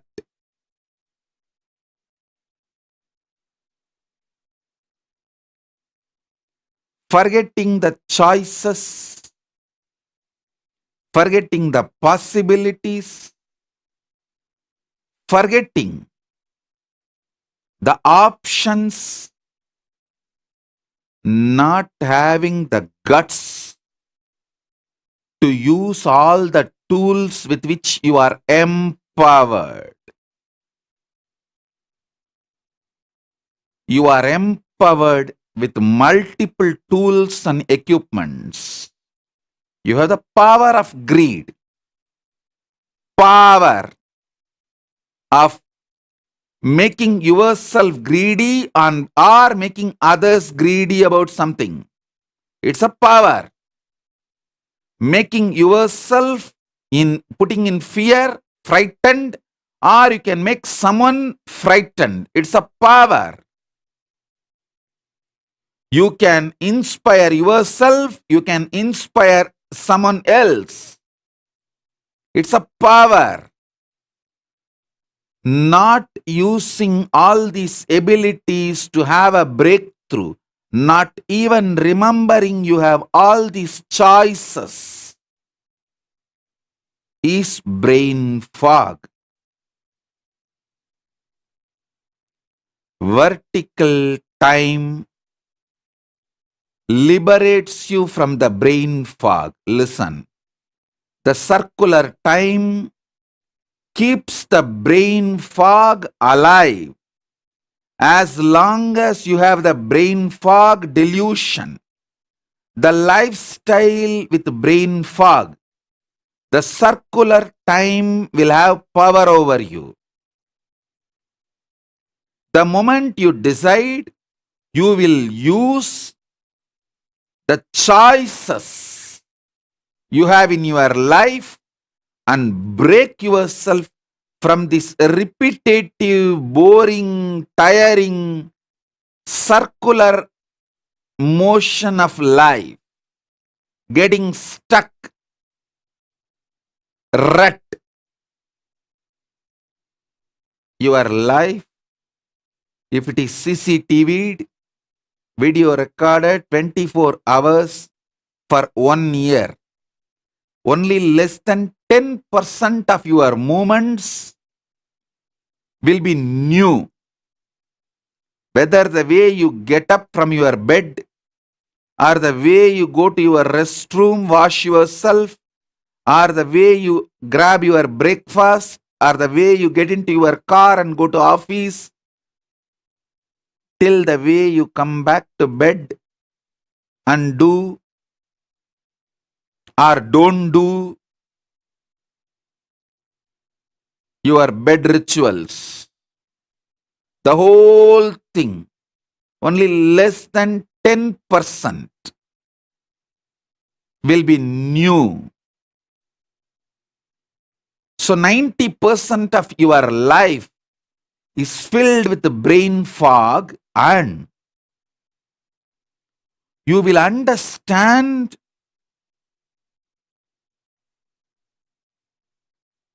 very seriously why you are having that deep feeling stuck, because you forget your possibilities, your choices, your abilities to break this boring, tiring, circular motion of time. Having a breakthrough, going for different choices, different possibilities, using different tools. I tell you, the more you use your body, the more it will become healthy. The more you use your ability to inspire yourself and others, more you will be living excited life. Inspiring yourself and inspiring others opens up so many possibilities, choices in your life. It removes boredom. I tell you, again and again, anyone who does the work of Kailasa, especially enriching and causing, will be 10 times more productive. Just the other day, I received a message from one of our Sarvanyapeta Yajaman. His wealth has expanded to 10 times more. I said, this is for everyone who does enriching. See, enriching, either you inspire yourself or you inspire others. You break from the circular motion of life, the circular time, the excitement and inspiration and possibilities and choices opens unimaginable doors.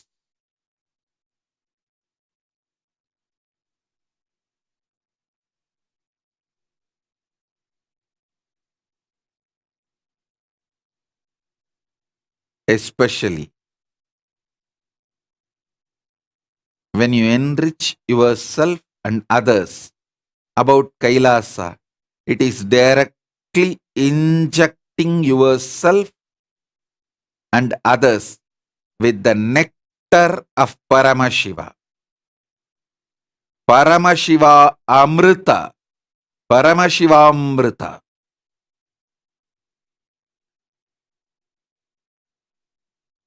Which comes from vertical time zone. I have seen in my life people who want to get enlightened, who enter into the organizations which is already well built, comfortable, luxurious, cozy life, like good rooms, good life, everything is there. From morning till evening, your routine is defined. They rot and die the worst death and waste their life. People who enter organization like us, Kailasa, alive. Here from scratch you need to build. Inside or outside. You are only given the spiritual tools and supported with ecosystem. For example, I have accommodation for more than 1,000 people in Adi Kailash. At least 1,000 people.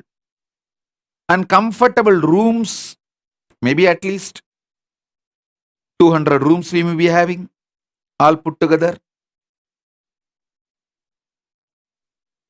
And other than that, the 1,000-bed dam, so many things are there.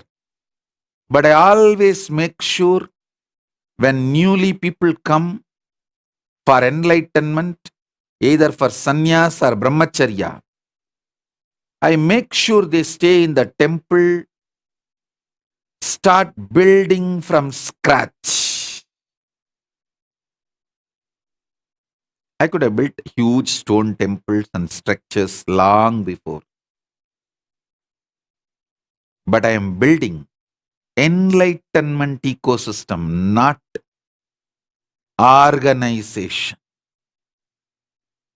I am not here for some real estate wonders, architectural wonders, just to create some architectural wonder, real estate wonder,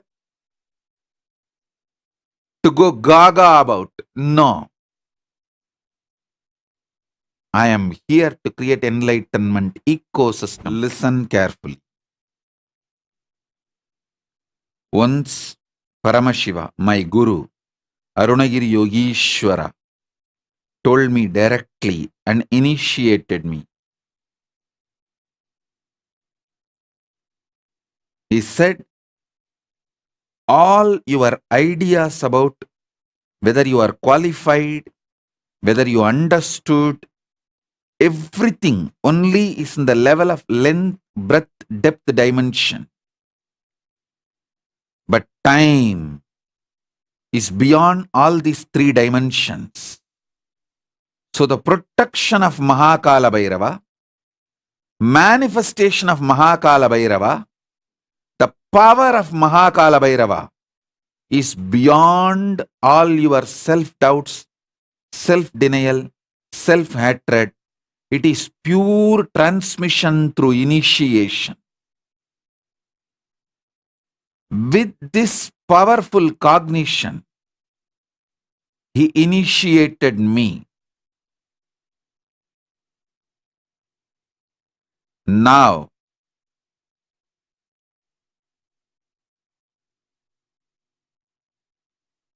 empowered by Paramashiva as the living manifestation, Paramavatara of Paramashiva, I give you the same initiation.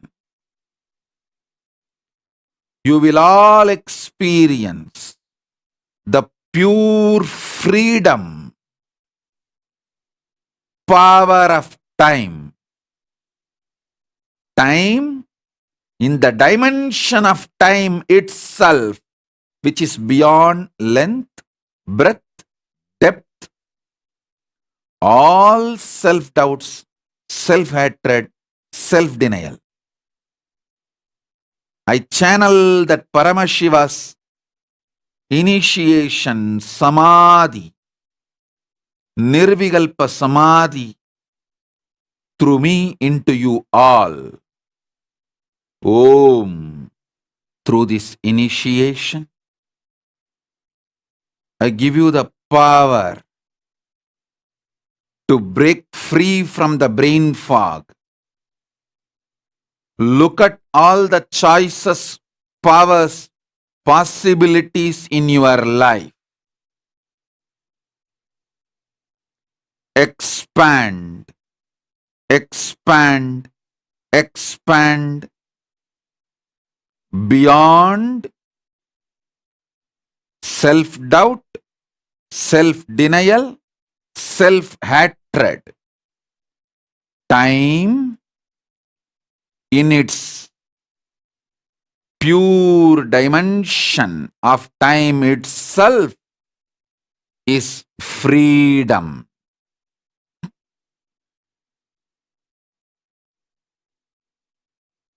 Listen. Multiple times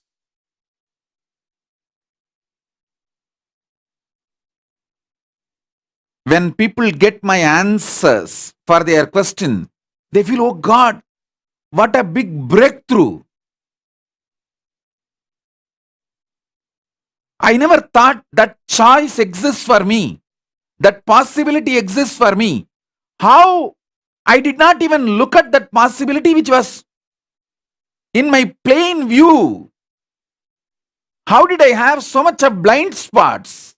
Because you are filled with brain fog. Break from the brain fog.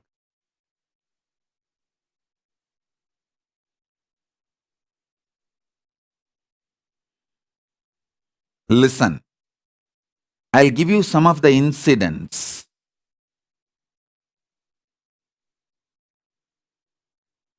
How people had breakthroughs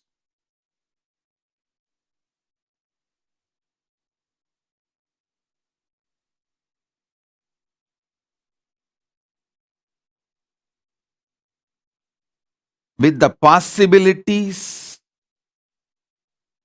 Actually, when you see your possibilities and powers and start analyzing, start stepping beyond your brain fog, that circular time rut, and start looking at the possibilities, the strength and the courage and excitement, inspiration you manifest in all dimensions. One person came and told me, Swamiji, you instructed me so many times to make my family connected to you, but I am not able to inspire my daughter to be connected to you, to connect it through devotion, feeling connection. She is making her own decisions and choices. I said, don't worry. Nothing to worry. I only want one child from you. Plan for one more child, that's all. If your daughter makes her own decisions, she carries on with her life, don't worry. Plan for the next child and bring that child up, grow that child with intense, powerful cognitions and initiations. Send the child to the Gurukul. The moment he started looking into this possibility, the power, excitement, intensity, everything he started manifesting, gave breakthrough for him in all dimensions of life. Whether in his relationship, in his wealth, health, enlightenment, power manifestation, because when you break this circular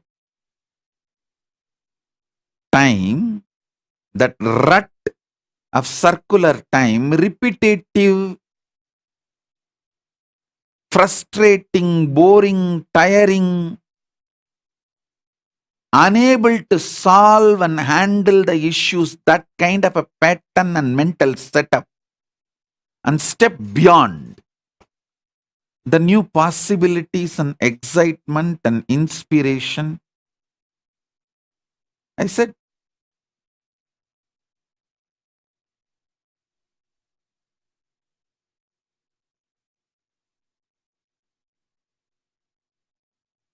when you step beyond the brain fog and start seeing things, different world opens to you. He was shocked. He said, yes, Swamiji. How did I not look at this possibility? Why did I not think about it? I said, that's what is brain fog. You are not too old. You are young enough. Plan for the one more child.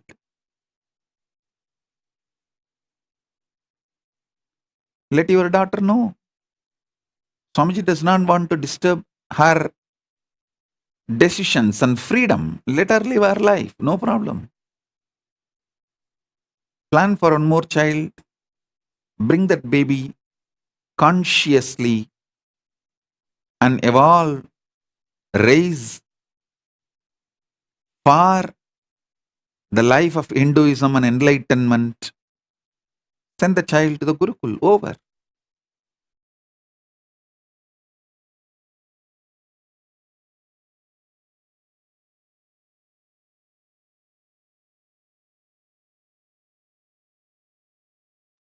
Wow, what an amazing revelation, right?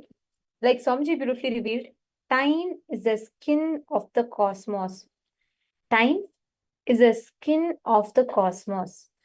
And Swamiji beautifully revealed how what you understand as time, Kala, Kala Chakra, it is beyond past, present, future. It exists in the eternity dimension. Can I request all of you to please share what your clicks are, what you understood from this session? Because so many things, like Swamiji revealed, anything that goes in circular motion does not affect you.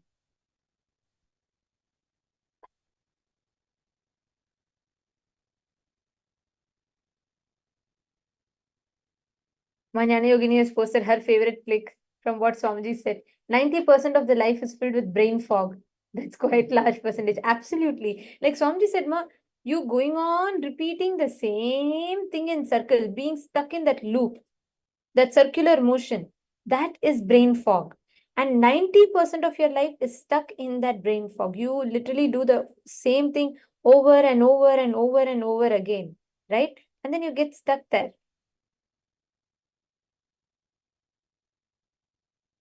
Purushananda is saying, I guess can't see those open doors if not enriching lifestyle, especially Kailasa enriching. That's exactly what I feel and see. Have all the comforts and luxuries. And that's it. That is death.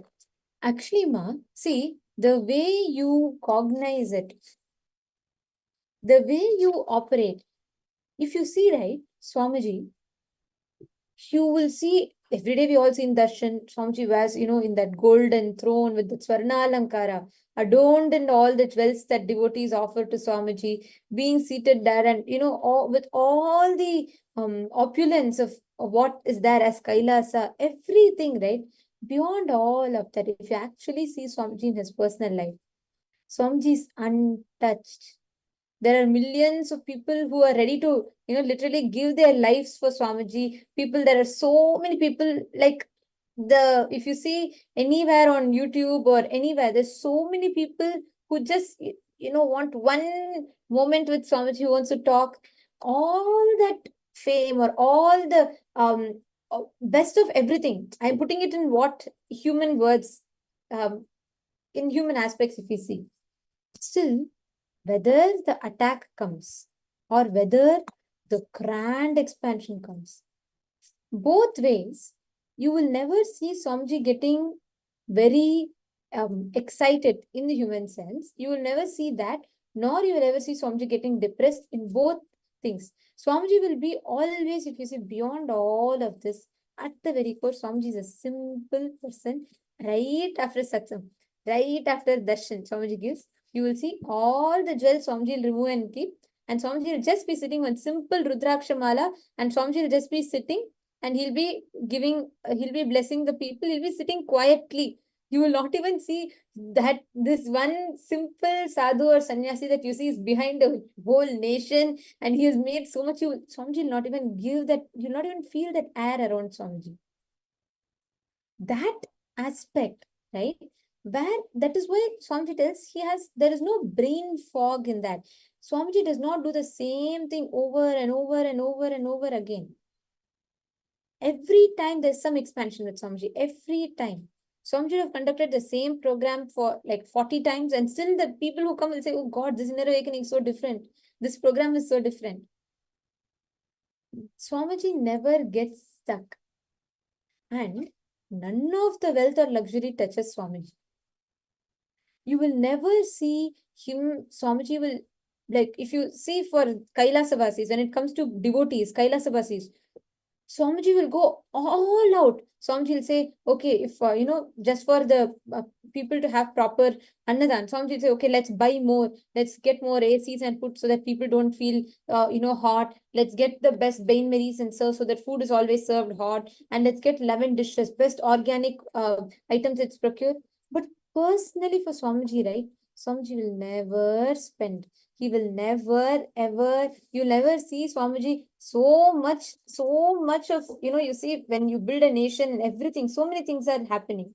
You will never see Swamiji get and build something separately, get a car for Swamiji's self. No, absolutely not. Get a private jet. No. The way Swamiji is, the embodiment of, embodiment of simplicity and the luxury of simplicity, as Swamiji tells, all of it he embodies. And that is why never you will see Swamiji, like what Swamiji is explaining. Swamiji will never get stuck, never have a brain fog, because it simply doesn't exist in the way Swamiji functions. And understand. Now by understanding about how the patterns, understanding about how the conscious choices that we are having and how we can break free from that circular loop of time using ferociousness, you'll actually see even your projects, anything that you're taken up, which let's say it's been taking a very long time for you to achieve. It's been taking many hours for you to achieve, like, or years sometimes. All that you can actually cut it down. You'll be able to manifest your reality without being stuck in the time loop. Many times we are stuck with the same type of thought patterns, which is not letting us grow. You probably started developing a thought pattern when you were young, probably 5 years old, 6 years old, 7 years old. Now you may be 40 or even 50. Still, the impact of those thoughts, impact of those thought patterns, thought currents is still sitting inside of you. How many of you are understanding? How many of you understood about the time is circular, and anything that is circular cannot bind you. It is not something that can bind you. It does not have power over you. How many of you understood this? Can I request all of you to please post here in the chat?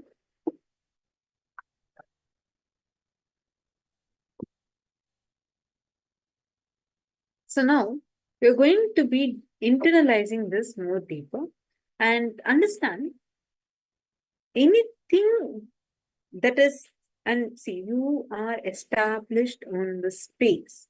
Your space is what constitutes you.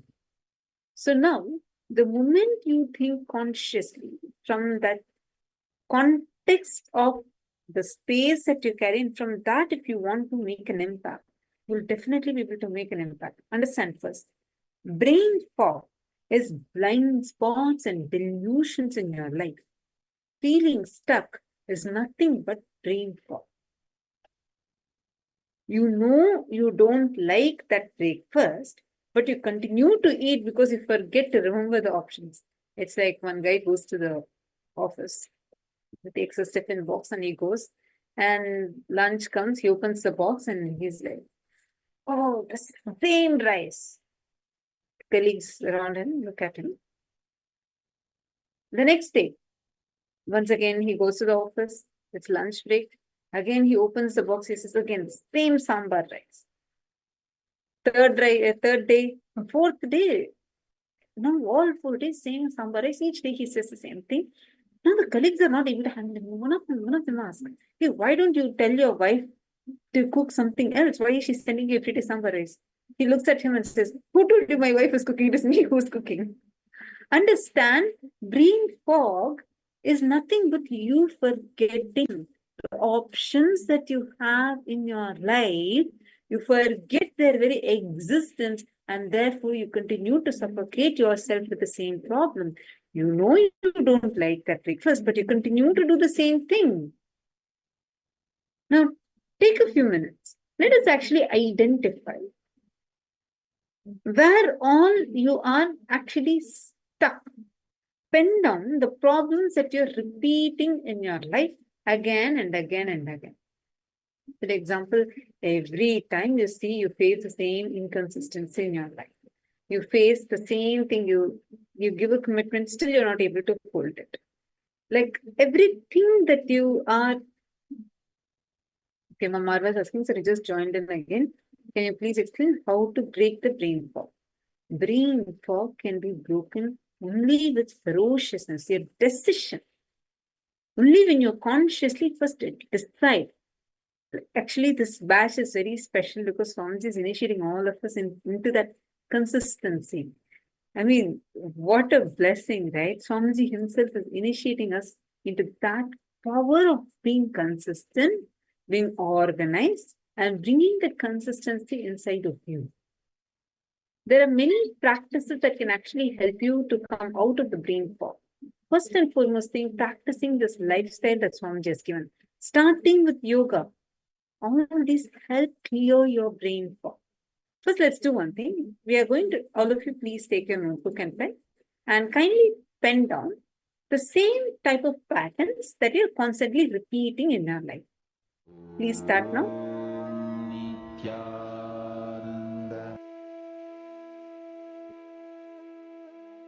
All of you, please sit and intensely write this down.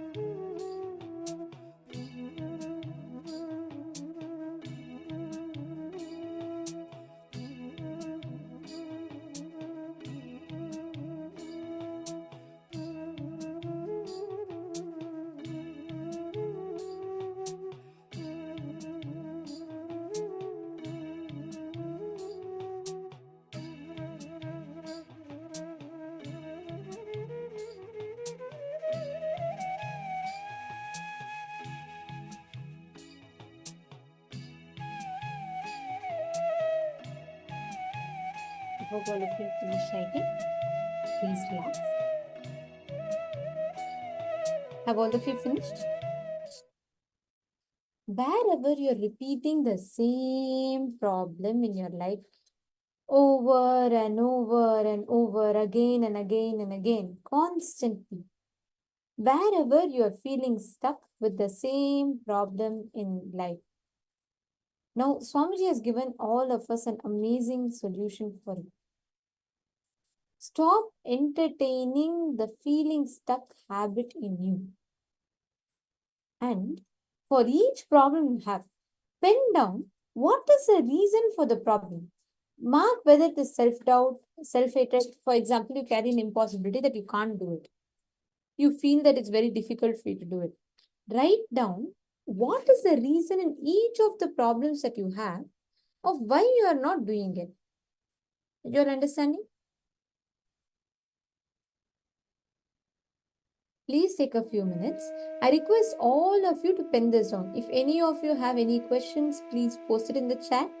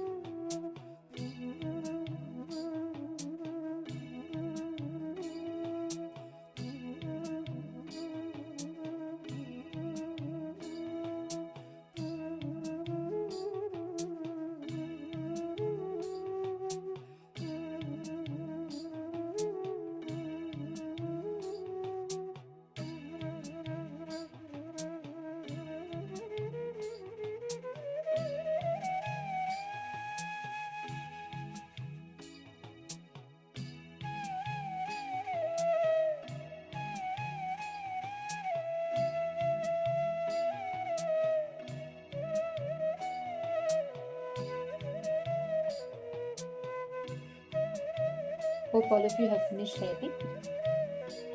Have all of you finished? Now, listen very carefully.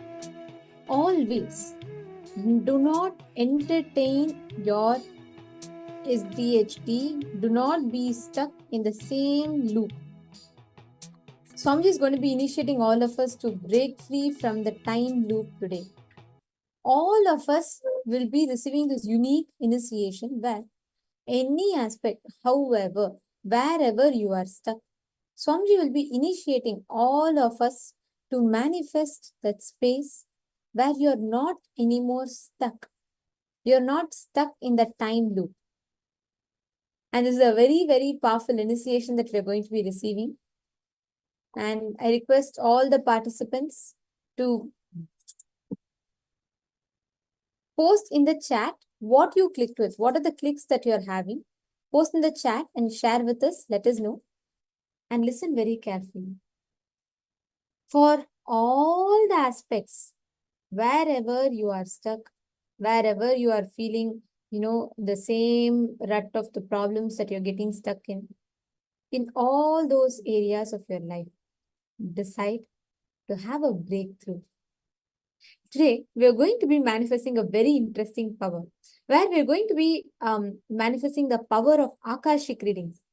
Akashic readings means your ability to access the past, present, and future. You have the ability to access past, present, and future. Swamiji tells Akasha. Akasha means sky, space. Space is the place where everything in time is recorded in space. Everything. Let's say something that happened 10,000 years ago, something that happened 10 minutes ago, something that happened 10 seconds ago, and something that can happen 10 seconds later, something that will happen 10 years later, something that will happen 10 million years later. All of it is recorded in the cosmos. The best part is you can access it. A being who cognizes, who realizes, who experiences that he is beyond time can access that space. That is why only incarnations can access the Akashic records. Swamiji, as always out of his compassion, is gifting us this power where you will be able to see the information in the Akasha, in the space. This is actually described in the Vijnana Bhairava Tantra, in the 61st Dharana, 84th Sutra. Akasham vimalam pashyan kritva drishtim nirantaram stabdhatma tatkshana devi bhairavam vapurapnuyat. Can I request all the participants to please come on camera and sit straight? I'm going to request all of you to sit straight and please chant the Shastra Pramana along with me. I'll be telling once and I request all of you to repeat it. See, it is important that we all understand the Shastra Pramana so we can manifest the powers with knowing the signs. I request all of you to sit straight. Please fold your hands. Keep it in the Atmanjali Mudra.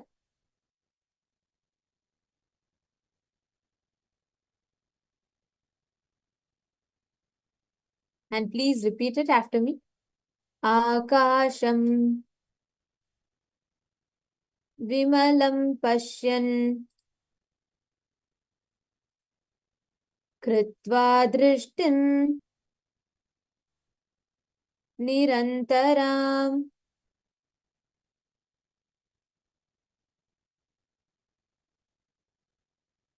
stabdhatma tat kshana devi bhairavam vapurapnuyat. This meaning, the meaning of this verse, it means, Parameshwar says, looking at the spotless infinite sky, Akasha, beyond the sky and clouds, one should fix one's gaze from the third eye without blinking, continuously, and make the body, mind, and inner space steady and motionless. With that stability of the mind, one attains the nature and powers of the infinite space, Bhairava. This power of Akashic readings, right? There are so many different references how seeing what is happening, foreseeing what is going to happen in the future, or seeing what happened in the past, our rishis have been able to clearly record it. Like, for example, we have something called Panchangam. The 2004 massive tsunami that happened is recorded in our Hindu Panchanga. Understand, there are multiple records as to how you all will clearly see in each aspect how you will be able to see the past, present, future, everything in detail. See, ultimately, you can even see the future. Today, we are going to manifest only the beginner level power. But as you keep manifesting more and more, you will be able to see clearly what is going to happen in the future. There was once one of the devotees called, her name was Ma Abhirami, she's from Canada. And she had beautifully shared how she went to Swamiji once. She wanted to manifest wealth, have a wealth breakthrough. And she went to Kalabhairava once and she asked Kalabhairava that, she asked the blessings for manifesting wealth. And Swamiji looked at her and Swamiji said that she will have lots of money. And she was surprised because at that time she was not working, she didn't have much money. And somehow she asked Kalabhairava that day, and Kalabhairava said that, you will become a Kodishwari, like you will become a millionaire. She was shocked and she didn't know how it will happen. But exactly as Kalabhairava told, within 2 years, she manifested $1 million because her family had won the lottery, and the chances of winning are 1 in 14 million. Wow. Understand, when you start understanding and cognizing you are beyond time, the dimension of time does not bind you. The dimension of time, you don't be stuck with just the past. You will be able to access past, present, future, everything. Now, I'm going to request all of you here. Ma Krista, you and Ma Yvonne can manifest. Ma Purushananda, you and I think Ma Anandeshwari or Ma Jagaranyananda can manifest. I request all of you to come here on camera and sit and start manifesting this power. You're going to now manifest the power of being able to see verifiable past. Let's start with something very simple, right? Let's say Ma Yvonne will give a date to Ma Krista. You're going to scan and find out what happened on that particular date in her life. Where was she? What were all the details? Go all out, find out all the details about what happened on a particular date in Ma Yvonne's life. Okay, Ma? Shall we all start? You'll be able to clearly see. Please keep Swamiji's Atma Murti on the Atma Murti. Yesterday we all did Krishna Shila, which was initial level training. Now on the Atma Murti, you will be able to see the answers appearing clearly for you. Please start.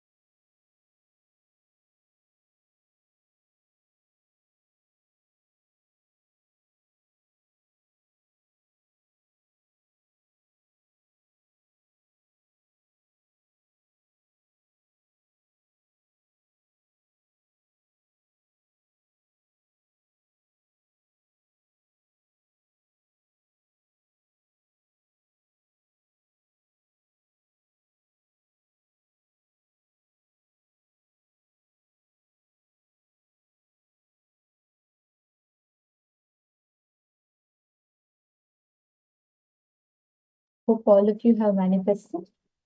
I request all of you to please share.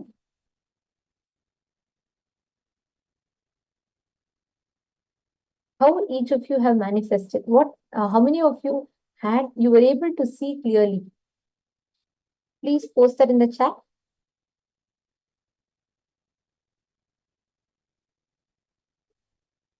I request all the participants to share. See, when you are able to see, right, whether you see it as golden color letters, words, when you start seeing, when you start identifying and manifesting, you will actually in the next rounds, you'll see, I'll give you all dates. In the next round, I'll be giving you all different dates to scan.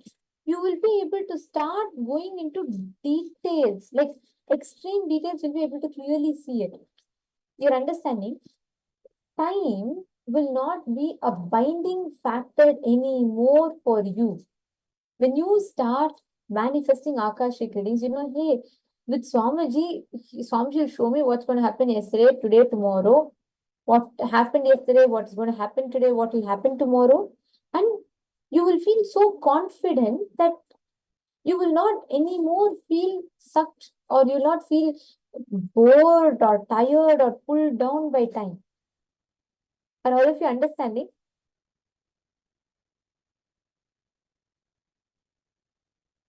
All right. Now, we are all going to enter into the next session, where we are going to be learning about how to conquer time. How do we conquer time? Sometimes time feels like, too long and you don't know what to do. Or sometimes time feels like it's too less and you have too much to do. How do you conquer time? How do you conquer your boredom, laziness, and how do you conquer time? We're going to now be listening to an amazing session by Swamiji. This is actually an exclusive workshop that Swamiji conducted on conquering time. Where time no more becomes a binding factor for you. This session is very, very important because in this session, Swamiji is going to be revealing to all of us what exactly you need to have in you to go beyond the idea of time will tiring you, and instead manifesting the ability, leaving the hangover, the pain or the load of time from you. That is what we're all going to be learning about now.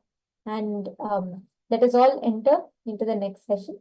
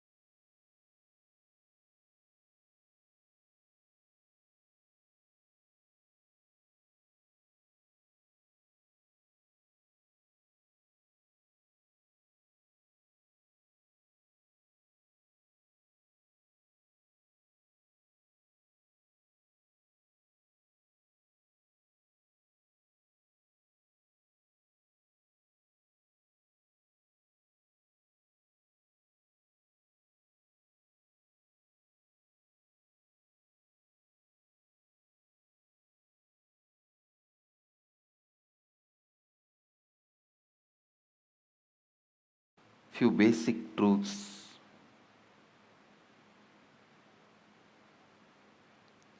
Please understand,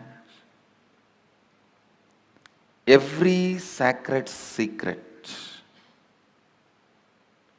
every sacred truth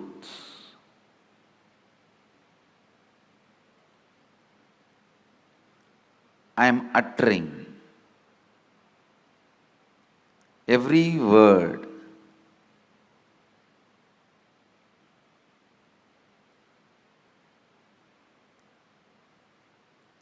need to be internalized and internalized.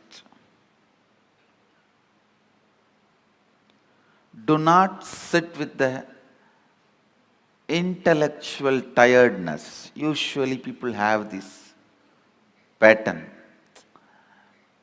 Tell us finally what we should do. No, things don't work like that. Please understand.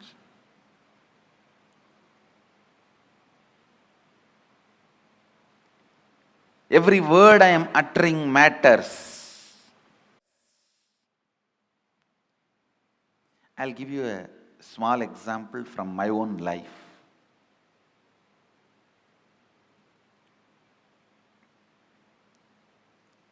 One of my guru, Annamalai Swamigal,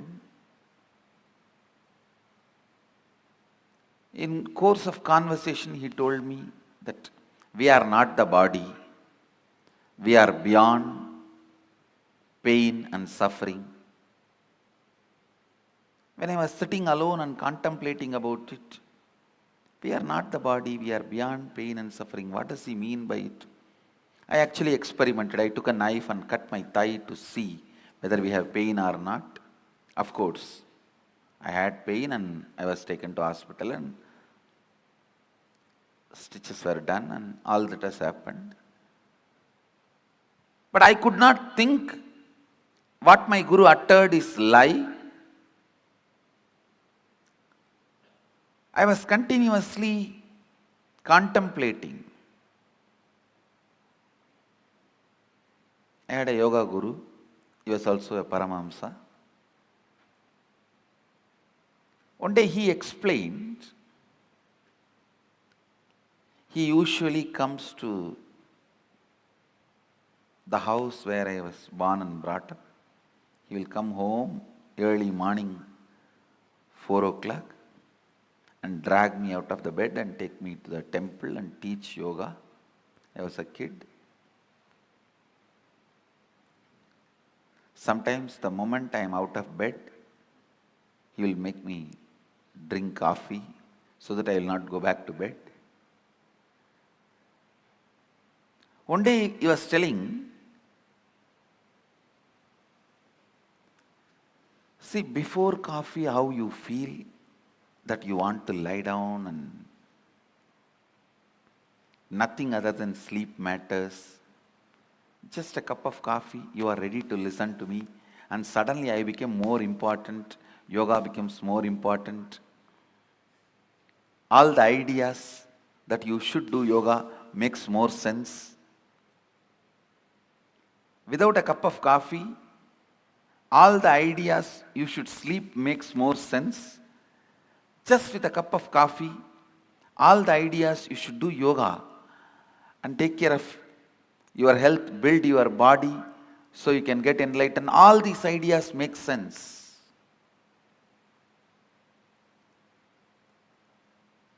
He made a very important statement which I want to translate in English for all of you. He said, the physiological, psychological, neurological effect on you is not you. Please understand. One guru made a statement, you are not the body. The other guru made a statement, the physiological, psychological, neurological effects happening on you is not you. How many of you click with that second statement? Actually, both statements finally mean the same, but the second statement suddenly made so much sense to me. Yes. Please understand. Because I could see my seeking is not just equivalent to a cup of coffee, but a cup of coffee can make such big impact. It can just drive away the sleep, make the whole yoga happen in me with enthusiasm, excitement. So when I was analyzing,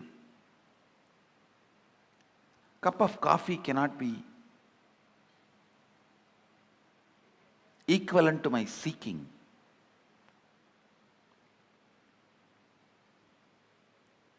Or equivalent to me.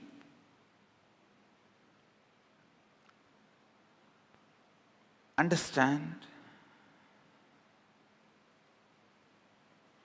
The idea he conveyed to me, my yoga guru, is whether you have the feeling sleeping is more important, that is my first priority, I don't care about anything else, or you feel no, after a cup of coffee, the thought current, no, I have to be doing, this has to be done for my enlightenment, for my growth. Whether you have this thought current before cup of coffee or thought current after cup of coffee, both thought currents does not matter. Both thought currents are not you. Both thought currents are empowered by you, not you. That is what the master, the first guru means, Annamalai Swamigal means, you are not the body, you are not the mind. When Annamalai Swamigal told me, you are not the body, you are not the mind, you are beyond pain and suffering,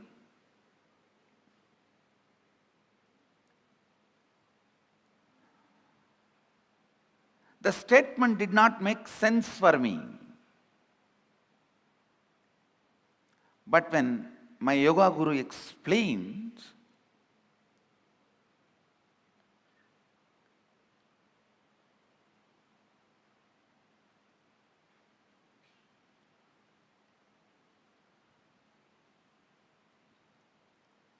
physiological, psychological happenings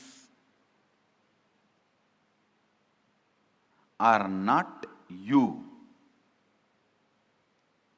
it really made sense. Come to the space of listening. The first statement I am making, please listen. The first statement I am making, time is a matter. Second statement, it is not absolute as you think. Please understand.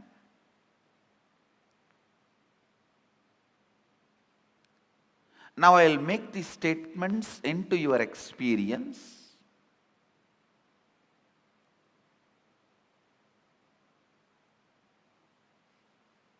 These two are the Mahavagyas now.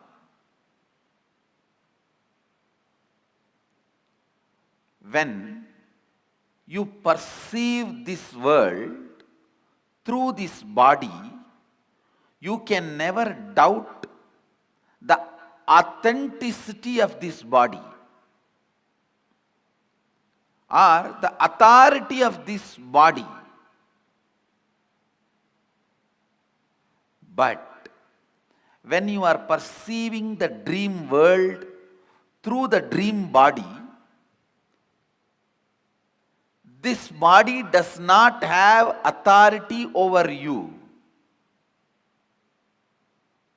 Please understand.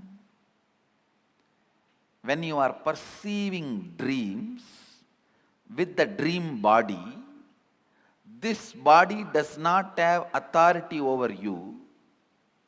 Same way, when you are perceiving this world through this body, the dream body does not have authority over you.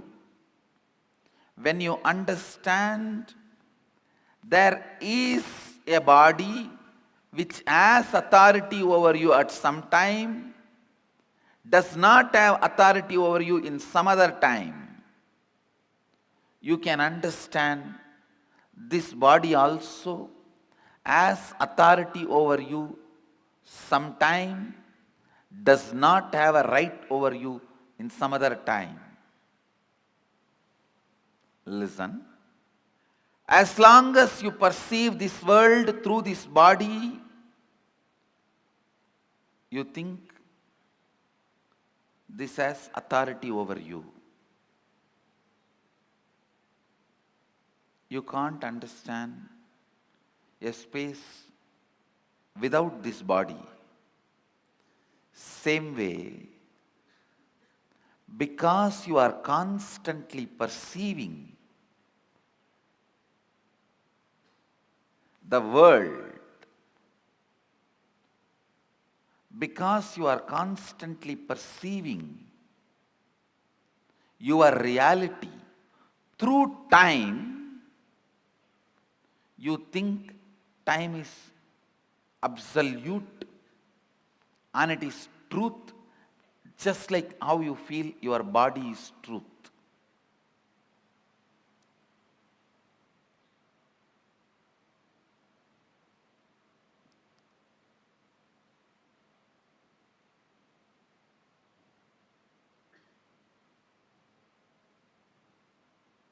Listen. I'll repeat the essence.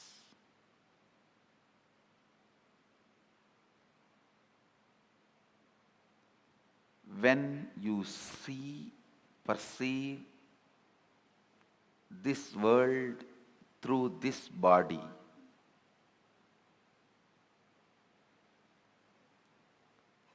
you take this body as authority. Sometimes you question this reality, but not this body. When you are so busy in doing business with currency, you forget to question the authority of the currency. That itself is a myth. When you are doing business using diamonds, you forget to question the authority of the diamond. You are so busy in giving 100, taking 50, giving 200, taking 400. You forget the diamond itself is not something precious, or it does not have an authority other than created demand. Please understand.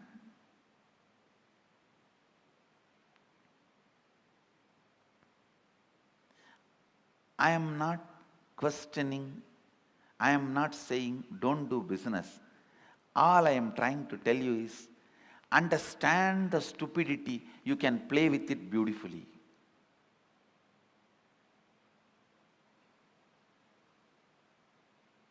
The moment I understood, it clicked with my system that physiological, psychological effects on me is not me. So much liberation, such liberation.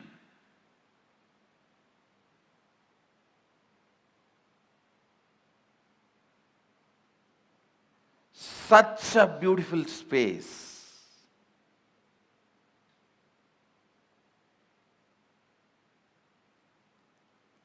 It was such an absolute ecstasy.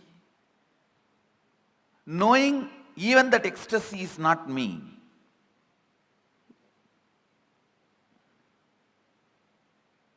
When you know even the joy happening in you is not you, the joy stays with you permanently. All joys disappear the moment you try to grab them. The first truth, time is a matter.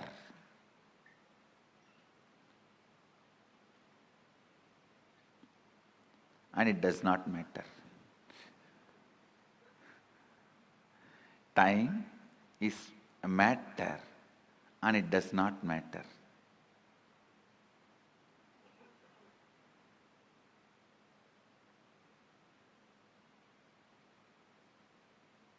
you can manipulate it as you can manipulate your body.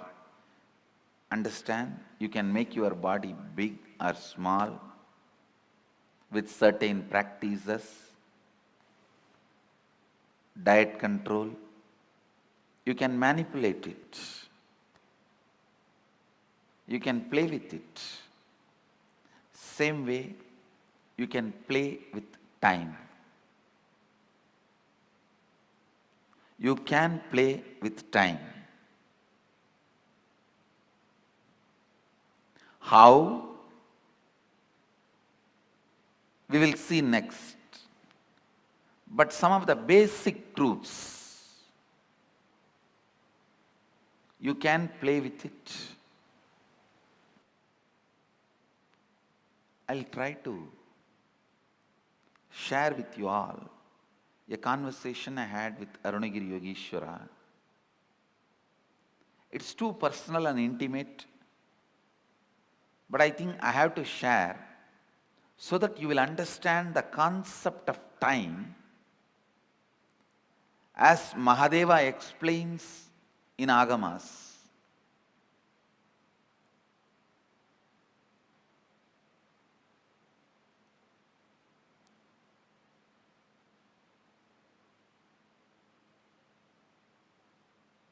One day I was sitting and talking to him. I was just so much in love, awed by his presence. It will always be for spending time I will be talking. There is nothing serious about what I am talking to him. That is why how much ever I try, I am not able to recount or recall everything I heard from him. Very less only I am able to recall, because all the time I was only awed and just I want to spend time with him. That was the purpose. So talking is only secondary. I was talking so that he will not get up and go. To make him sit, I have to talk. Listen carefully. The conversation was about time and space.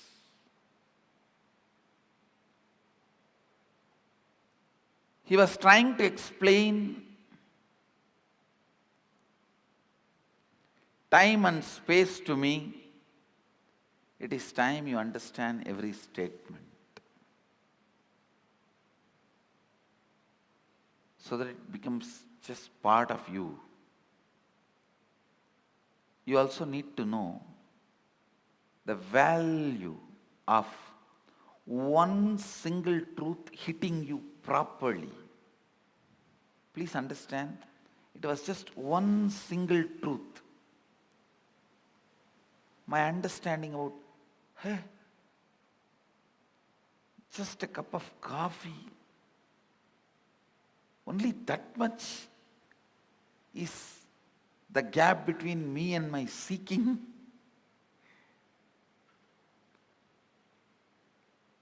It was such revelation. The laziness and powerlessness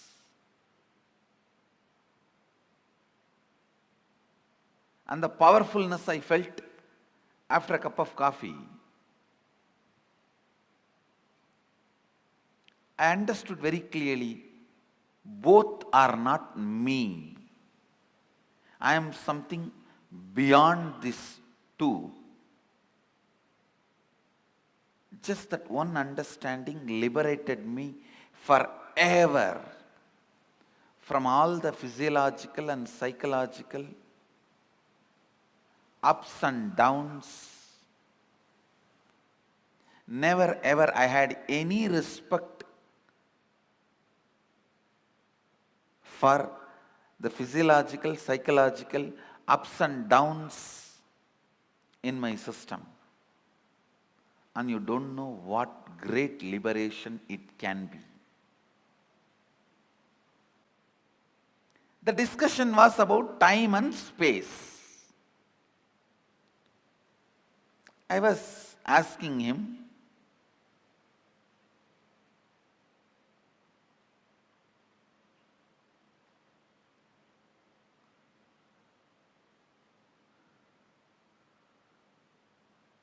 some questions about Kala Bhairava.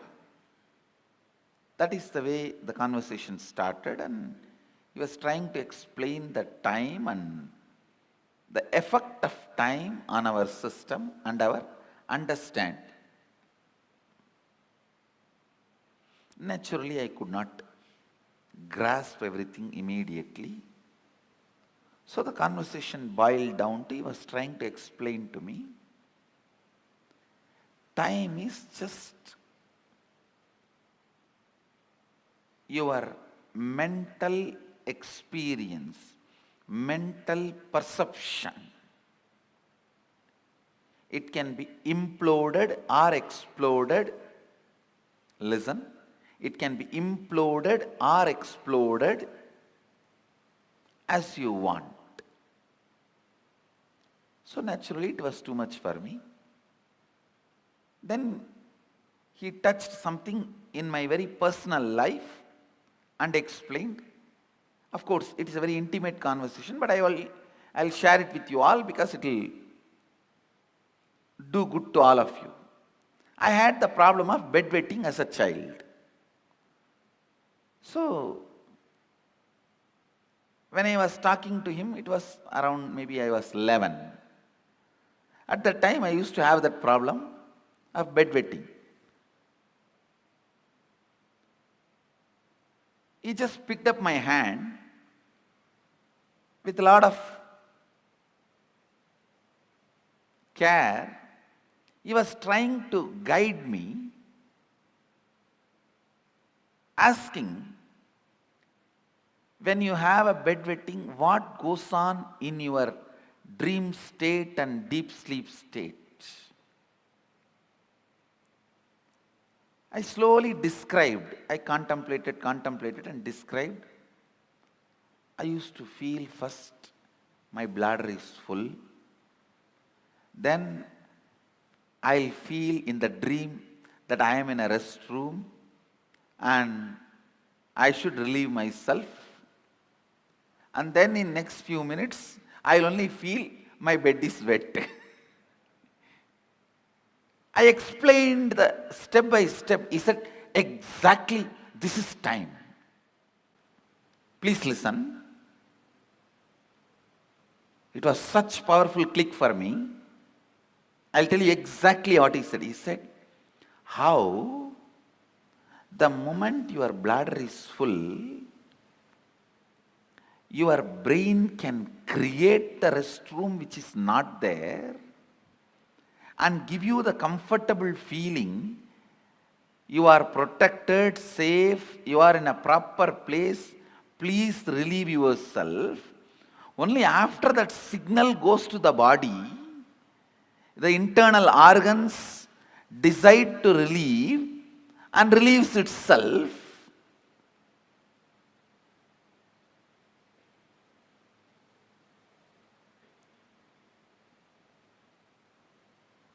The pressure inside you to perceive something, to have some experience, creates the concept of time and gives you various experiences. Pressure inside you, that bladder is full, creates the restroom ambience in your brain, which is actually not there, but gives you a comfortable feeling, you can relieve yourself. Same way, desire to have certain experiences, that pressure inside you creates time which is not there and gives you various experiences. I'll try to convey much deeper the same truth further, now you understand this much. The whole idea of time is your will and decision. I can give you 100 example. When you are sitting with somebody whom you like or doing something which you like, your passion, you don't know how the time passes. Time gives you a different experience about you, about life, about world. But when you are sitting with somebody whom you don't like, or when you are doing something about which you are forced, time gives you different experience about yourself, world and life. This one small example I have seen in my own life. Morning 5 o'clock, early morning 5 o'clock to night 11 o'clock, I'll be sitting with Arunagiri Yogeshwara. I don't know how the sun rises and sun sets, but at night, few hours when I need to be in the house, away from him, I'll move the clock 10 times, thinking that it is not moving, it has stopped.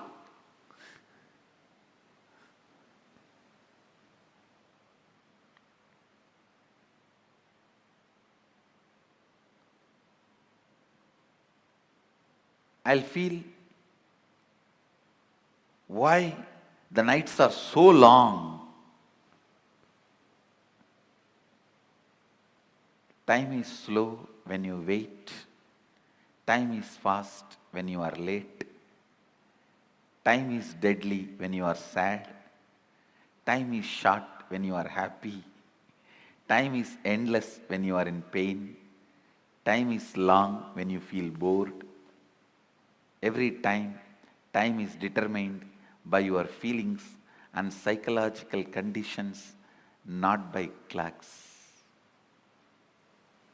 So learn to have nice time always.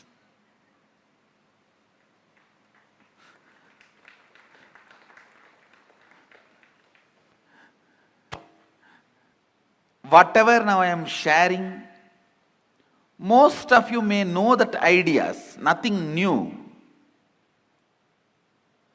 But I am trying to set the context so that I can lead you into the deeper understanding, especially the experience to make these understandings permanent.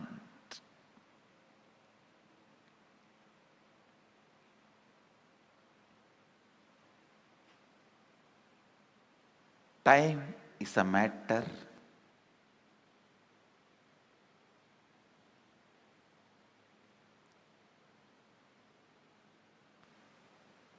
it does not matter.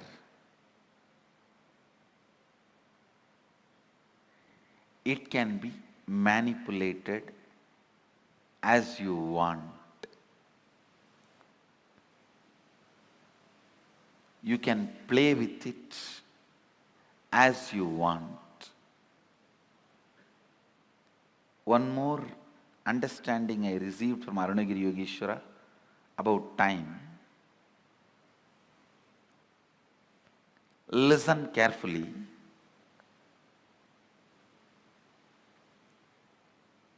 The whole life is just a vast canvas. Space is the canvas.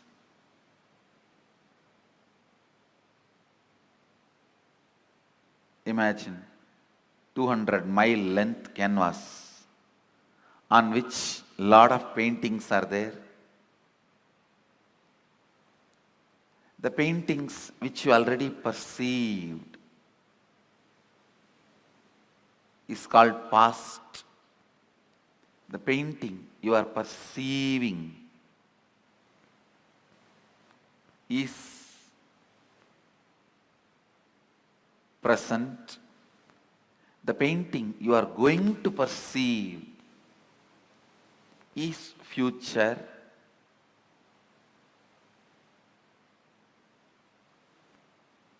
But the truth is, all three exist. All three exist.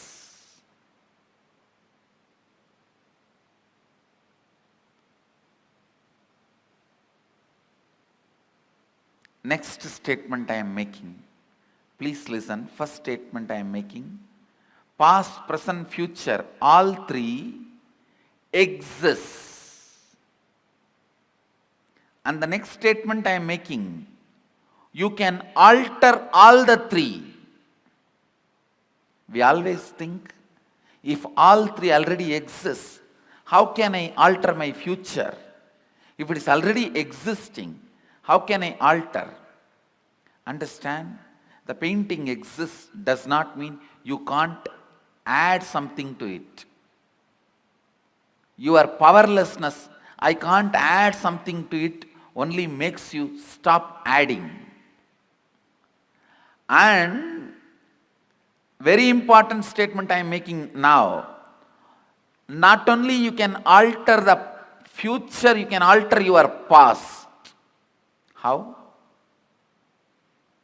We will make. You can alter your past. One, time is a matter, it does not matter. Second, your psychological ups and downs, physiological ups and downs are not you.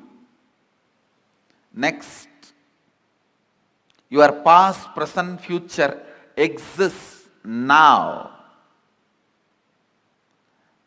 Next, it exists now does not mean you are bound by it. You can alter not only your future, even your past. The absolute freedom from time. Listen.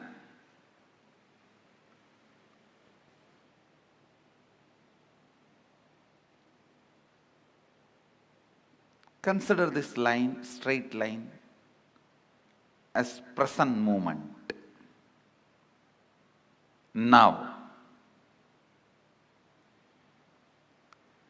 every thought happens between past and future. Please listen. Actually, from morning I am giving you different truths about time.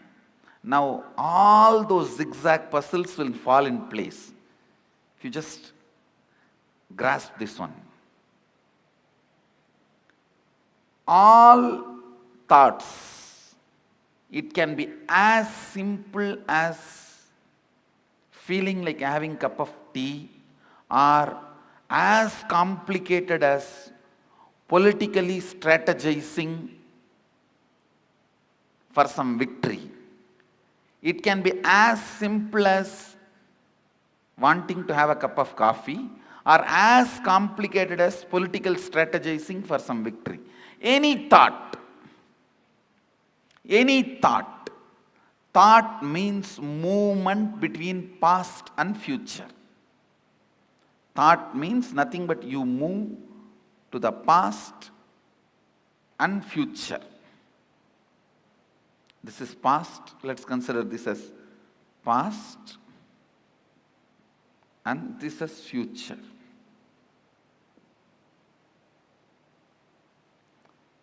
The center moment, present. Where the present meets the past and future, that moment is now. This is that now. Present.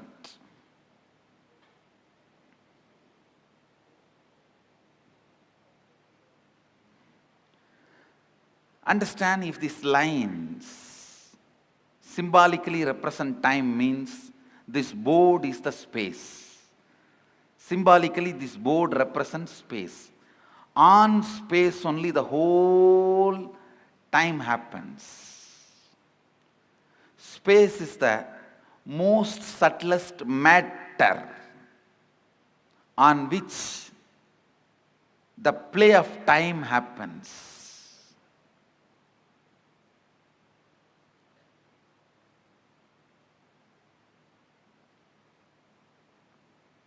Just understand this example. Your movement between past and future is thought. Like you jump from here to there to here to there to here to there to here. That is what I call your perception about you, life, your existence. Your existence is nothing but the movements. Because till you know your real reality, as of now, whatever you know about you is nothing but your thinking. Am I right? Is there anything you know about you more than your thinking? Anybody? If you know something more about you, more than your thinking, this seat is for you. See, whatever you know about you is all based on your thinking. So, I can very comfortably assume your thinking is your reality, as on now. Am I right? So, it is all about you jumping into the past and future, past and future, past and future. That's all is your thinking. That's all is your, what you call as you. See, what I call as you is much beyond than what you call as you. So now I am talking about what you call as you. It's all about movements between the past and future. And I want you to know, it has a direct utility in your life's balance sheet. So please don't think it is some philosophy, it is some metaphysics, it is some intellectual stuff. Allow every word to enter into you. It can increase your everyday balance sheet. Double.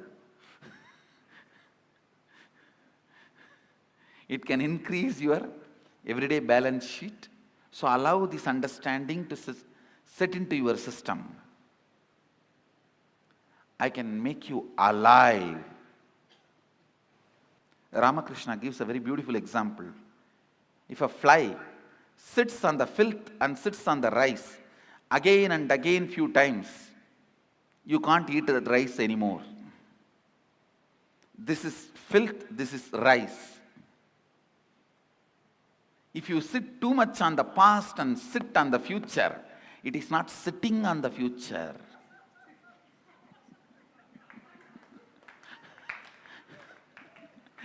Understand? Now, I have not said anything. Everyone understood. It is not sitting on the future. There is something called chronological time. How the clock moves. There is something called psychological time. The psychological time is the unit of the psychological time. Listen.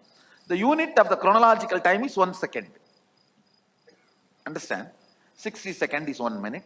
60 minutes is 1 hour. Like that.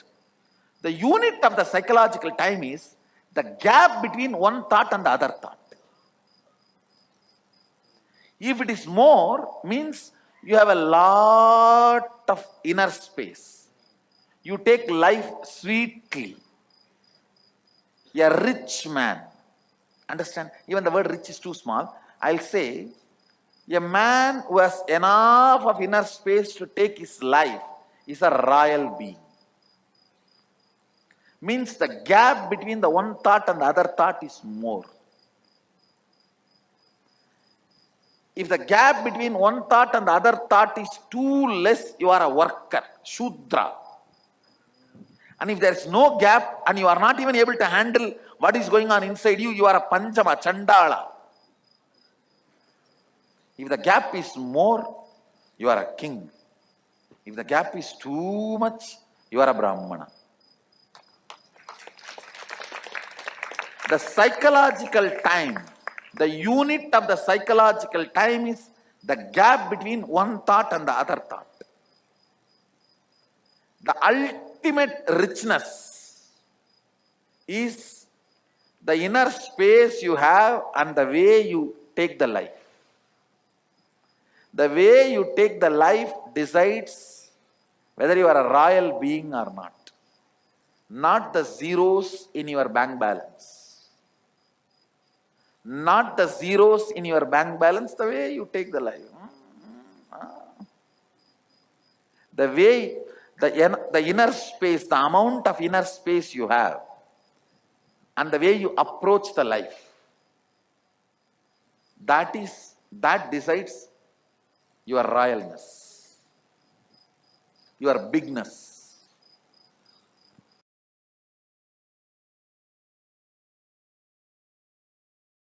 Listen carefully.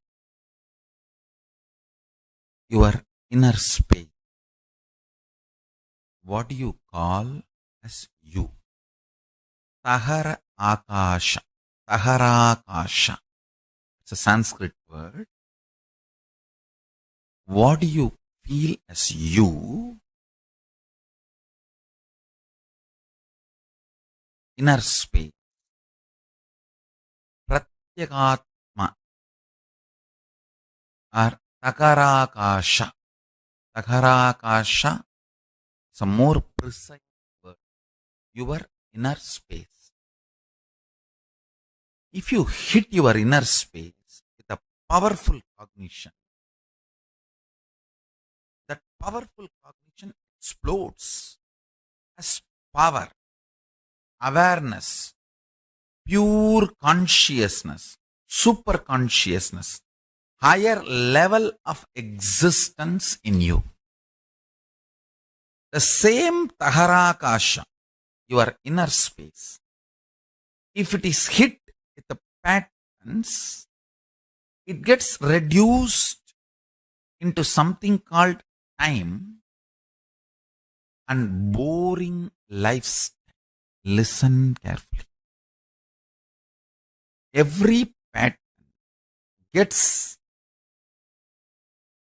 settled in your inner space,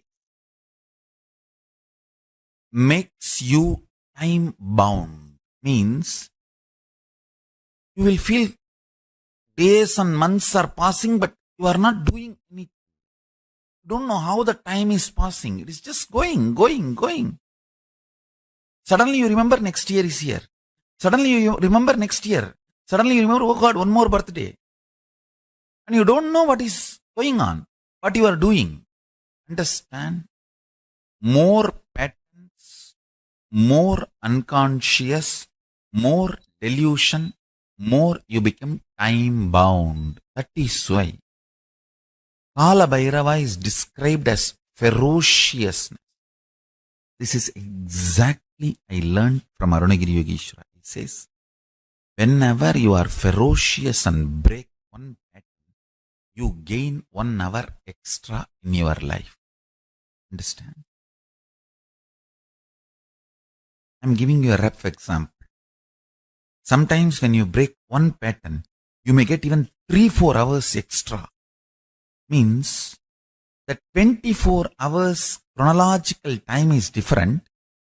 Consciously, how many hours you are living, that psychological time is different. Phenomenology of the time. Listen. In reality, chronological time does not matter for your existence because you are a conscious being. A being just takes birth, eats, reproduces, ages and dies. For that being, chronological time is enough. But you are not that kind of a being. You are a conscious being. You have a purpose to exist. You feel desire, fear, greed, wanting, not wanting. You have choices. And you feel your freedom to choose. Understand? The moment you feel you have a will, you are a conscious being. So how many hours are available for your consciousness, your awareness? That psychological time matters. Every time you are ferocious and break a pattern, you gain time. You gain conscious extra, conscious longevity. Understand?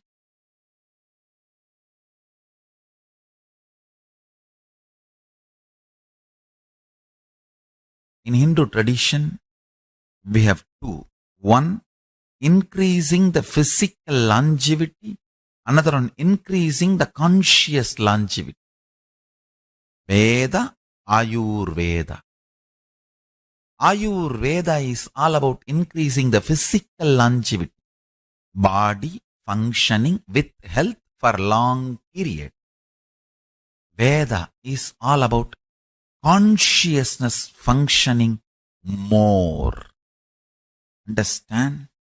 Every time you break a pattern, you have more psychological time available to you.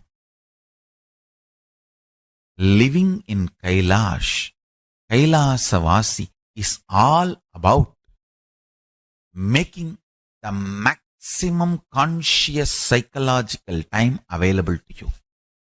Of course, I do work on your body, detoxification, giving you the best organic food and make your body also live long.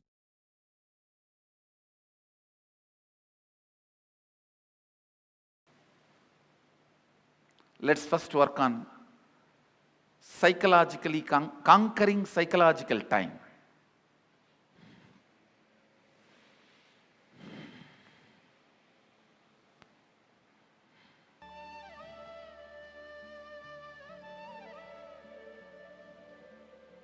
I'll repeat what you have to write. The strong thought currents, powerlessness, incompletions from the past, which is influencing and driving you into your future. Those powerlessness moments, why you decided to become wealthy, why you decided to become powerful. If it is out of passion, great, no problem. If there is some powerlessness, some incident, incompletion is influencing you, pen down that.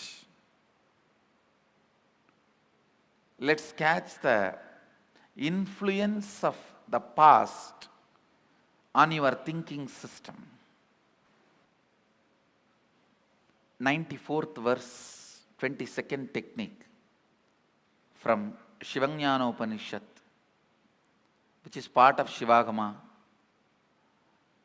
Chittat yantaha kritir nasti mamantar bhavayet iti vigalpanam abhavena vigalpair uchito bhavet.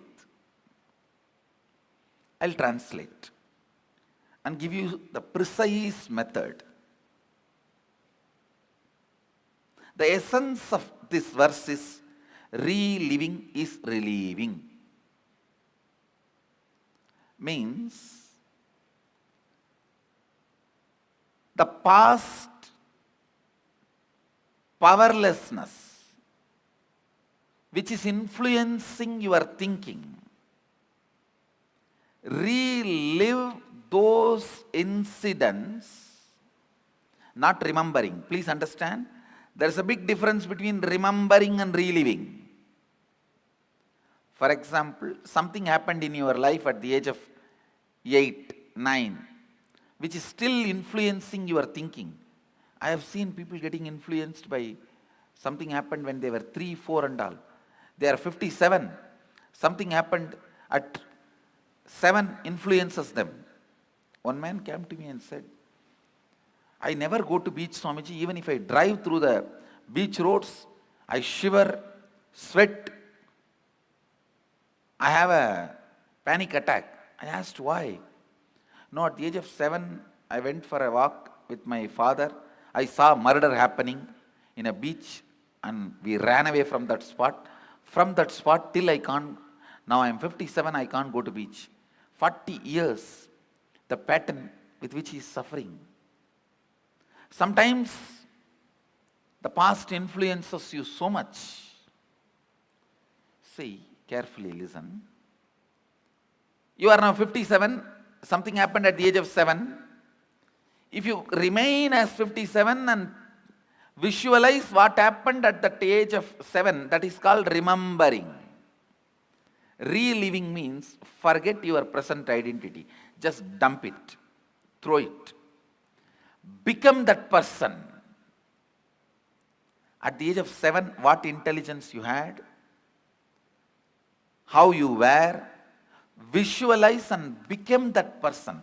Enter into that person's physiological, psychological frame. Take few minutes and meditate on that person. Become that person. Then relive. When you relive, all the powerlessness accumulated in your nervous system during that incident, it may be emotional suppression or the identity crisis, various guilt, pain, suffering, it will all just break, collapse and leave your system. Your system will be clean. System will be cleansed. When the effect of your past is reduced on your existence, you will not reproduce it as it is or in an altered way on your future. Neither reproducing as it is nor reproducing in altered way is liberation.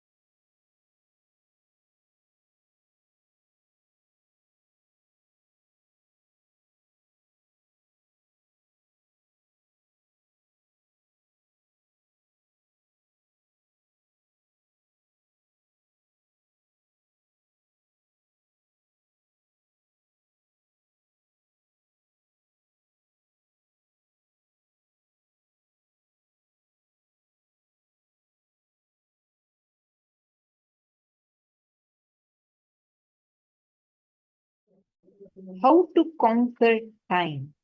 Such an extraordinary revelation Swamiji gave to us. Understand, like Swamiji said, your time may be money for your boss, your time may be pleasure for your beloved, but time is life for you.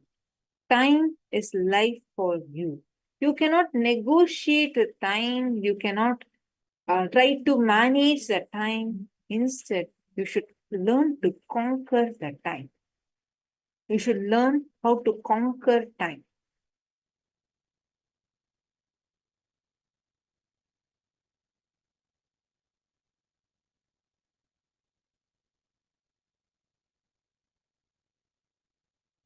I request all of you to take a moment and post it here in the chat. What are the clicks and understandings you have had so far?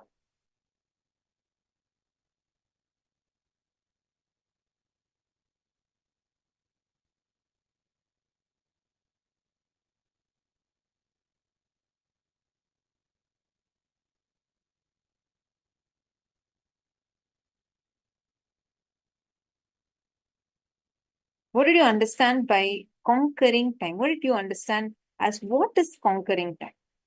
See, first we need to understand how time, see the chronological time is different, but psychological time, we all have two types of time. There is chronological time, what you see in your watch, what is the time right now, based on your time zone, you have a time. This is for a practical purpose for all of us to be able to be coordinated. 7 a.m. Eastern Standard Time, the sessions are starting, yoga is starting. Let me come and join at that time. This is the chronological time. There is one more psychological time. How this time actually occurs to you. How many of you have seen? Sometimes when you're with your favorite person, you won't even know how time passes. You just feels like so quickly, so much time has passed. But it just feels so fast. Time has passed for you. How many of you have felt this? Especially whenever you attend any program with Swamiji. And like sitting with Swamiji, you won't even realize so many hours have passed. I remember when we had the Cambodia program, in once there was a process where Swamiji is conducting a Shivoham process. All of us were sitting, and Swamiji was sitting and conducting a meditation process. I remember of going into the hall somewhere we finished puja and we just had our breakfast. So morning time we all went. And we all were sitting around Swamiji. There's like a few thousand people. Swamiji is sitting in the middle, and everyone was sitting in a mandala shape around Swamiji. Huge hall. And by the end of the process, it just, for me, honestly, it felt like probably half an hour to 40 minutes would have passed. When I came out, only I realized the sun had already set. It was already night. None of us even felt like time passed. It was just so quick. See, with Swamiji, whenever you're with your favorite person, you'll feel like time is passing so fast. Whenever you're with someone that you don't like, or probably, like, for example, you're in a boring lecture and you're sitting, you keep seeing that time, or you're in your office and you have a long weekend. That last 10 minutes will feel like forever. You keep checking your watch when the time is going to get over so that I can go out. But that few minutes would feel like eternity. Am I right? How many of you are able to relate to this? How many of you are able to see this? Whenever you are with your favorite person, time feels like it is just going so quick. Whenever you're with something that's so boring, something that you really don't like, and then it feels like, oh, it's so long.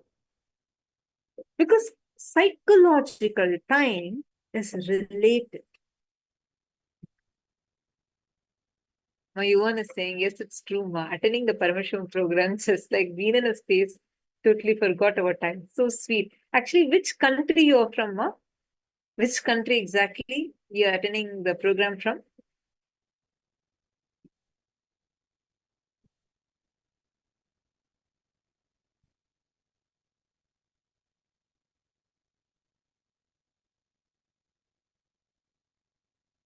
From Malaysia. Wow. You're sitting right now at 2:30 a.m. in Malaysia. And you're posting here saying that you just feel like time doesn't even matter.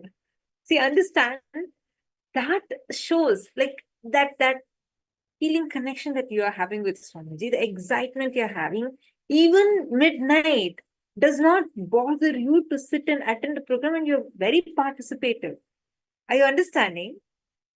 So sweet. See, we actually have people from literally every time zone sitting with us, and every program we have people who are from various countries, different time zones, midnight for them.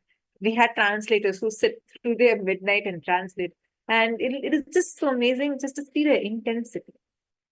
Because time is relative. Time is a matter and it does not matter. Understand, you can conquer time. You have the power, your ability to actually be able to conquer time for you. Like how you can bend your body, shape your body the way you want. You can do some workout. You can change your body the way you want, right? Same way, you can change the time the way you want it. The way you want, how you want time to be for you. You can actually make time like that. Time is nothing but the oscillation you have between your past to future, past to future, past to future, that from your powerfulness to powerlessness, the oscillation between powerfulness to powerlessness, that is called as time. Conquering your psychological time means not being affected by the psychological ups and downs and anything that happens in your psychology does not touch you. Whatever happens in you psychologically is not touching you.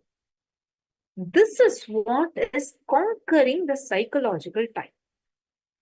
Actually, one thing, when you live around Swamiji, right, you will actually see time will not bother Swamiji. Like you will never see Swamiji getting bored, tired, frustrated, never. Like I can't even visualize Swamiji ever like that because it's impossible. Never once you will even see him like that.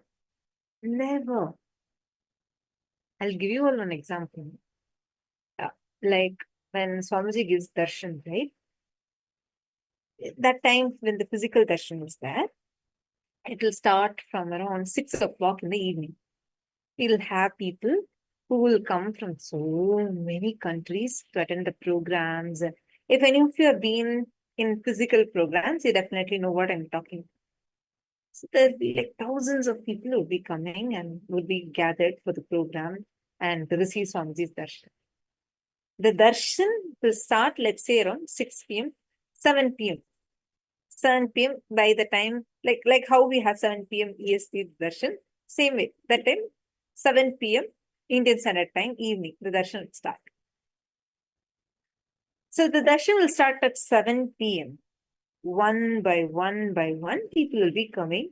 And so, with what smile, that bliss, sincerity, with which Swamiji will start attending to the first person, till the last person comes, Swamiji will read their letter, bless each one individually, talking to each one, blessing them, showering them with boons. Till the last person, Swamiji would have not even moved. And this darshan, starting from 7 p.m., it will go all the way till 4 a.m. in the morning, 5 a.m. in the morning. Swamiji would have not moved. Swamiji will not move. Sometimes it'll go till like next day, like 7 a.m. It's like more, almost 12 hours. Swamiji will sit in the same place. Forget about not sleeping, not getting tired. Swamiji will not even move for a break. Swamiji will say, what if even one person misses out? Swamiji does not want even a single being to miss out on the darshan. He will not even move, neither for water break, restroom break, nothing. And imagine and see for the crowd that would be there. Oh my God, the crowd would be just too much. Too much of crowd would be there. People will be standing in long queues, people will be dancing. Whoever comes, see, batch by batch, people are going to be coming, people are going to be sitting, they're going to be receiving the blessing. They may go and lie down, they may sleep. That is different. He will not move. Swamiji will not move out of that place.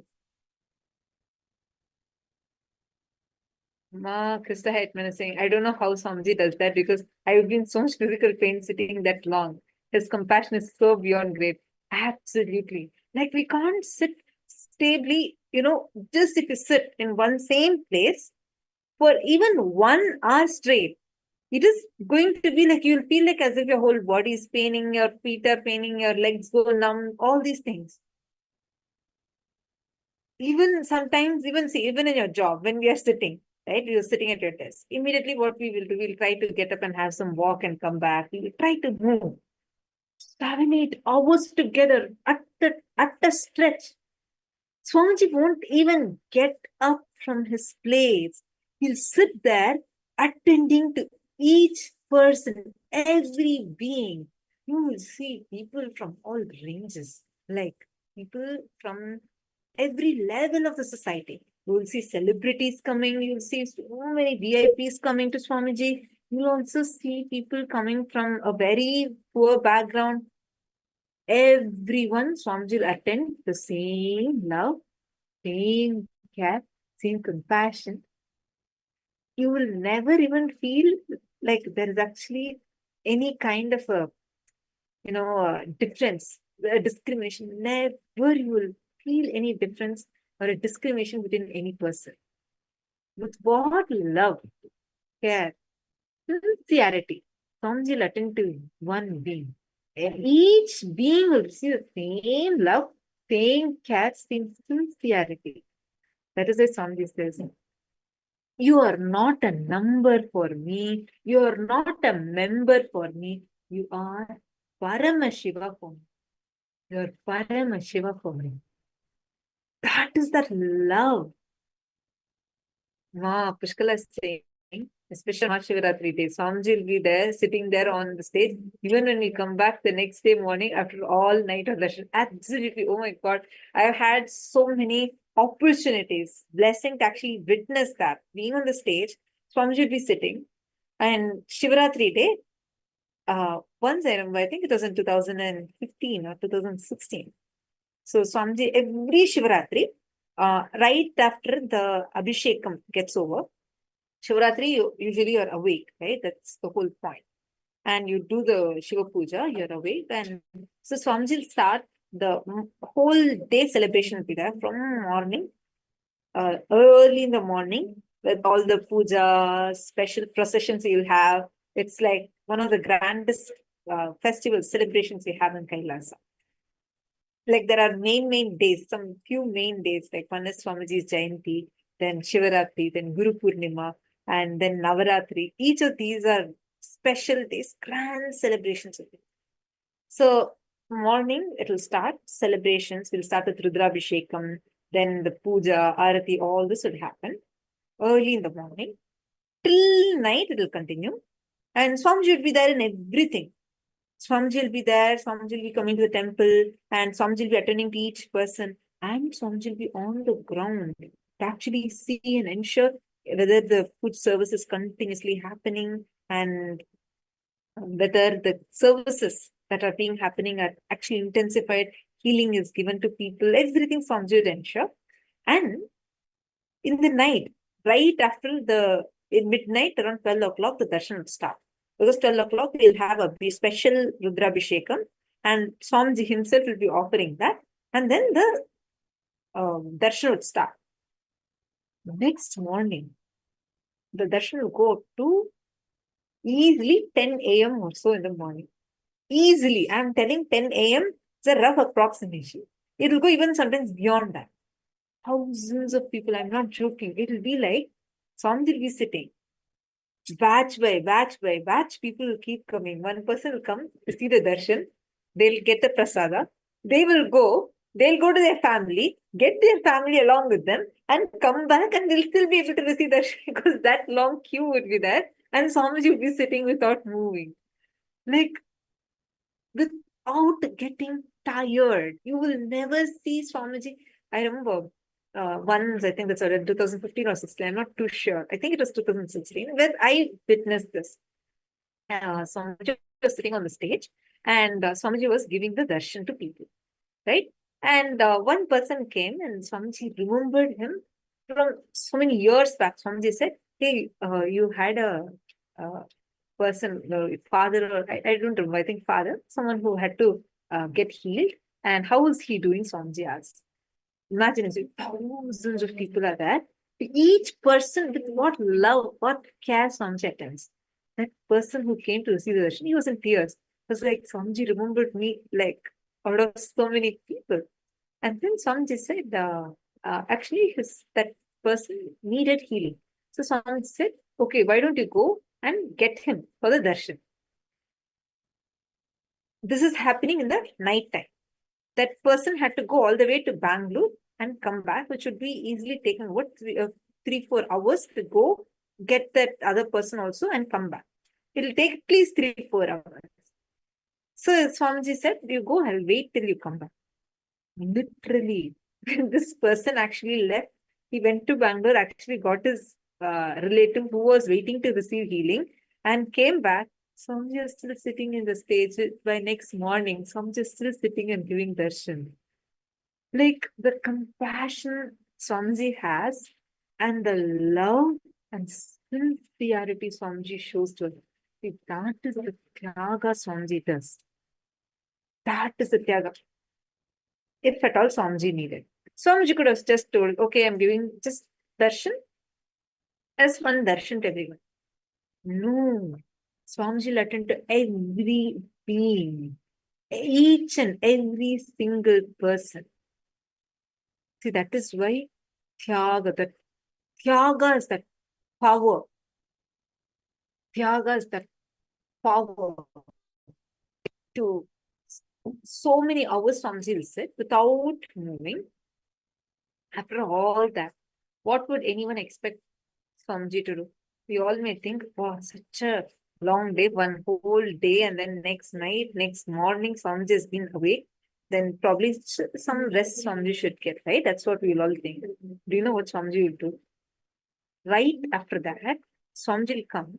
Swamiji will start going for campus rounds. I've seen Swamiji so many times in campus rounds.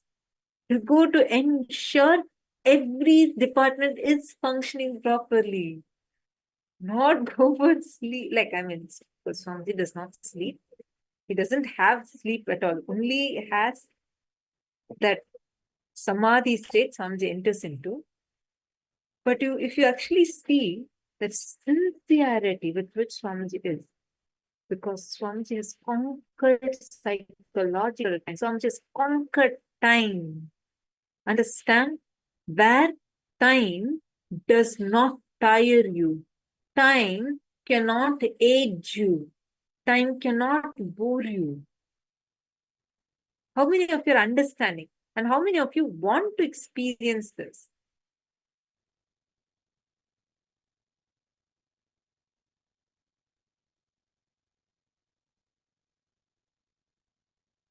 My Istak is posting, thank you, Swamiji, for your immense compassion towards each of us. Absolutely. And Kailas, yes, Nityanandam, Subramanyamaya, I see you, Nityanandam, and I also see a few more people sitting there. Nityanandam, to each one of you. See, now let us all understand how to conquer the psychological time. Now we all are understanding that it is possible, because come on, we see Swamiji living it. Let us now understand how can you conquer the psychological time. I request all of you to take a moment and take your notebook and pen. Please write this down. Follow along as I take you through this. Write the strong thought currents, powerless moments, where, see, understand, the heavy powerlessness you experience in the past, which is influencing your thinking. It can be as simple as your elder brother snatching a chocolate from you, or as difficult, as complicated as your girlfriend, your friend snatching your girlfriend away from you. It can be anything. Sit and write down the heavy powerlessness that you are having. Take a few minutes and write this down. Take a few minutes and pen down the past sitting heavily inside of you and influencing your thought current. Please start now.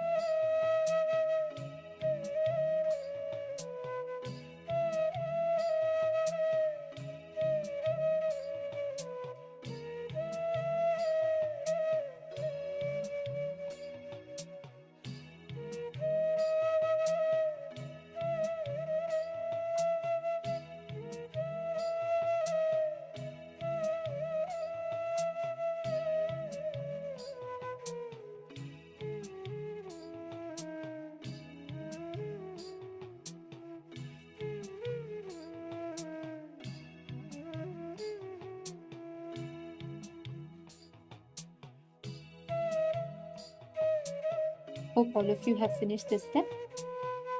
How many of you have finished? Can I request all of you to please post in the chat? How many of you have finished this step?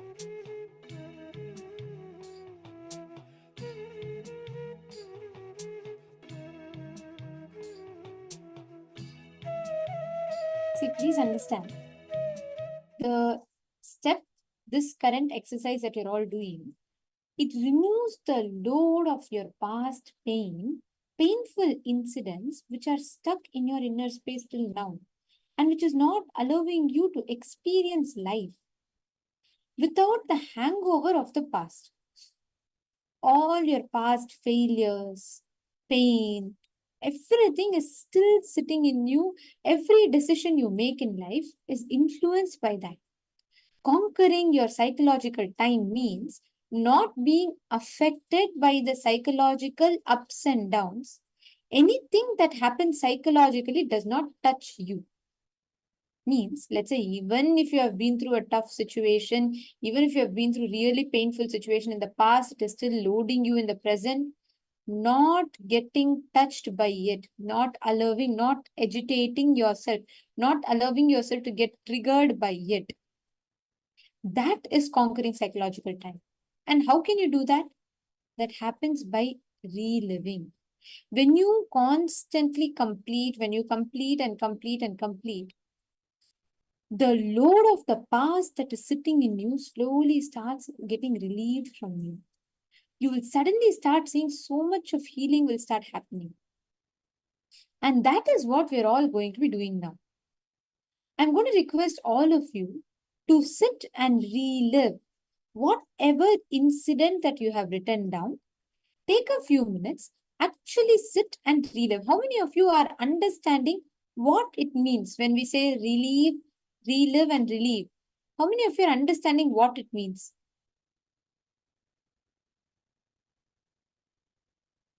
All the Kailasavasis especially understand this principle of completion is a fundamental principle for all of us in Kailasa. Swamiji always anything, the core of it is completion.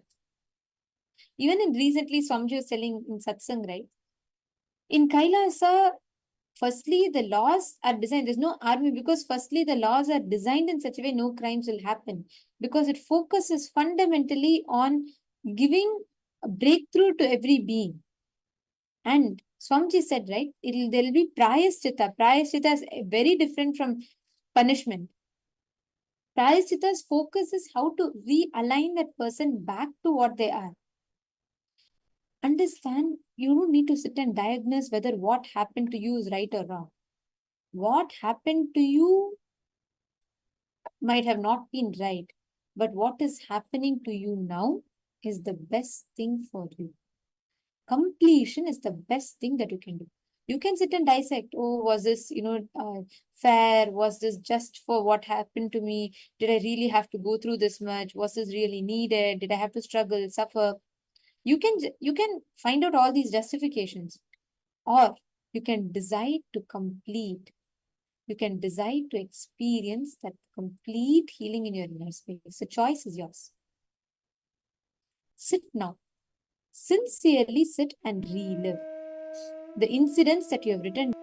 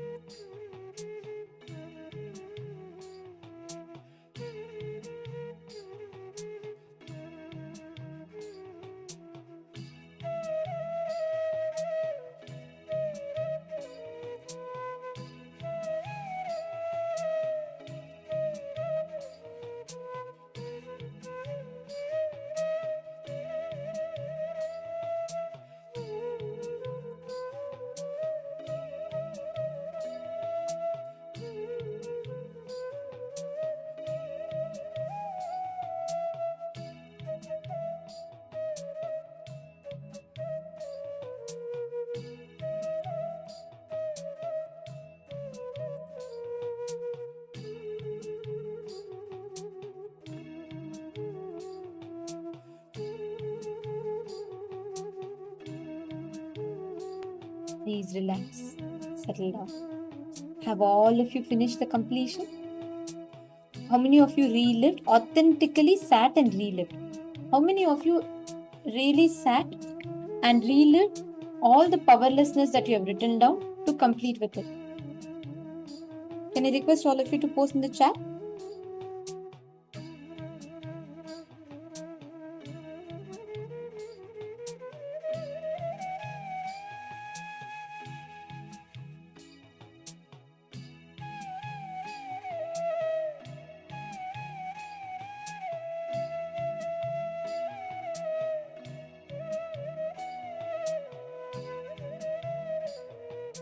Now, please understand, the moment you decide and you start reliving, when you start completing, you will feel the load of the past being lifted from you. How many of you actually experienced so much of completion happening in you? Suddenly, when you started doing this, you felt like so much of lightness in you.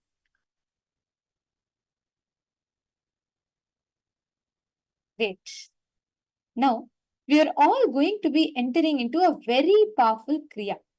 Actually, this Kriya that Swamiji is going to be conducting for all of us now, this is a very unique Kriya which all the hangover of the past that is sitting in you. Understand, whether you're suffering from muscle stiffness, arthritis, or some kind of a body stiffness issue, pain issues, Swamiji explains the hangover of your past tightly when you're gripping, clutching on to it. That hangover sits inside of you and it shakes you. It doesn't allow you to experience your future. It doesn't allow you to actually experience how you want to experience the future. This causes, it disrupts your system, physically impacts, it manifests as arthritis and so many different things in you. The exercise that we're all going to do now, the Kriya that we're all going to do now, is going to work on your body, removing all the load, the hangover of the past. Suddenly you will see, right, by the end of this Kriya, you will notice that your body will become so relaxed. This is a very powerful Kriya, and I request all the participants to actually sit and sincerely do this Kriya. Even if you do not have arthritis or anything, just sit and do this Kriya. You'll see so much of healing happening in your system. You will see that your whole muscle, that stiffness in the muscles, all of that will leave. Please settle down. I request everyone to come on camera. Please do not do this Kriya without being on camera. And if you have any medical issues, you are diagnosed with any medical issues which prevents you from doing such exercises, breathing exercises, if you have heart-related issues, please do not do this Kriya. And we request all of you to please make sure you're following all the guidelines and you're being on the camera. Let us all now enter into the Nitya Kriya, the cure for arthritis.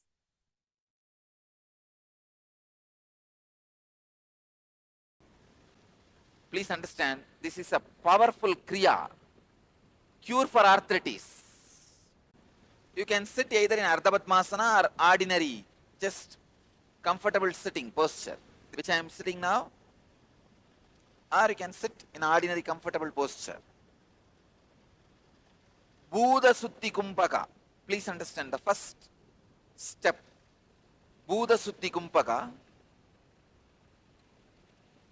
Let me give you the instruction step by step.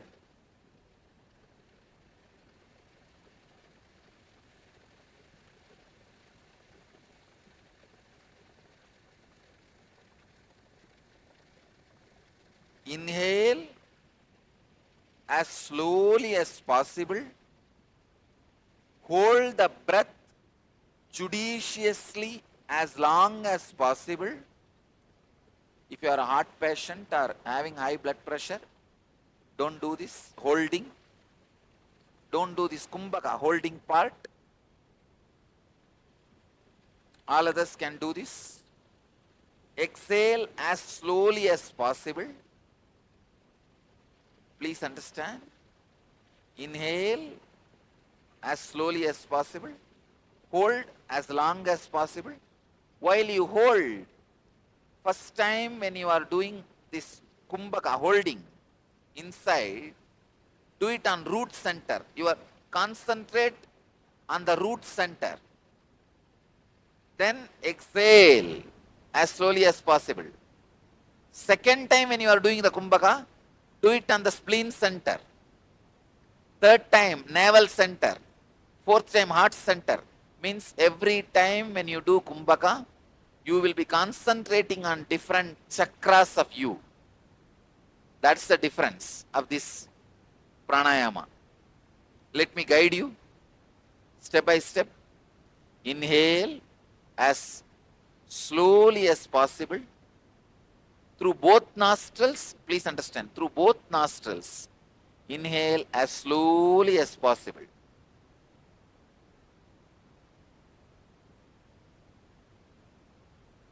When you feel full, hold using your fingers, both nostrils. Concentrate on your root center, end of the backbone, spine.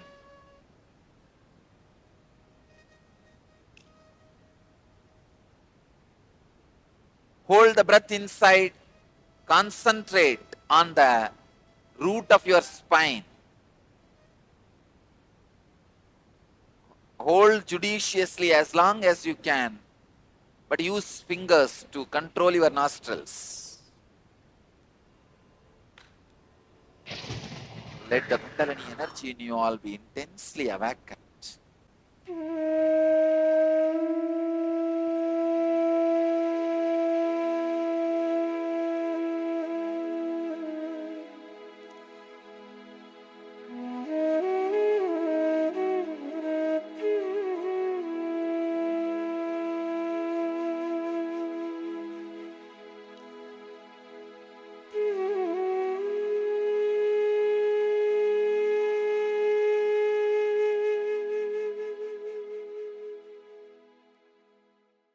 Exhale slowly, very slowly.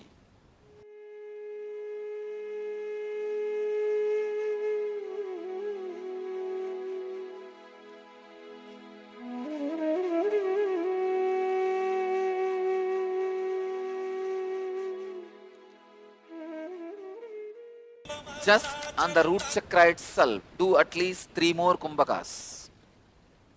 Same thing, inhale, hold, and concentrate on the root chakra itself. Do this 3-4 times so that your energy in the root chakra is awakened. Then we'll go to the next center. Do this 3 times.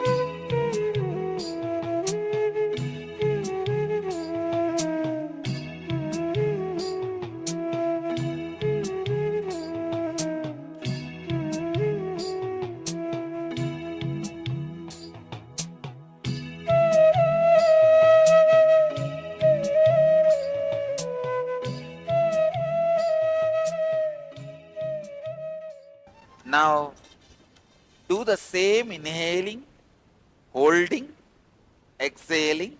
But when you are holding, bring your awareness to the spleen center, just lower than the navel, little lower to the navel center. 2 inches below the navel center is your Swadhisthana, spleen chakra. Bring your awareness to the spleen while you are holding the breath. Do this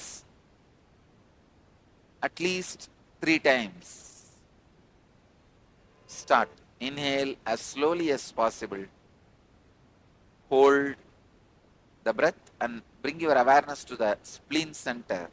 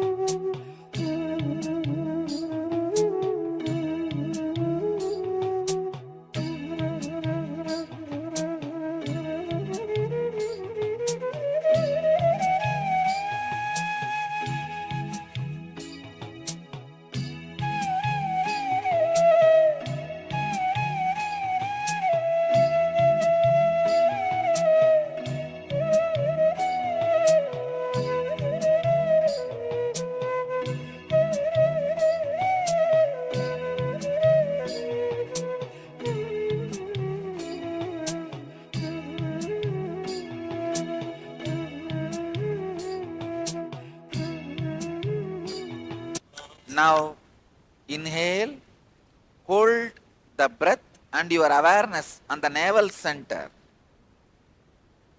judiciously as long as you can, then exhale slowly. Do this 3 times on your navel center. Let your awareness be concentrated on navel center.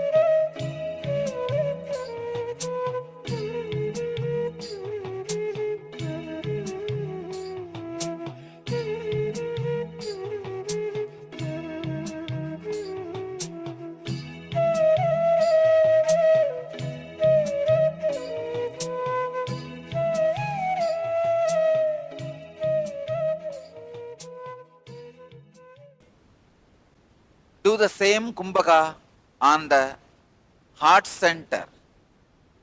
Bring your awareness to the heart. Inhale, hold in your heart center, your awareness during the holding. Let it be on your heart center. Then exhale as slowly as possible. Do this 3 times.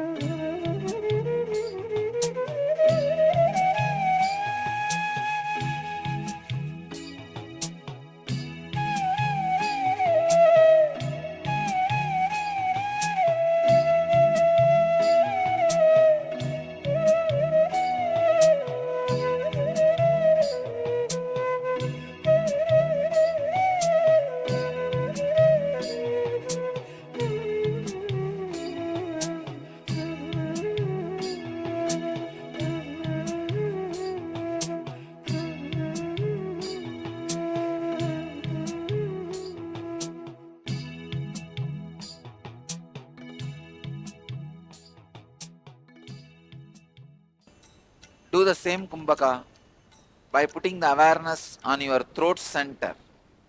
See, arthritis is a very complicated disease. That is why you need to work on all energy centers, and long kumbhakas are required. Please do it.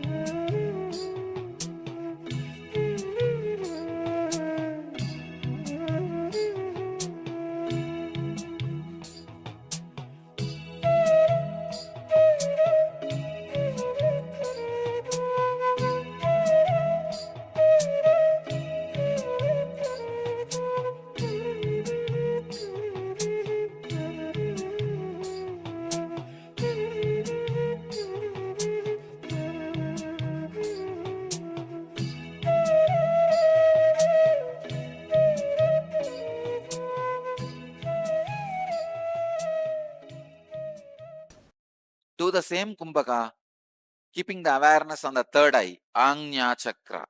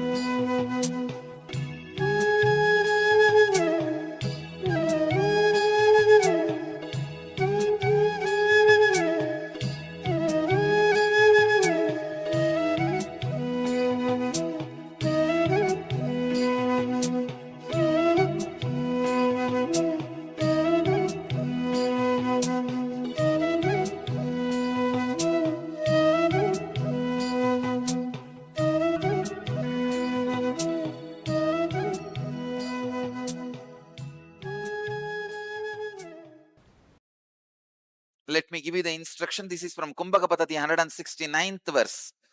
Actually, the Kumbhaka earlier you did just now.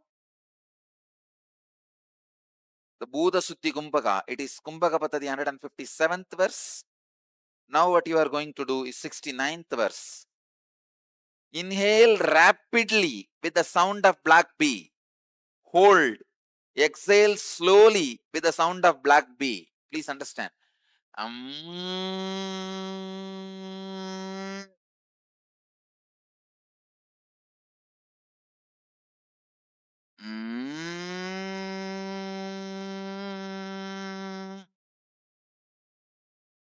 Inhale rapidly with the sound of a black bee. Hold as long as you can judiciously. And then exhale rapidly with the sound of black bee. Do this Brahmari Kumbhaka 21 times. It will awaken your every muscle. Your every muscle will be awakened.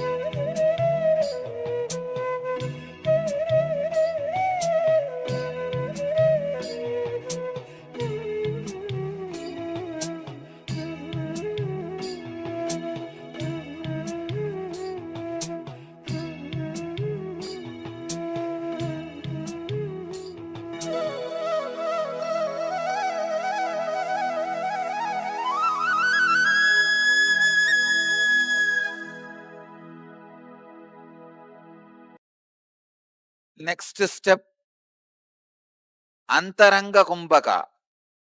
Hold the breath after suddenly exhaling, then hold the breath after suddenly inhaling. This is from Kumbhaka Paddhati, 168th verse. Let me show you.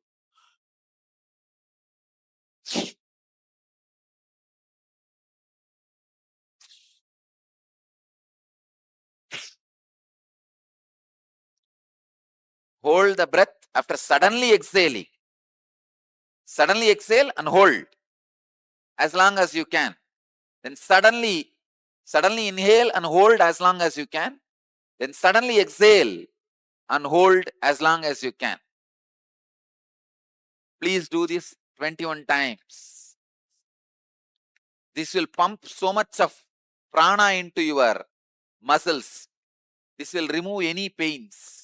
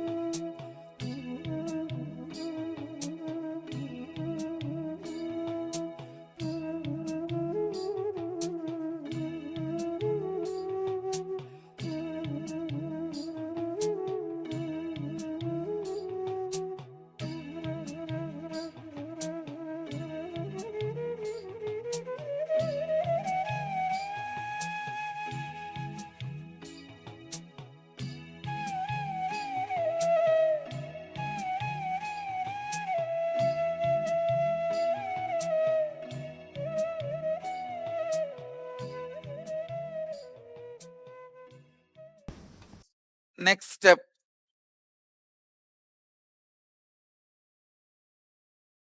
Bastrika. This is from Garanda Samhita, 5th Upadesha, 75, 6, 7 slokas. With a bellowing sound, forcefully blow out the air out of both the nostrils so that your abdomen gets tucked in. Slowly allow the body to inhale. Repeat the cycle. Let me show you.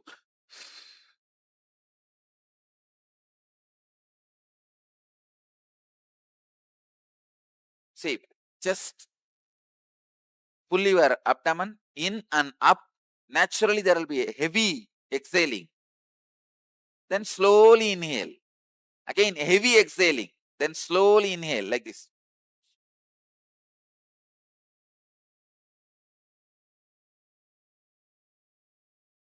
Heavy exhaling by pulling the lower abdomen in and up.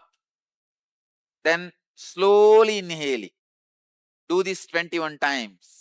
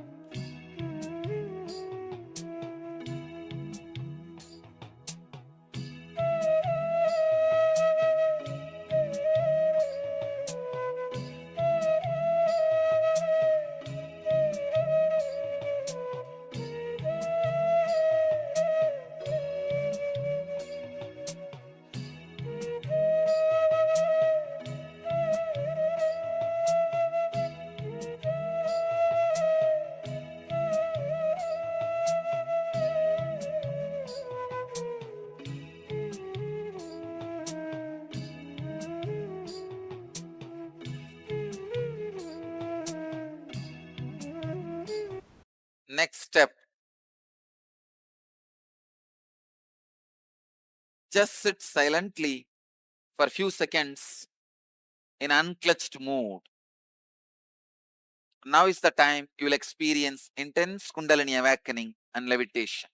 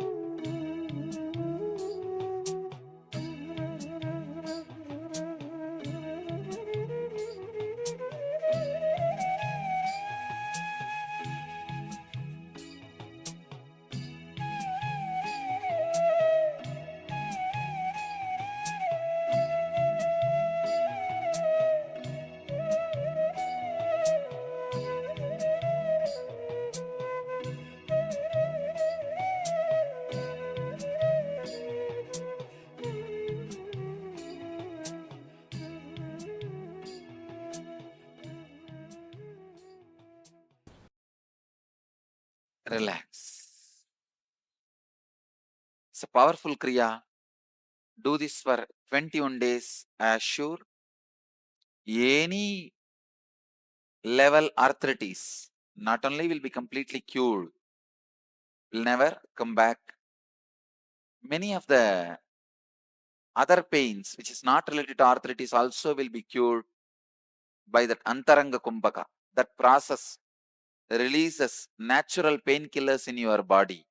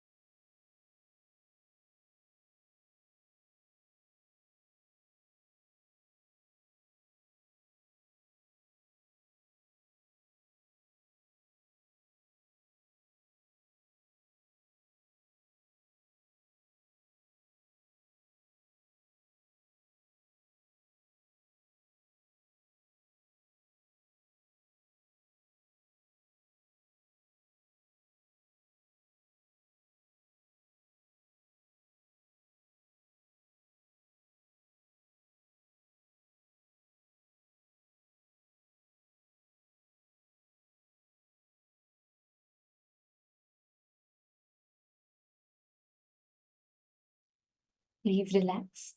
I request all the participants to take a moment and post in the chat what was your experience like.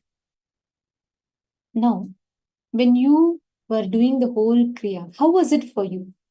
How did you experience it? What was your experience like? Can I request all of you to please take a moment and please post in the chat?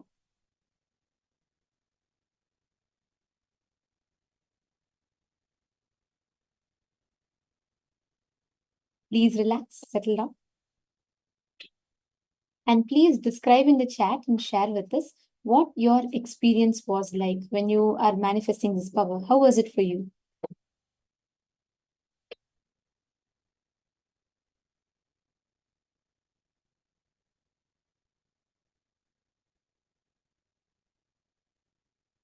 See, so many people actually understand this. Every time you do this exercise, you do this Kriya, it is literally directly working on your system and healing all the, especially if you have some pain like muscle stiffness or any such issues that you have, it is healing all of it. Ma Anandeshwari is saying it was so powerful. Thank you, Swamiji.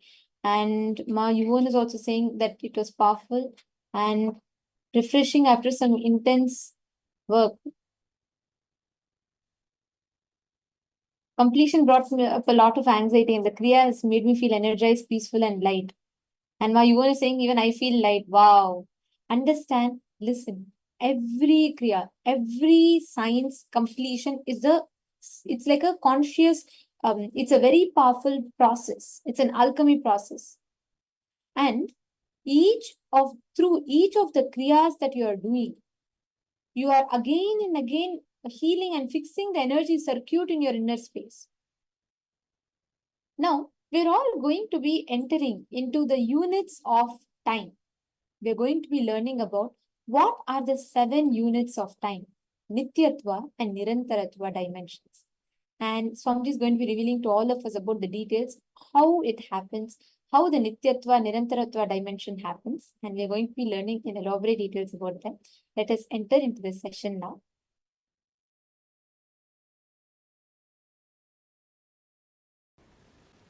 Please understand, this is a powerful kriya.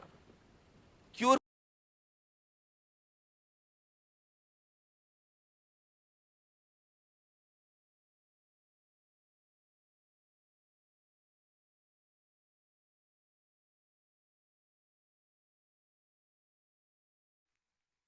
I welcome you all with my love and respects.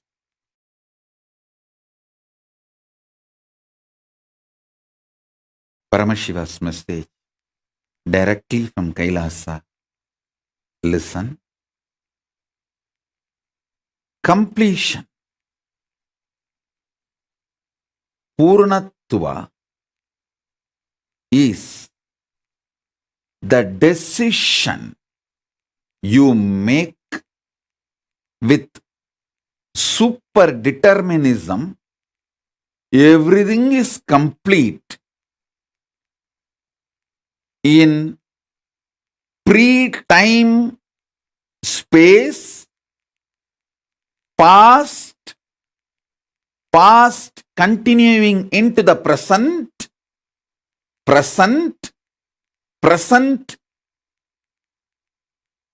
evolving as future, and future merging back into the timeless zone.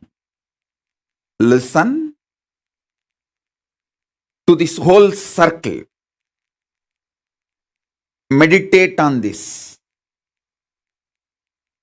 Time before the time started. Space which existed before even the time started. First. Then, second, past. Whatever you think as past. Third, past merging into present. Fourth, the present. Fifth, the present merging into the future or evolving as future. Next, the future. And the next, the time, the space which is going to be beyond the future, after the future. So understand this whole circle. I'll repeat now. Space before the past, past merging into the present, present evolving as future,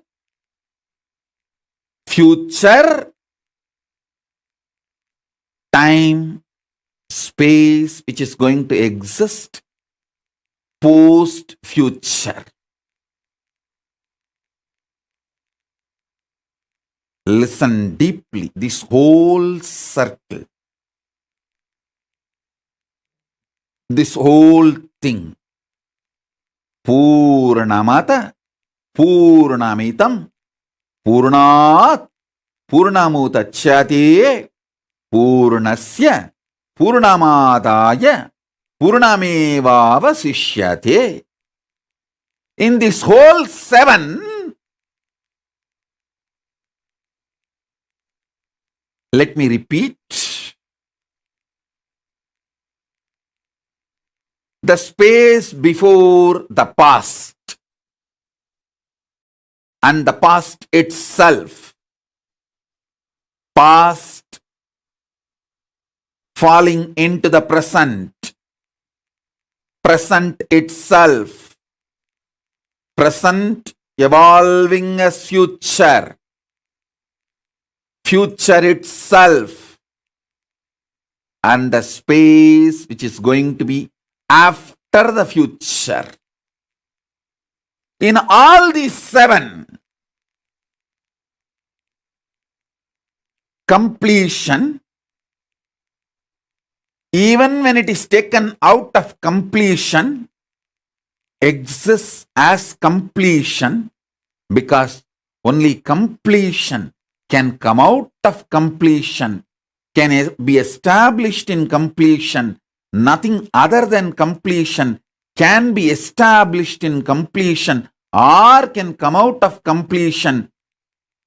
Other than completion, nothing else exists.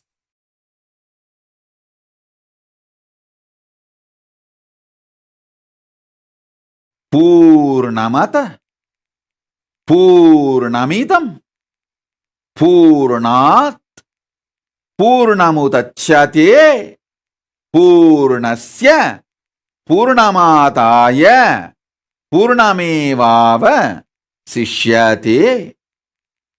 Om Shanti, Shanti, Shanti. Listen. The first statement, first powerful cognition. The space before the past. Today I am going to make 5 important powerful cognitions. After the initiation is over, all of you try to sit and write in your own hands. Don't try to type. Write in your own hands these 5 powerful cognitions at least 11 times so that it becomes part of you forever. So listen. Space before time, before the past first. Then past itself means time has begun. So the past. Then past entering into the present. Then present itself. Then present evolving as future. Then future itself. Then the space which is going to be after the future. This 7 is called eternity. Nitya. In this 7, only 5 past merging into the present, present evolving as future, and future. This 5 is called Nirantara. This 5 is called Nirantara Tattva, and all the 7 put together is called Nitya Tattva, Nitya Satya. Completion, Purnatva, is Nitya Satya, not just Nirantara Satya. So listen to these statements. All the 7 put together is Nitya, eternity. Just this 5 is Nirantara. Completion, Purnatva, is Nitya Satya, not just Nirantara. If you are working for Nirantara completion, you will be failing. If you understand the completion is Nitya, you will be winning, succeeding, manifesting. So I am repeating. Listen. I am repeating.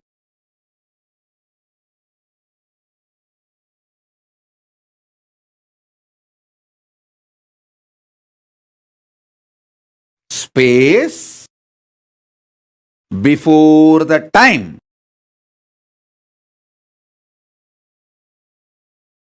First Second, past.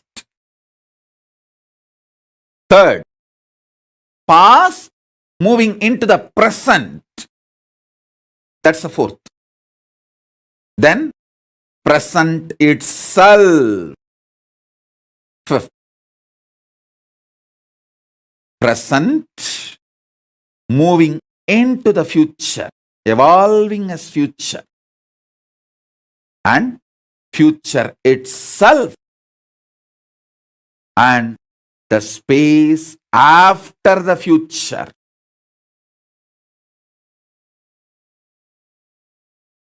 See the circle clearly. Space before the past,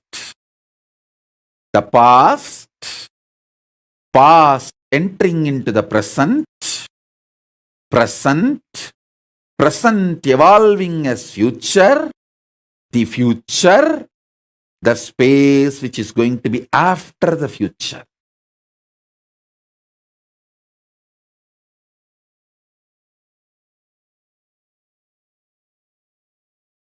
Understand? This seven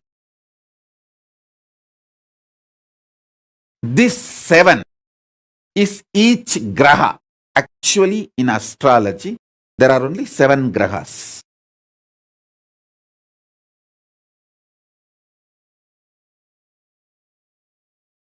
The time before the past, the space before the past, evolving as the past, is shadow graha, Rahu.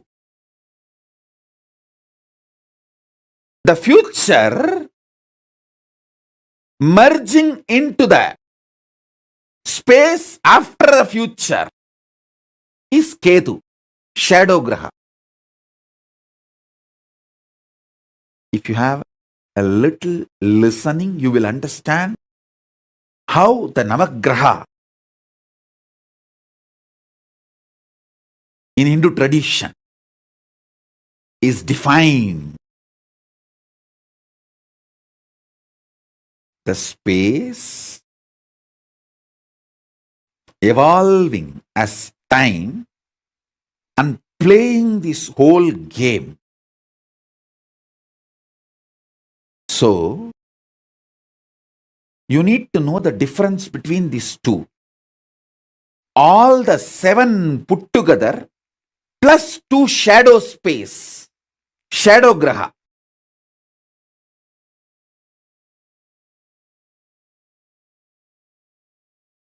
All the 7 put together is called Nitya. Only the 5,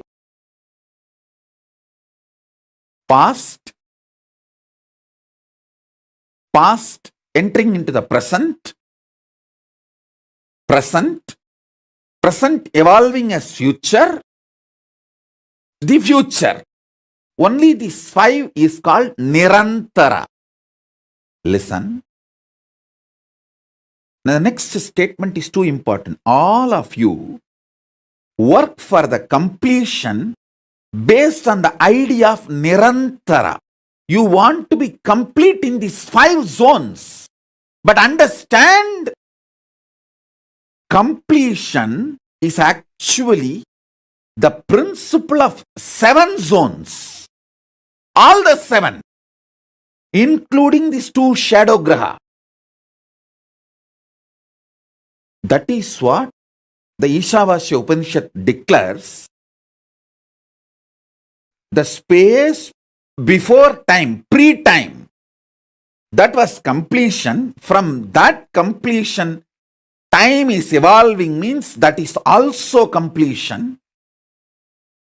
All these plays are completion, and entering back into completion, because the whole eternity is completion.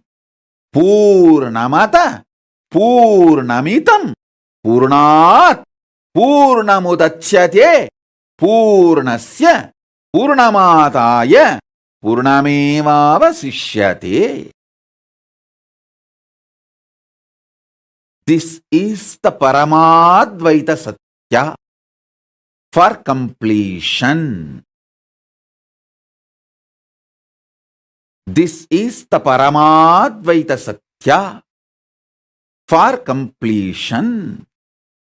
Understand everything is completion, then you will understand there is no destruction. The food you ate becoming energy is not destruction. If you understand that is the purpose you even eat. Why you eat? Because you want the food to become energy, get digested. Huh? Oh, I put such a nice, tasty, good rasagulla, idli, halwa, dosa inside, but see what comes out. Hey, the purpose of you putting that inside your mouth is that to become energy, and what needs to leave, need to leave. You can't say that it is a destruction happening inside your body. No. Understand, if you look at the angle of Nirantara, you will see creation, sustenance, destruction. Apasmara means throbhava, forgetfulness, delusion, and then liberation. But if you look at from the angle of eternity, Nitya, Purnamata, Purnamidam, Purnat, Purnamudachyate, Purnasya, Purnamadaya, Purnamevava, Sishyate. Listen, Nirantara is 5, Nitya is 7. Don't bring the 2, Rahu and Ketu here. They are shadows. They do not have a independent, intelligent existence. Of course, they are energies.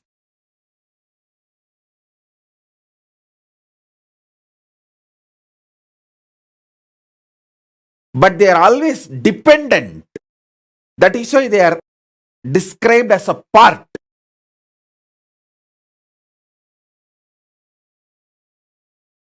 So now understand,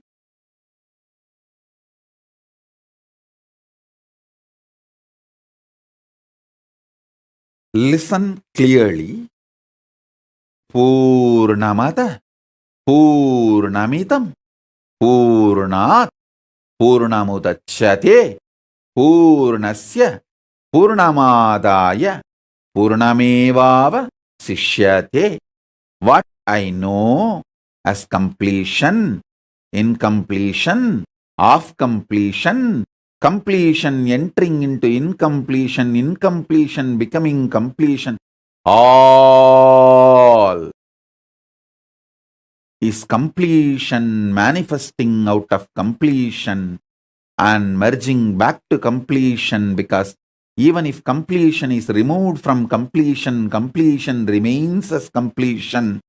What is removed also is completion. What remains also is completion, because completion only can come from completion and live as completion and go back as completion, and completion exists as completion even when the part of completion is removed from completion. Even as both parts, they both remain as completion.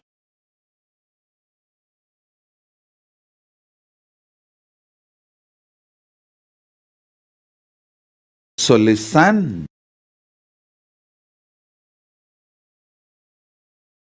What I am initiating all of you now is Paramadvaita. These words are initiation, not ordinary satsang or ordinary discourse.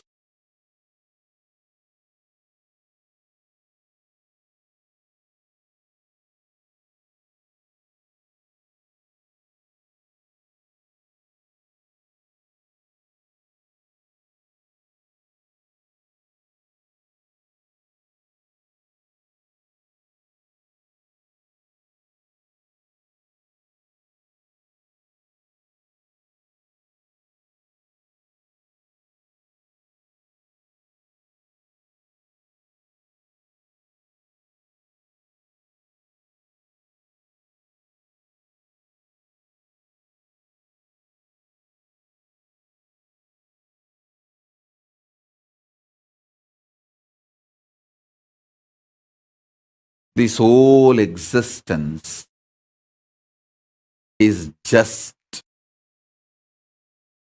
Ananda Tandava of Paramashiva.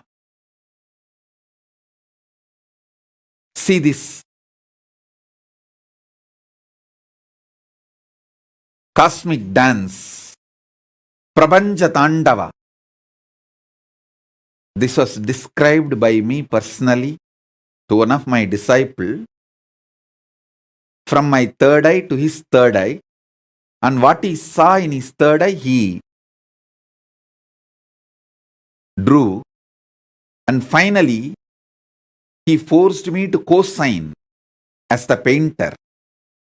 He said, because you revealed every step, I only held the brush, you painted, and I co-signed as a painter in this Prabanja Tandava, cosmic dance.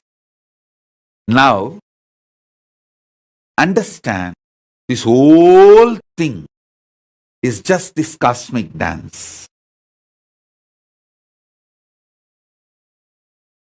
Purnamada Purnamidam Purnat Purnamudachyate.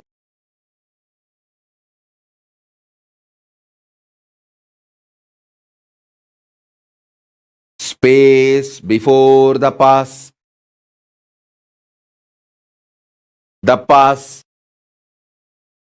past merging into the present present evolving as future, the future and the future, space beyond and after the future, the space after the future, all these seven put together is called Nitya.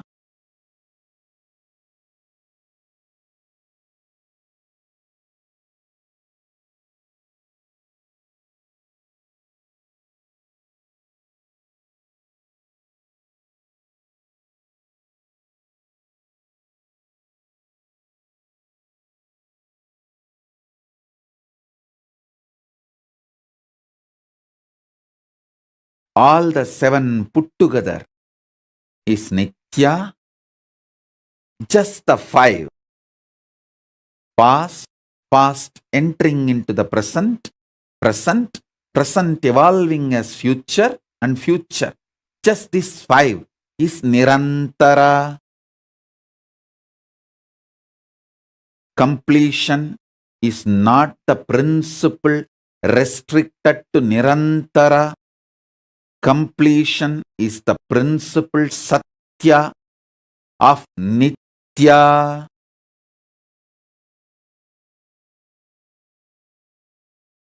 The first mudra of the dance is this, because starts with Nitya, not Nirantara. Nitya.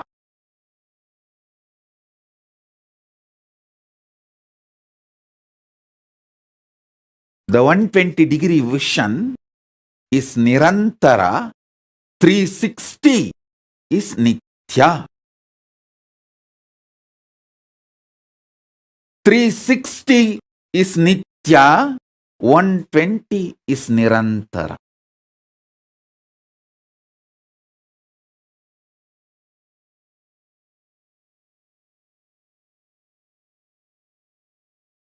Purnamada Purnamidam Purnat Purnamudachyate Purnasya Purnamadaya Purnamevava Sishyate.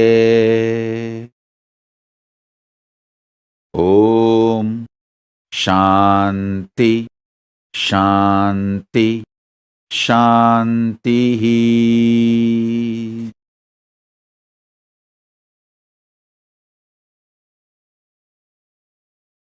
Ananda Bharati is messaging, no one is existing to listen. No.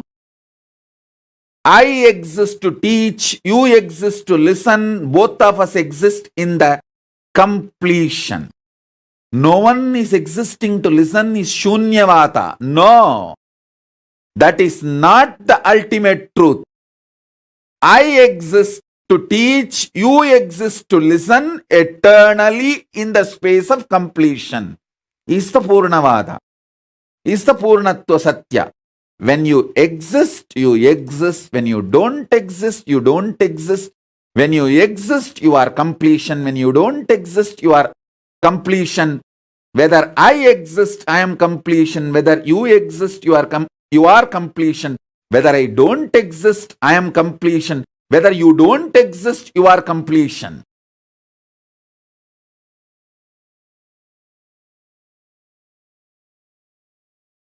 When you listen to me, you are in the space of completion. When you don't listen to me, you are in the space of completion. When you understand, you are complete, you are in the space of completion. When you don't understand, you are in the space of completion. You are still in the space of completion.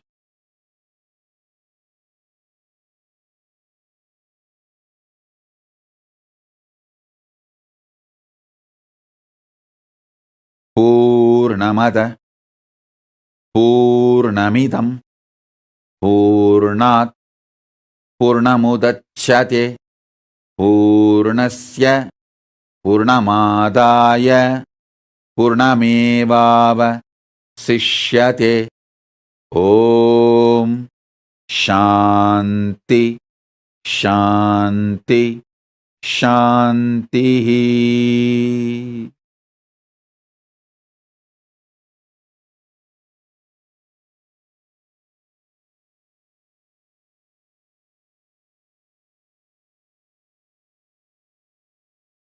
The space before the past is Shukra, Ashura Guru. The space after the future is Brihaspati, Devaguru.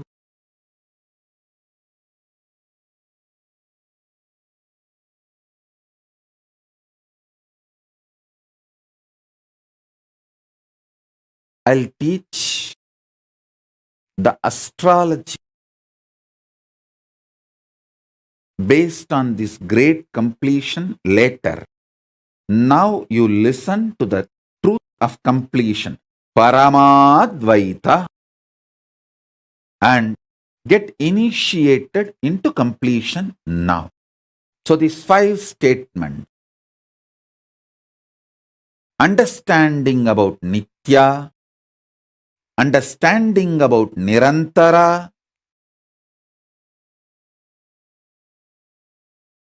If your completion is focused on Nirantara, you will be struggling, sometimes complete, sometimes incomplete, ups, downs. If you understand completion is the principle centered on Nitya, not Nirantara, you will understand perpetual completion. Food is eaten for digestion. Digestion can never be branded as destruction. Universe is generated for digestion. So all digestion process should not be branded as destruction.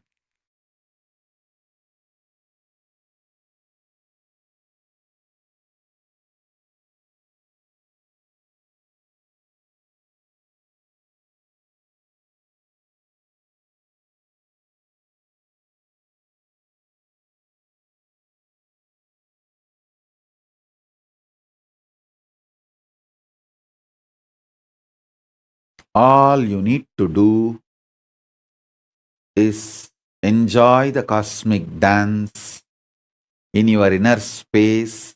Let Nataraja Tandava, Prapancha Tandava happen in your inner space.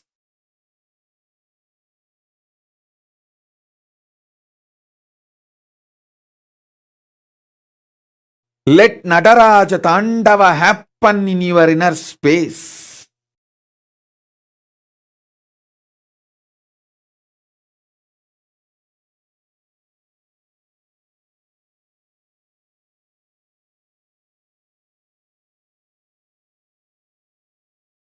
Om, Om, Om, Om, Om.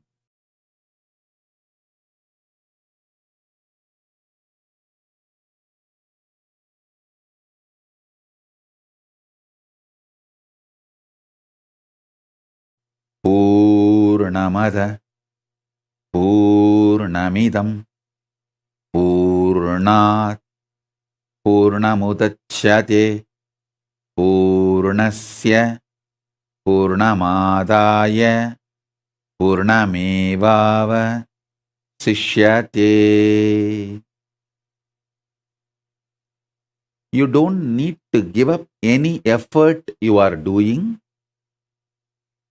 You just need to know you are already complete and your efforts are completion, and the results going to come out is also completion. Completion, putting the effort to be complete, and completion is going to be the result of this completion's effort to become complete.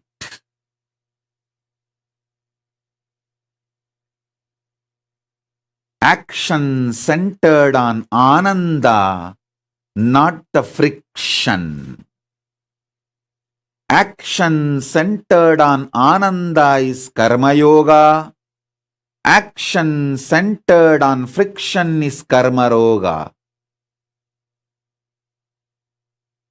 Action centered on Ananda, Purnamada, Purnamidam, Purnat, Purnamudachyate, Purnasya, Purnamadaya, Purnamevavasishyate.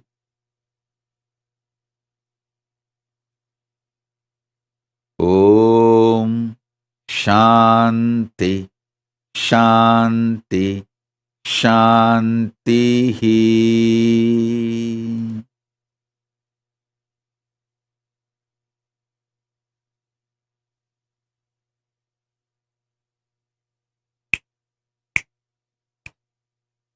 Om Om Om Om Om Om Om Om Om Om Om Om. Listen to this statement. There is no existential evidence cosmically that time as manifested in reality as past, present, future, even though the units to measure the time is created for comparative reality. Let me repeat. Cosmically, no evidence, no proof is available for the timeless space becoming time, like past merging into present, present evolving as future, and future. All these 5 actions, cosmically there is no evidence, even though you have the units to measure them. The comparative reality. Just listen with a little patience, deeply. Even though you have millimeter, centimeter, kilometer, to measure the length, units to measure the length may be available in comparative reality, but the independent existence of the length is not established.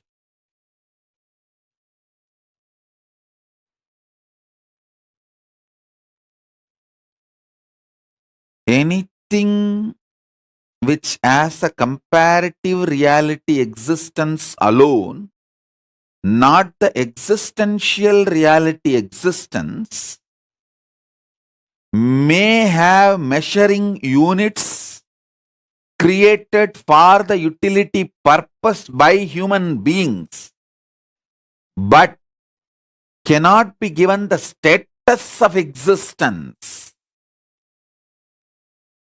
That is the reason the timeless space becoming past the Rahu,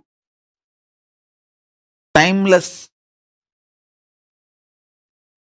space absorbing the future called Ketu, these two are given shadow graha status, not the existential graha status, because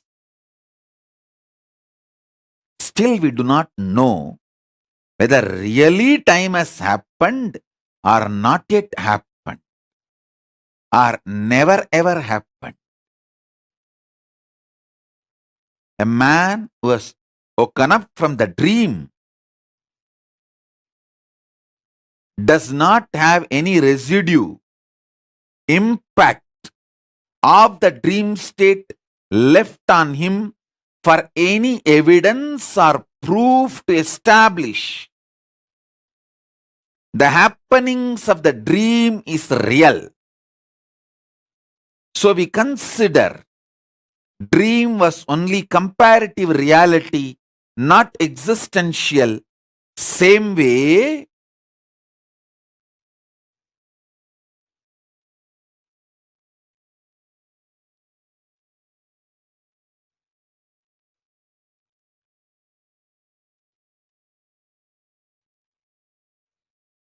past, past merging into present, present, present evolving as the future, the future.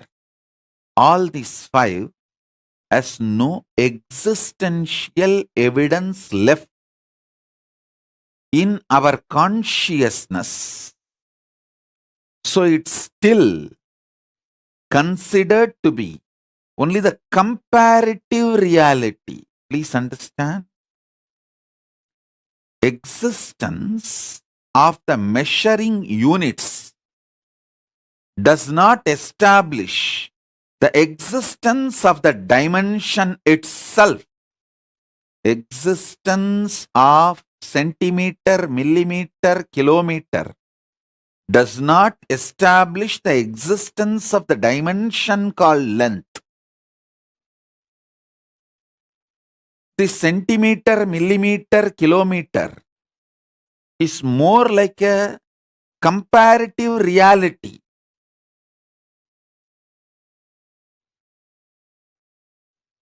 That does not establish the existence of length dimension itself. So, neither your calendar, chronological calendar, Gregorian, any calendar you use, nor the movements of the stars establish the credible existence of time. Consciously measuring units like milliliter, centiliter, liter,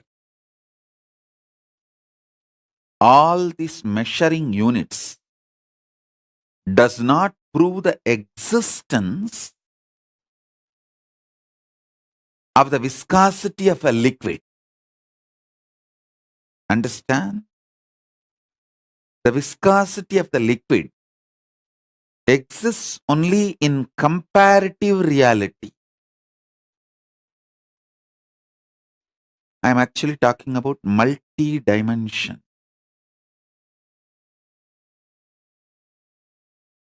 Whether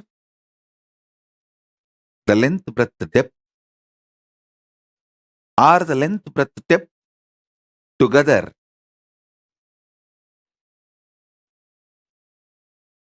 these dimensions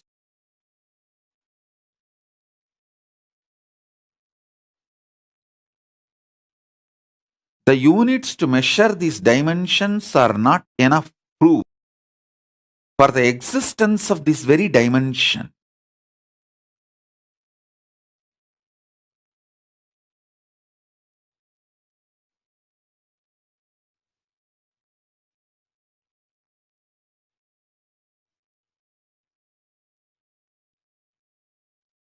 If something cannot exist as independent intelligence, it can be only considered as the existence of side effect of some other existence, but not its own existence.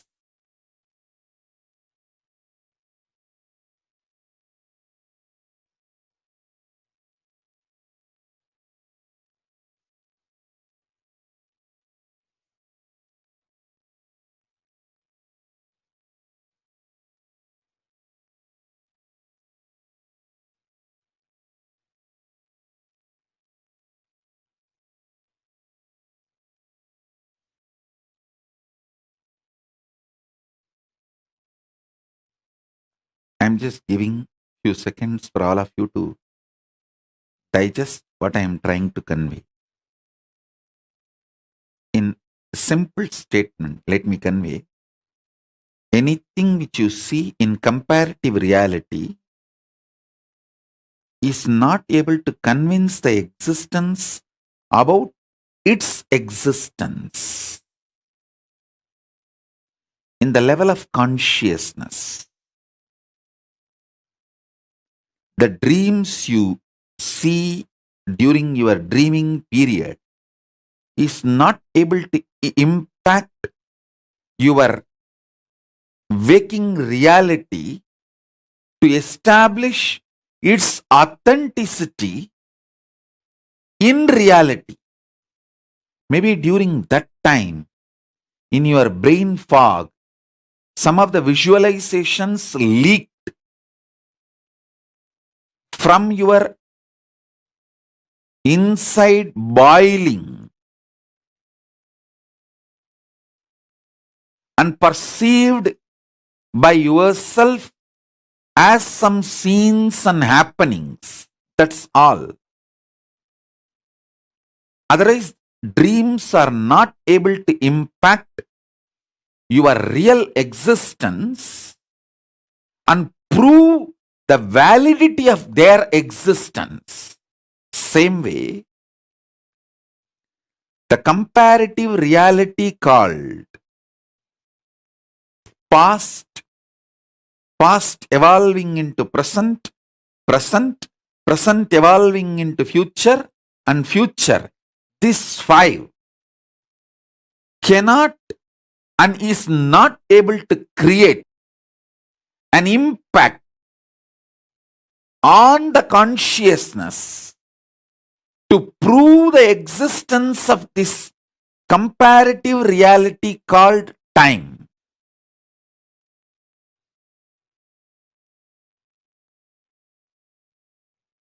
That is why the connecting points of Nityatva and Nirantaratva is called as shadow grahas. Nityatva as cosmic existence. Nirantaratva as no cosmic existence, it only as a comparative existence. The comparative existence is not able to establish. It even exists on the cosmic existence.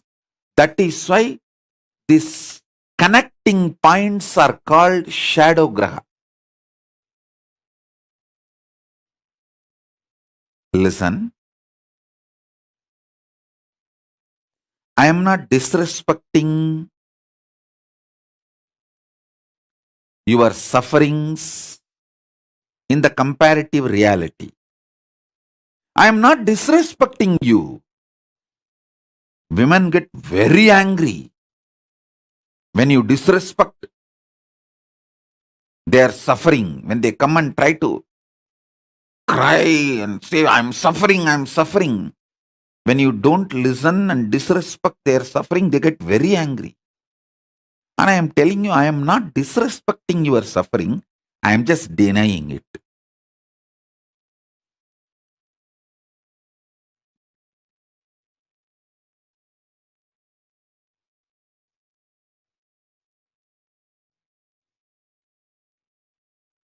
Sorry if you are hurt. My intention is not to hurt you. Intention is to wake you up. Listen.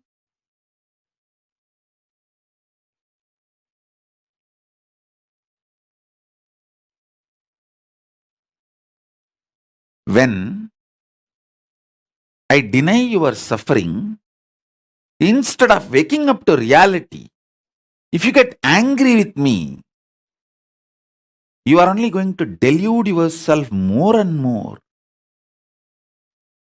Now, you take the responsibility to establish the fact that you are suffering into truth. So you go to any extent to prove that you are suffering. That is where you land in suicidal thoughts, actions, and tendencies.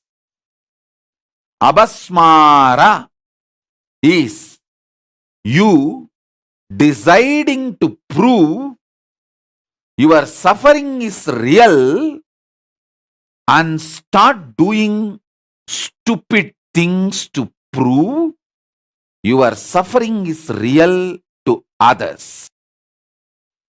Just stop being stupid. You are not going to gain anything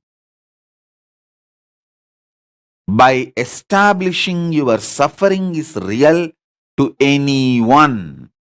Any pattern which extends itself to shrink your life, responsibility, possibility, power as conscious manifestation is suicidal.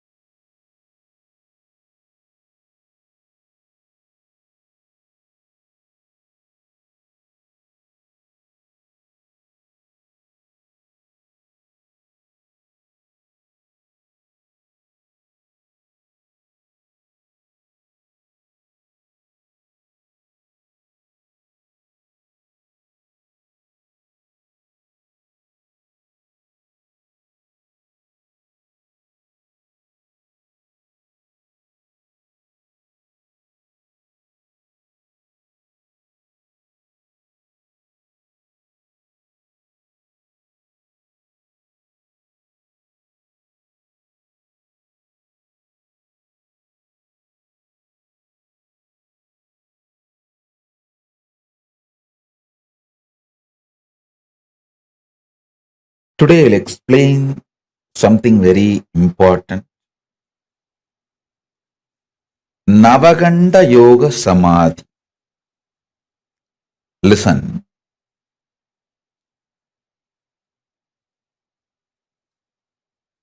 Listen to this word, Navakhanda Yoga Samadhi.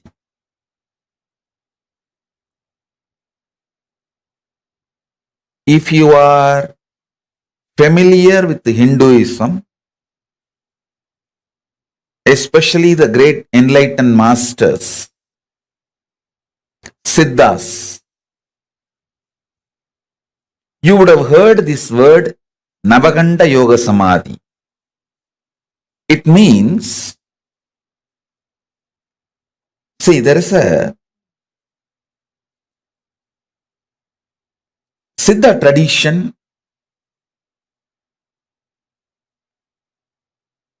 in India from Rameshwaram to Himalayas. The Siddha tradition is there.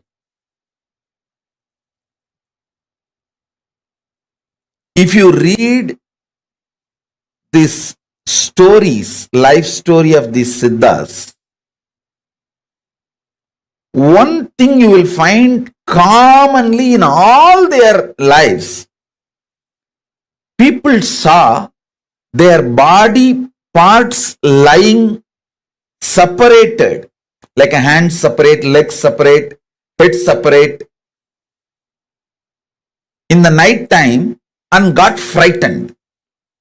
This incident you will see multiple times getting repeated in so many masters' lives. How many of you read any Siddha's life where you have heard this incident? Raise your hand. Navakhanda Yoga Samadhi, it is called. The body will be in separate parts. Hands will be separate and legs will be separate. Head will be separate. Body will be separate. But morning it will all assemble, settle down and they will come back. They will start doing all their activities. It is not just Shirdi Sai Baba. Thousands of Siddhas. I should say not just thousands, even lakhs. Comfortably I can say lakhs.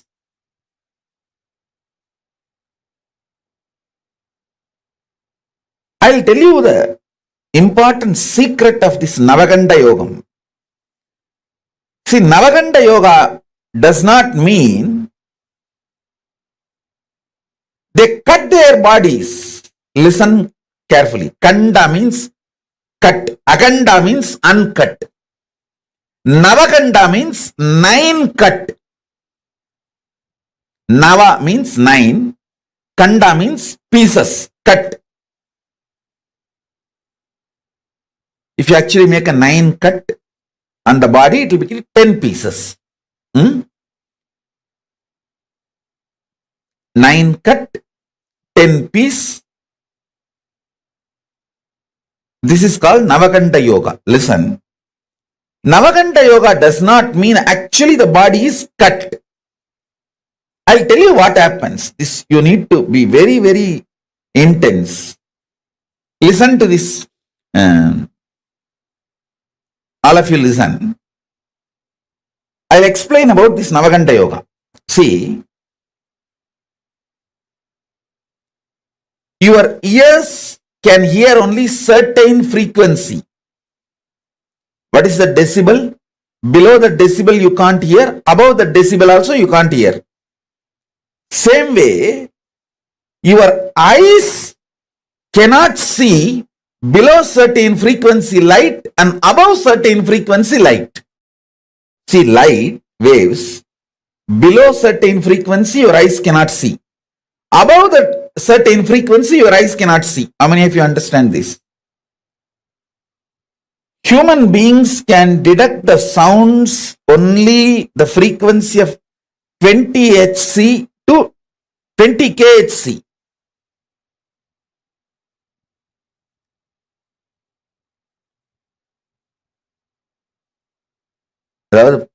only 20 kilohertz.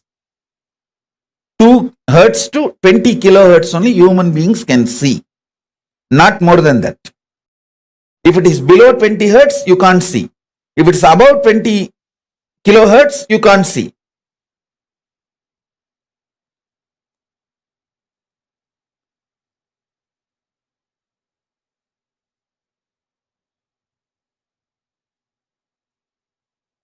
I want all of you to understand this. Same way, only 400 nm to 700 nm eyes can see. Below 400 nm eyes cannot see. Above 700 nm eyes cannot see. Now all of you should know, when you intensely unclutch, first thing will happen, your body will get detoxed. Next thing, the body's light frequency will start increasing. So, it will start going above 700 nm. See, when the body goes above the 700 nm frequency, your eyes will not be able to see it. Your body has major chakras in the throat. Your body cannot see something below 400 nanometer. Your eyes cannot see anything which is below 400 nanometer. Same way, above 700 nanometer, you can't see. When you go into the deep unclutching, your body goes above the 700 nanometer light frequency.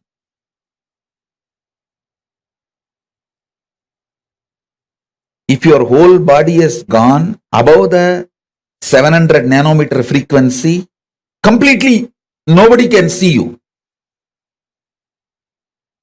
But listen carefully, this is more important. There are chakras in the throat, Vishuddhi. And the chakras in this part, see this knee as a chakra, this knee as a chakra. This Vishuddhi and this two chakra and on the leg, knees also. This both knees also have a chakra. Listen carefully. The chakra in the knees of the leg, 2. Chakra in the knees of the hand, 2. 4. Chakra in the shoulder, 6. Chakra in the throat, 7. And in this 7 chakra, listen carefully. I am not talking about the Muladhara, Swadhisthana, Anahata, Vishuddhyanya. No. I am not talking those chakras. I am talking about the these are all actually minor chakras. There are 7 major chakra in your body and 14 minor chakras. These are like chakras in the shoulder, elbow, both the knees. These are called minor chakras. These chakras will jump beyond the 700 nanometer quickly. But the remaining part of the body will take 3-4 hours to cross the 700 nanometer. Understand very carefully. These chakras, these chakras, they will cross the 700 nanometer within, I am giving you example, 1 hour of falling into Nirvikalpa Samadhi. But this part to cross 700 nanometer will take another 3 hours. That is the time when you see body will be seen as a 10 pieces. Because this part will not be seen. It is actually not cut. This part will not be seen and this part will not be seen and the neck will not be seen. Head will be seen. Body will be seen. Knee will not be seen, but the leg will be seen. How many of you are understanding what I am saying? This is what exactly is the Navakhanda Yoga. Body is not cut to pieces. All of you understand, body is not actually cut to pieces. But these chakras, they cross 700 nanometer. But the body will not cross that 700 nanometer. So what happens? When you see, you will see the parts of the body. You will see the full hand, but not the knee. You will see this part, but not the shoulder.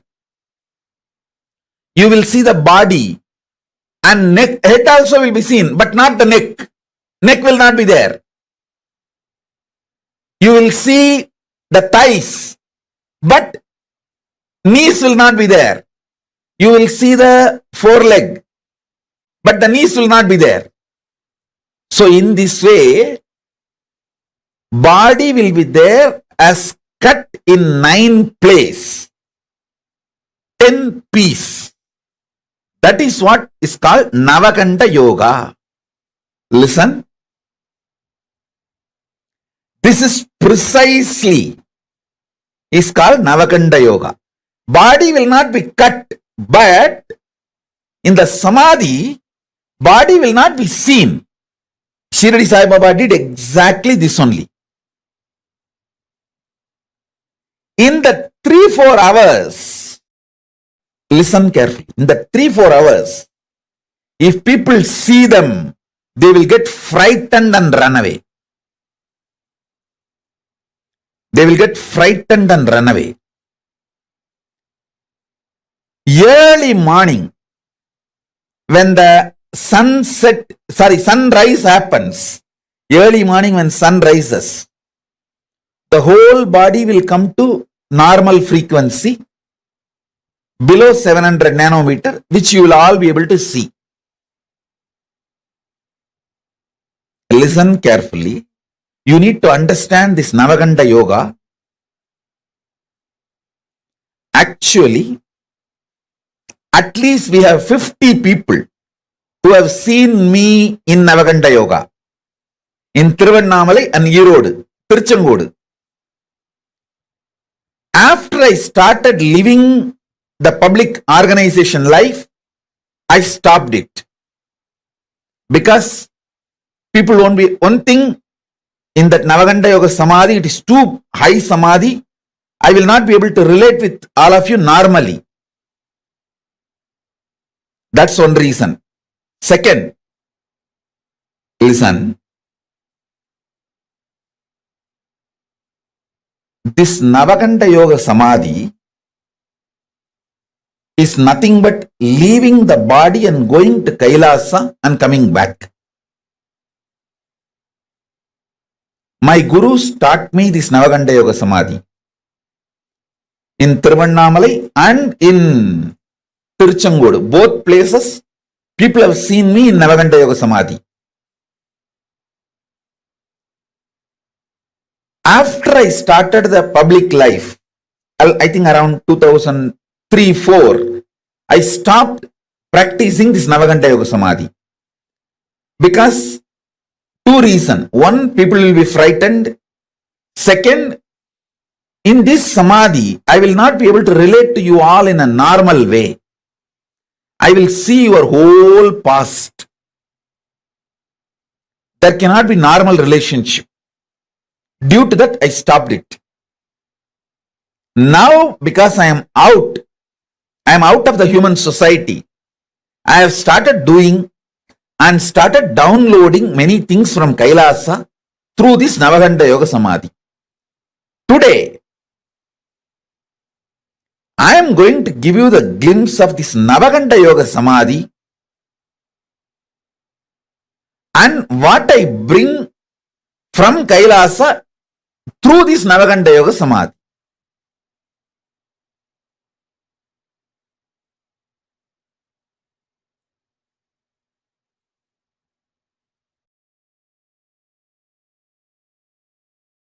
Listen. See, this part, this chakra will not be seen. So this will be one part. This chakra will not be seen. So this will be one part. 1, 2. Then neck will not be seen. So head will be one part. 3. Then 4, 5.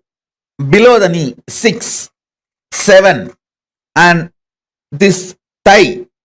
This will not be seen, but the thighs will be seen. 8, 9. And this body part, because it is disconnected from the neck, 10. So Navakhanda, Dasa Tunda, 9 cut and 10 pieces. That Kayavarohan temple we went, in that temple that Lagulisha used to perform the Navakhanda Samadhi, there is a statue there in the temple. In that all the yogasana are described, in that Navakhanda Samadhi is described. India is so rich. So many Siddhas have done this practice. But this generation, the number is drastically reduced. People who can demonstrate this Navakhanda Samadhi, drastically reduced. And another one problem, if you have seen somebody in Navakhanda Samadhi, the first thing will be your whole being will be shaken. To understand Navakhanda Samadhi, because that is the essence of today's session. Today's session is infusing energy into you to raise you to the higher locus. This is the process related with Siddha practice. See, when you settle down from this practice, it takes a lot of effort to make the body function normally. That's why the fear associated.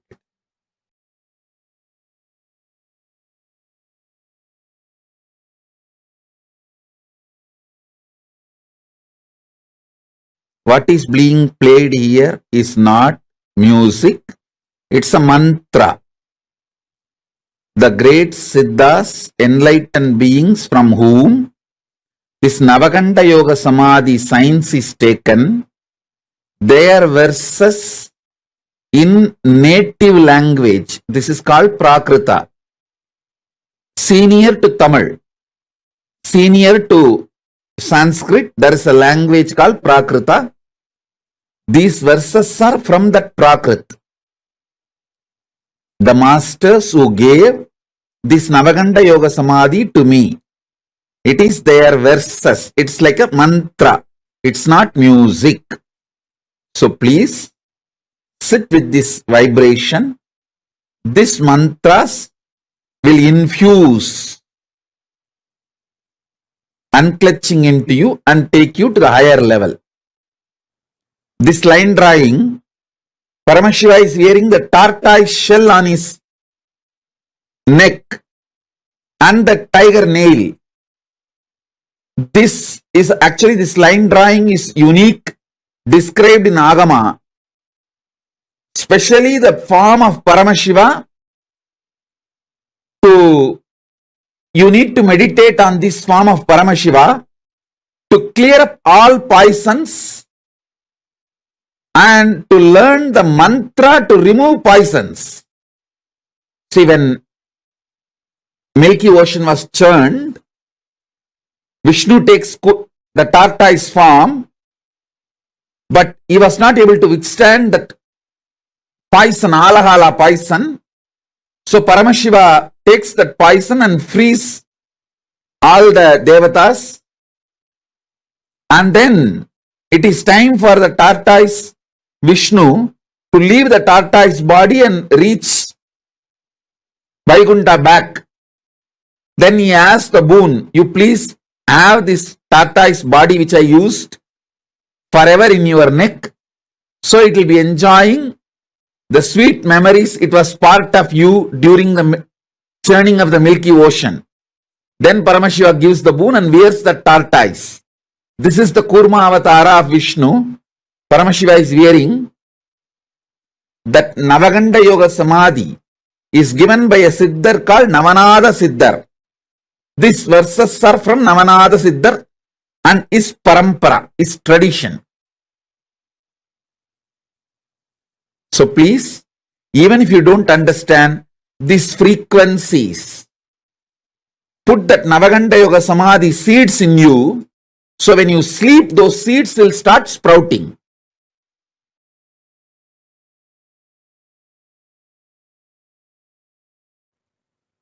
Will persistence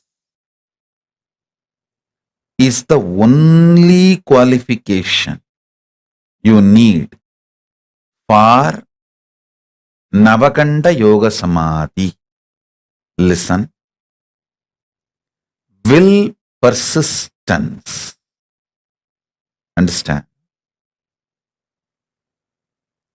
I was just sitting and meditating. Why some people get only Nirvikalpa Samadhi? Why some people get Navakhanda Yoga Samadhi? Because Navakhanda Yoga Samadhi is higher than what you understand as Nirvikalpa Samadhi. See, Nirvikalpa Samadhi is highest Samadhi your consciousness can achieve. That is enough for enlightenment and to reach Mahakailasa, everything. But Navakhanda Yoga Samadhi is something like that. Nirvikalpa Samadhi filling your whole body, even physical body. And the physical body entering into the consciousness of Nirvikalpa Samadhi and raising to the Mahakailasa's frequency with the body. So naturally,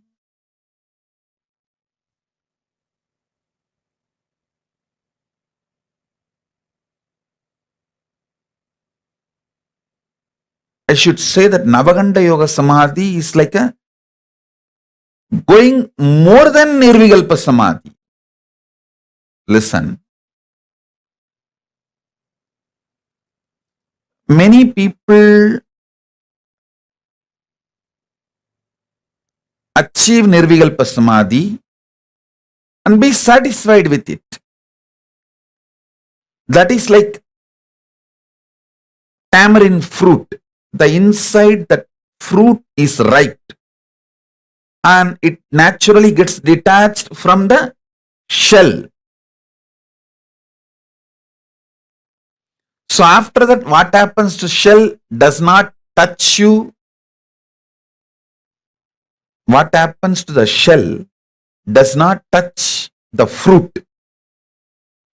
Same way, once your consciousness is ripe, what happens to the body does not touch you.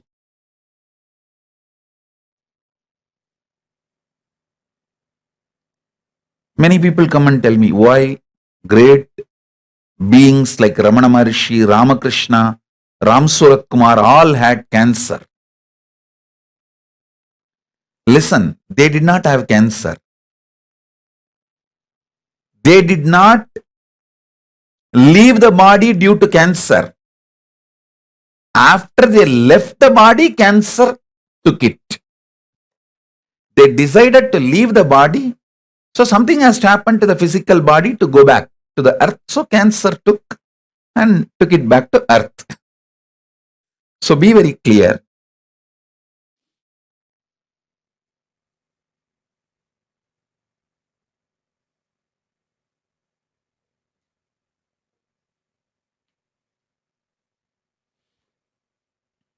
Listen.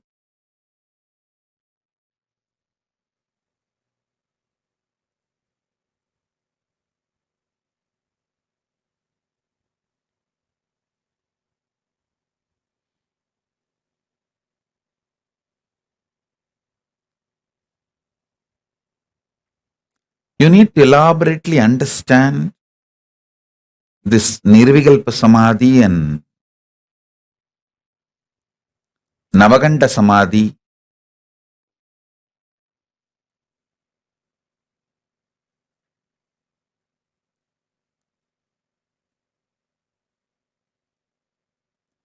Nirvikalpa Samadhi is your consciousness ripening. Navakhanda Samadhi is even your body, along with your consciousness, raising to the higher worlds, higher time zones, higher energy fields.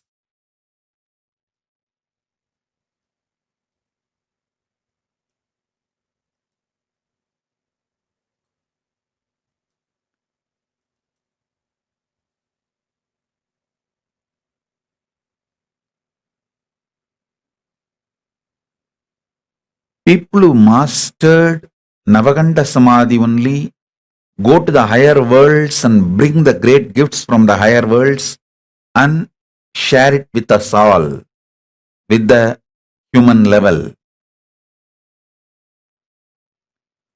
So Navakhanda Samadhi is something furthering of Nirvikalpa Samadhi.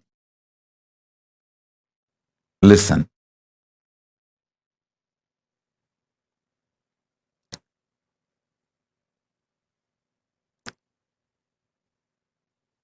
See, yesterday I was sitting in Samadhi, wanted answer for this question to share with you all. Why some people achieve only Nirvikalpa Samadhi? Why some go up to Navakhanda Yoga Samadhi?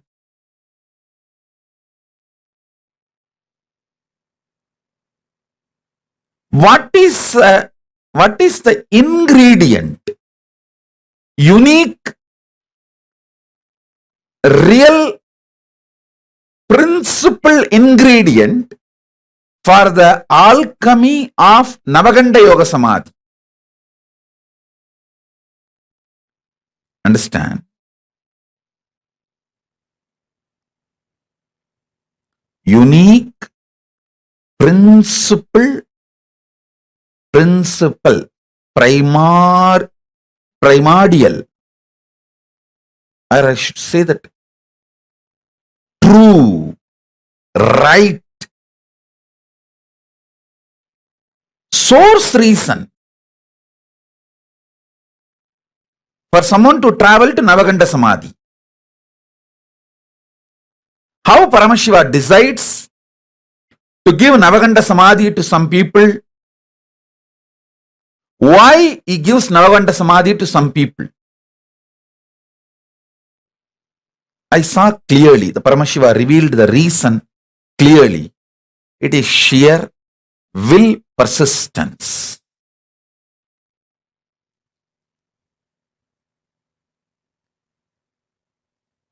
You may ask, oh, after Nirvikalpa Samadhi, naturally your will dissolves. Then how can you have a will persistence? Listen. Will dissolves into Paramashiva's will does not mean your will disappears. Fish may be inside the ocean, but it gets the right to swim on the top or the bottom. It can go to the depth of the ocean or it can just swim on the shallow waters. The freedom exists even in Navakhanda, in Nirvikalpa Samadhi. This may be new information for you, but that's the truth.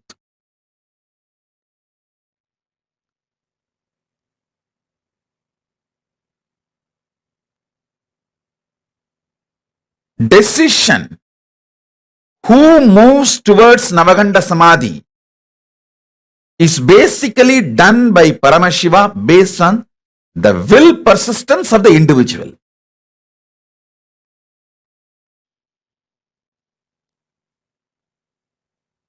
Listen carefully.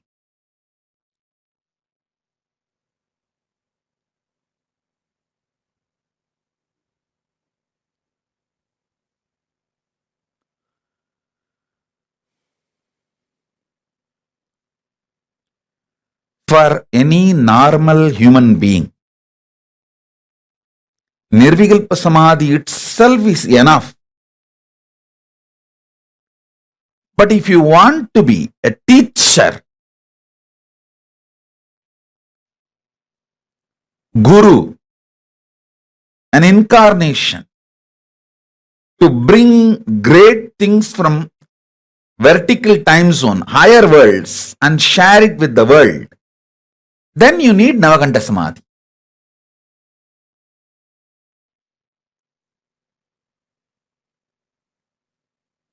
Then naturally you need Navakhanda Samadhi.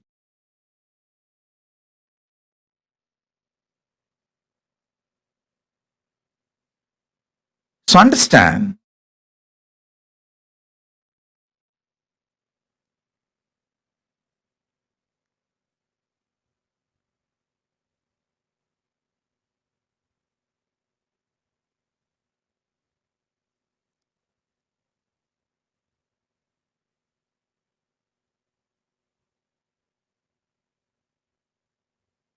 you may ask why masters like Vadalur Vallalar, Ramalinga Swami took the body. He just used the Navakhanda Samadhi and made the Divya Sarira and left. He just took the body and left to the higher worlds, Kailasa. But masters like Ramana Maharshi, Ramakrishna left the body here and went.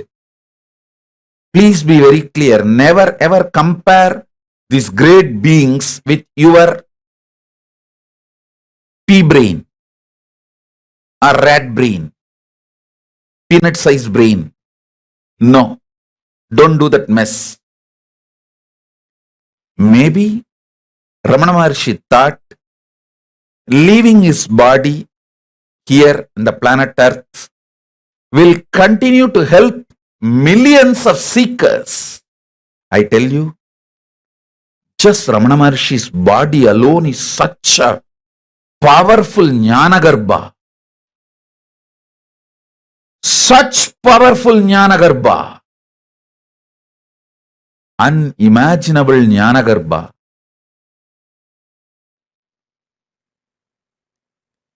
It made millions ripe into enlightenment, including me.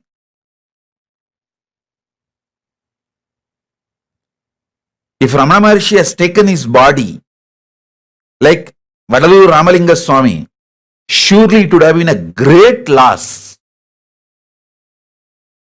So they have their own reason. Same way Ramakrishna. Ramakrishna, by leaving his body and especially making it burnt, he gave the asti which is installed now in hundreds of places all over the world.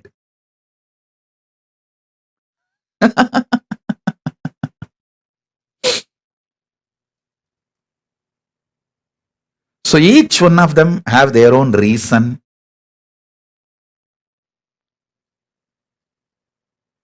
You understand now the science of Navakhanda Samadhi.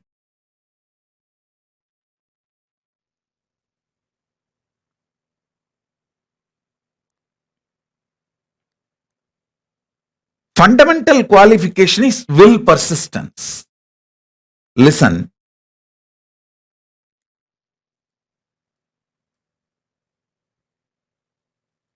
Shiva, Paramashiva tests only your will persistence. He doesn't see any other qualification. You can't earn these great samadhis by your own qualification. He only sees, if I give, will this guy be able to receive and live it? That's all he sees. He doesn't see any other quality.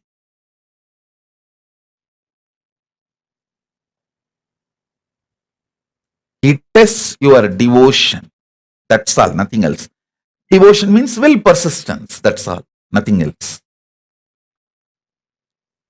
Navakhanda Yoga Samadhi can happen in you just by breathing along with me in same rhythm, same tune. Nothing more is needed. Sit with me, breathe in the same rhythm, same tune, same mode.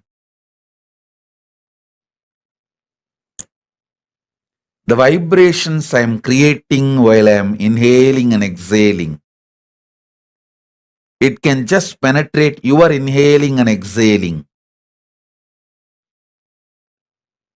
Go and sit inside your consciousness and manifest as Navakhanda Yoga Samadhi. That's it. Nothing else is needed. You don't need any other qualification other than your will persistence. That is why your will persistence is thoroughly tested. By your own effort, you can't get it. It has to be only given from guru to disciple, because I myself got it from my gurus. I did not make it on my own. Human beings can't make it on their own. It is that kind of a highest frequency, wavelength experience.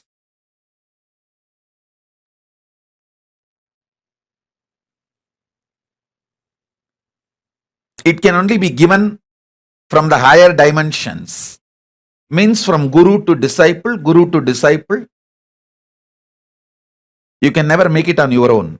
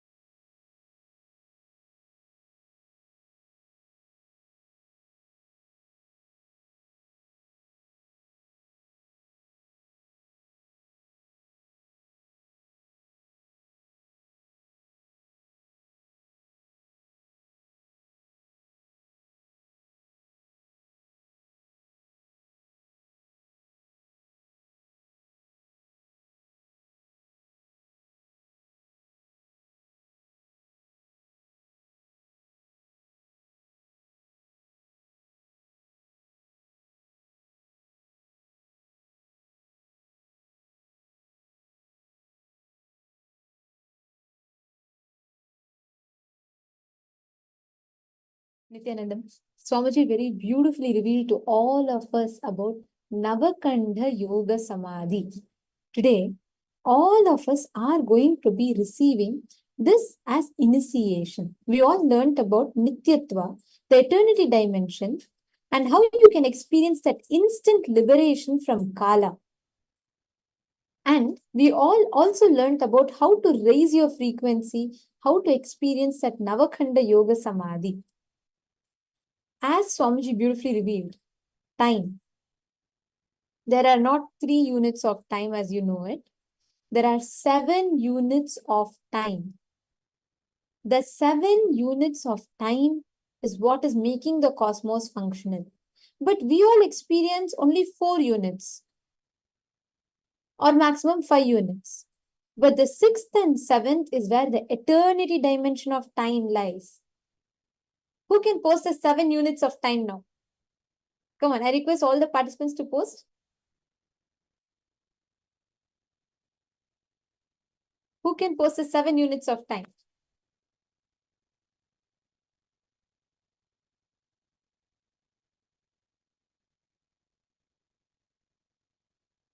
Yes, there is a space before the past. There is past itself, past entering into present, present itself, and present evolving as future, future itself, and space after the future. Yes, Ma Ivana, you have posted, and I see few more people have posted. Ma Krista has posted. Great, so many of you have posted. Ma Joylo, Nityanandam. Okay, Kailasa, Toronto, Nityanandam. Can I request one of you to post all the names of the people who are in Kailasa, Toronto? Ma Christina Hogan, that is the units itself is not that. Ma units is what Swamiji had explained. The 7 units, Purnamada, Purnamidam, Purnat, Purnamudachyate, Purnasya, Purnamadaya, Purnamevavasishyate.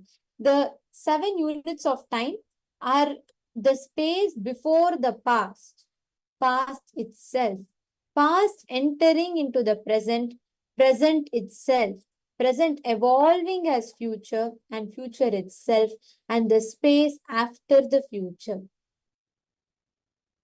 The science of this eternity was first revealed by Paramashiva to his own son, Subramanya. Actually, take a few minutes before we enter into this. I request all of you to take a few minutes and just write down this powerful cognition. Just write it down. This 7 units of time. So you will start cognizing time and its eternity dimension of time. Please take a few minutes. I request all of you to write down.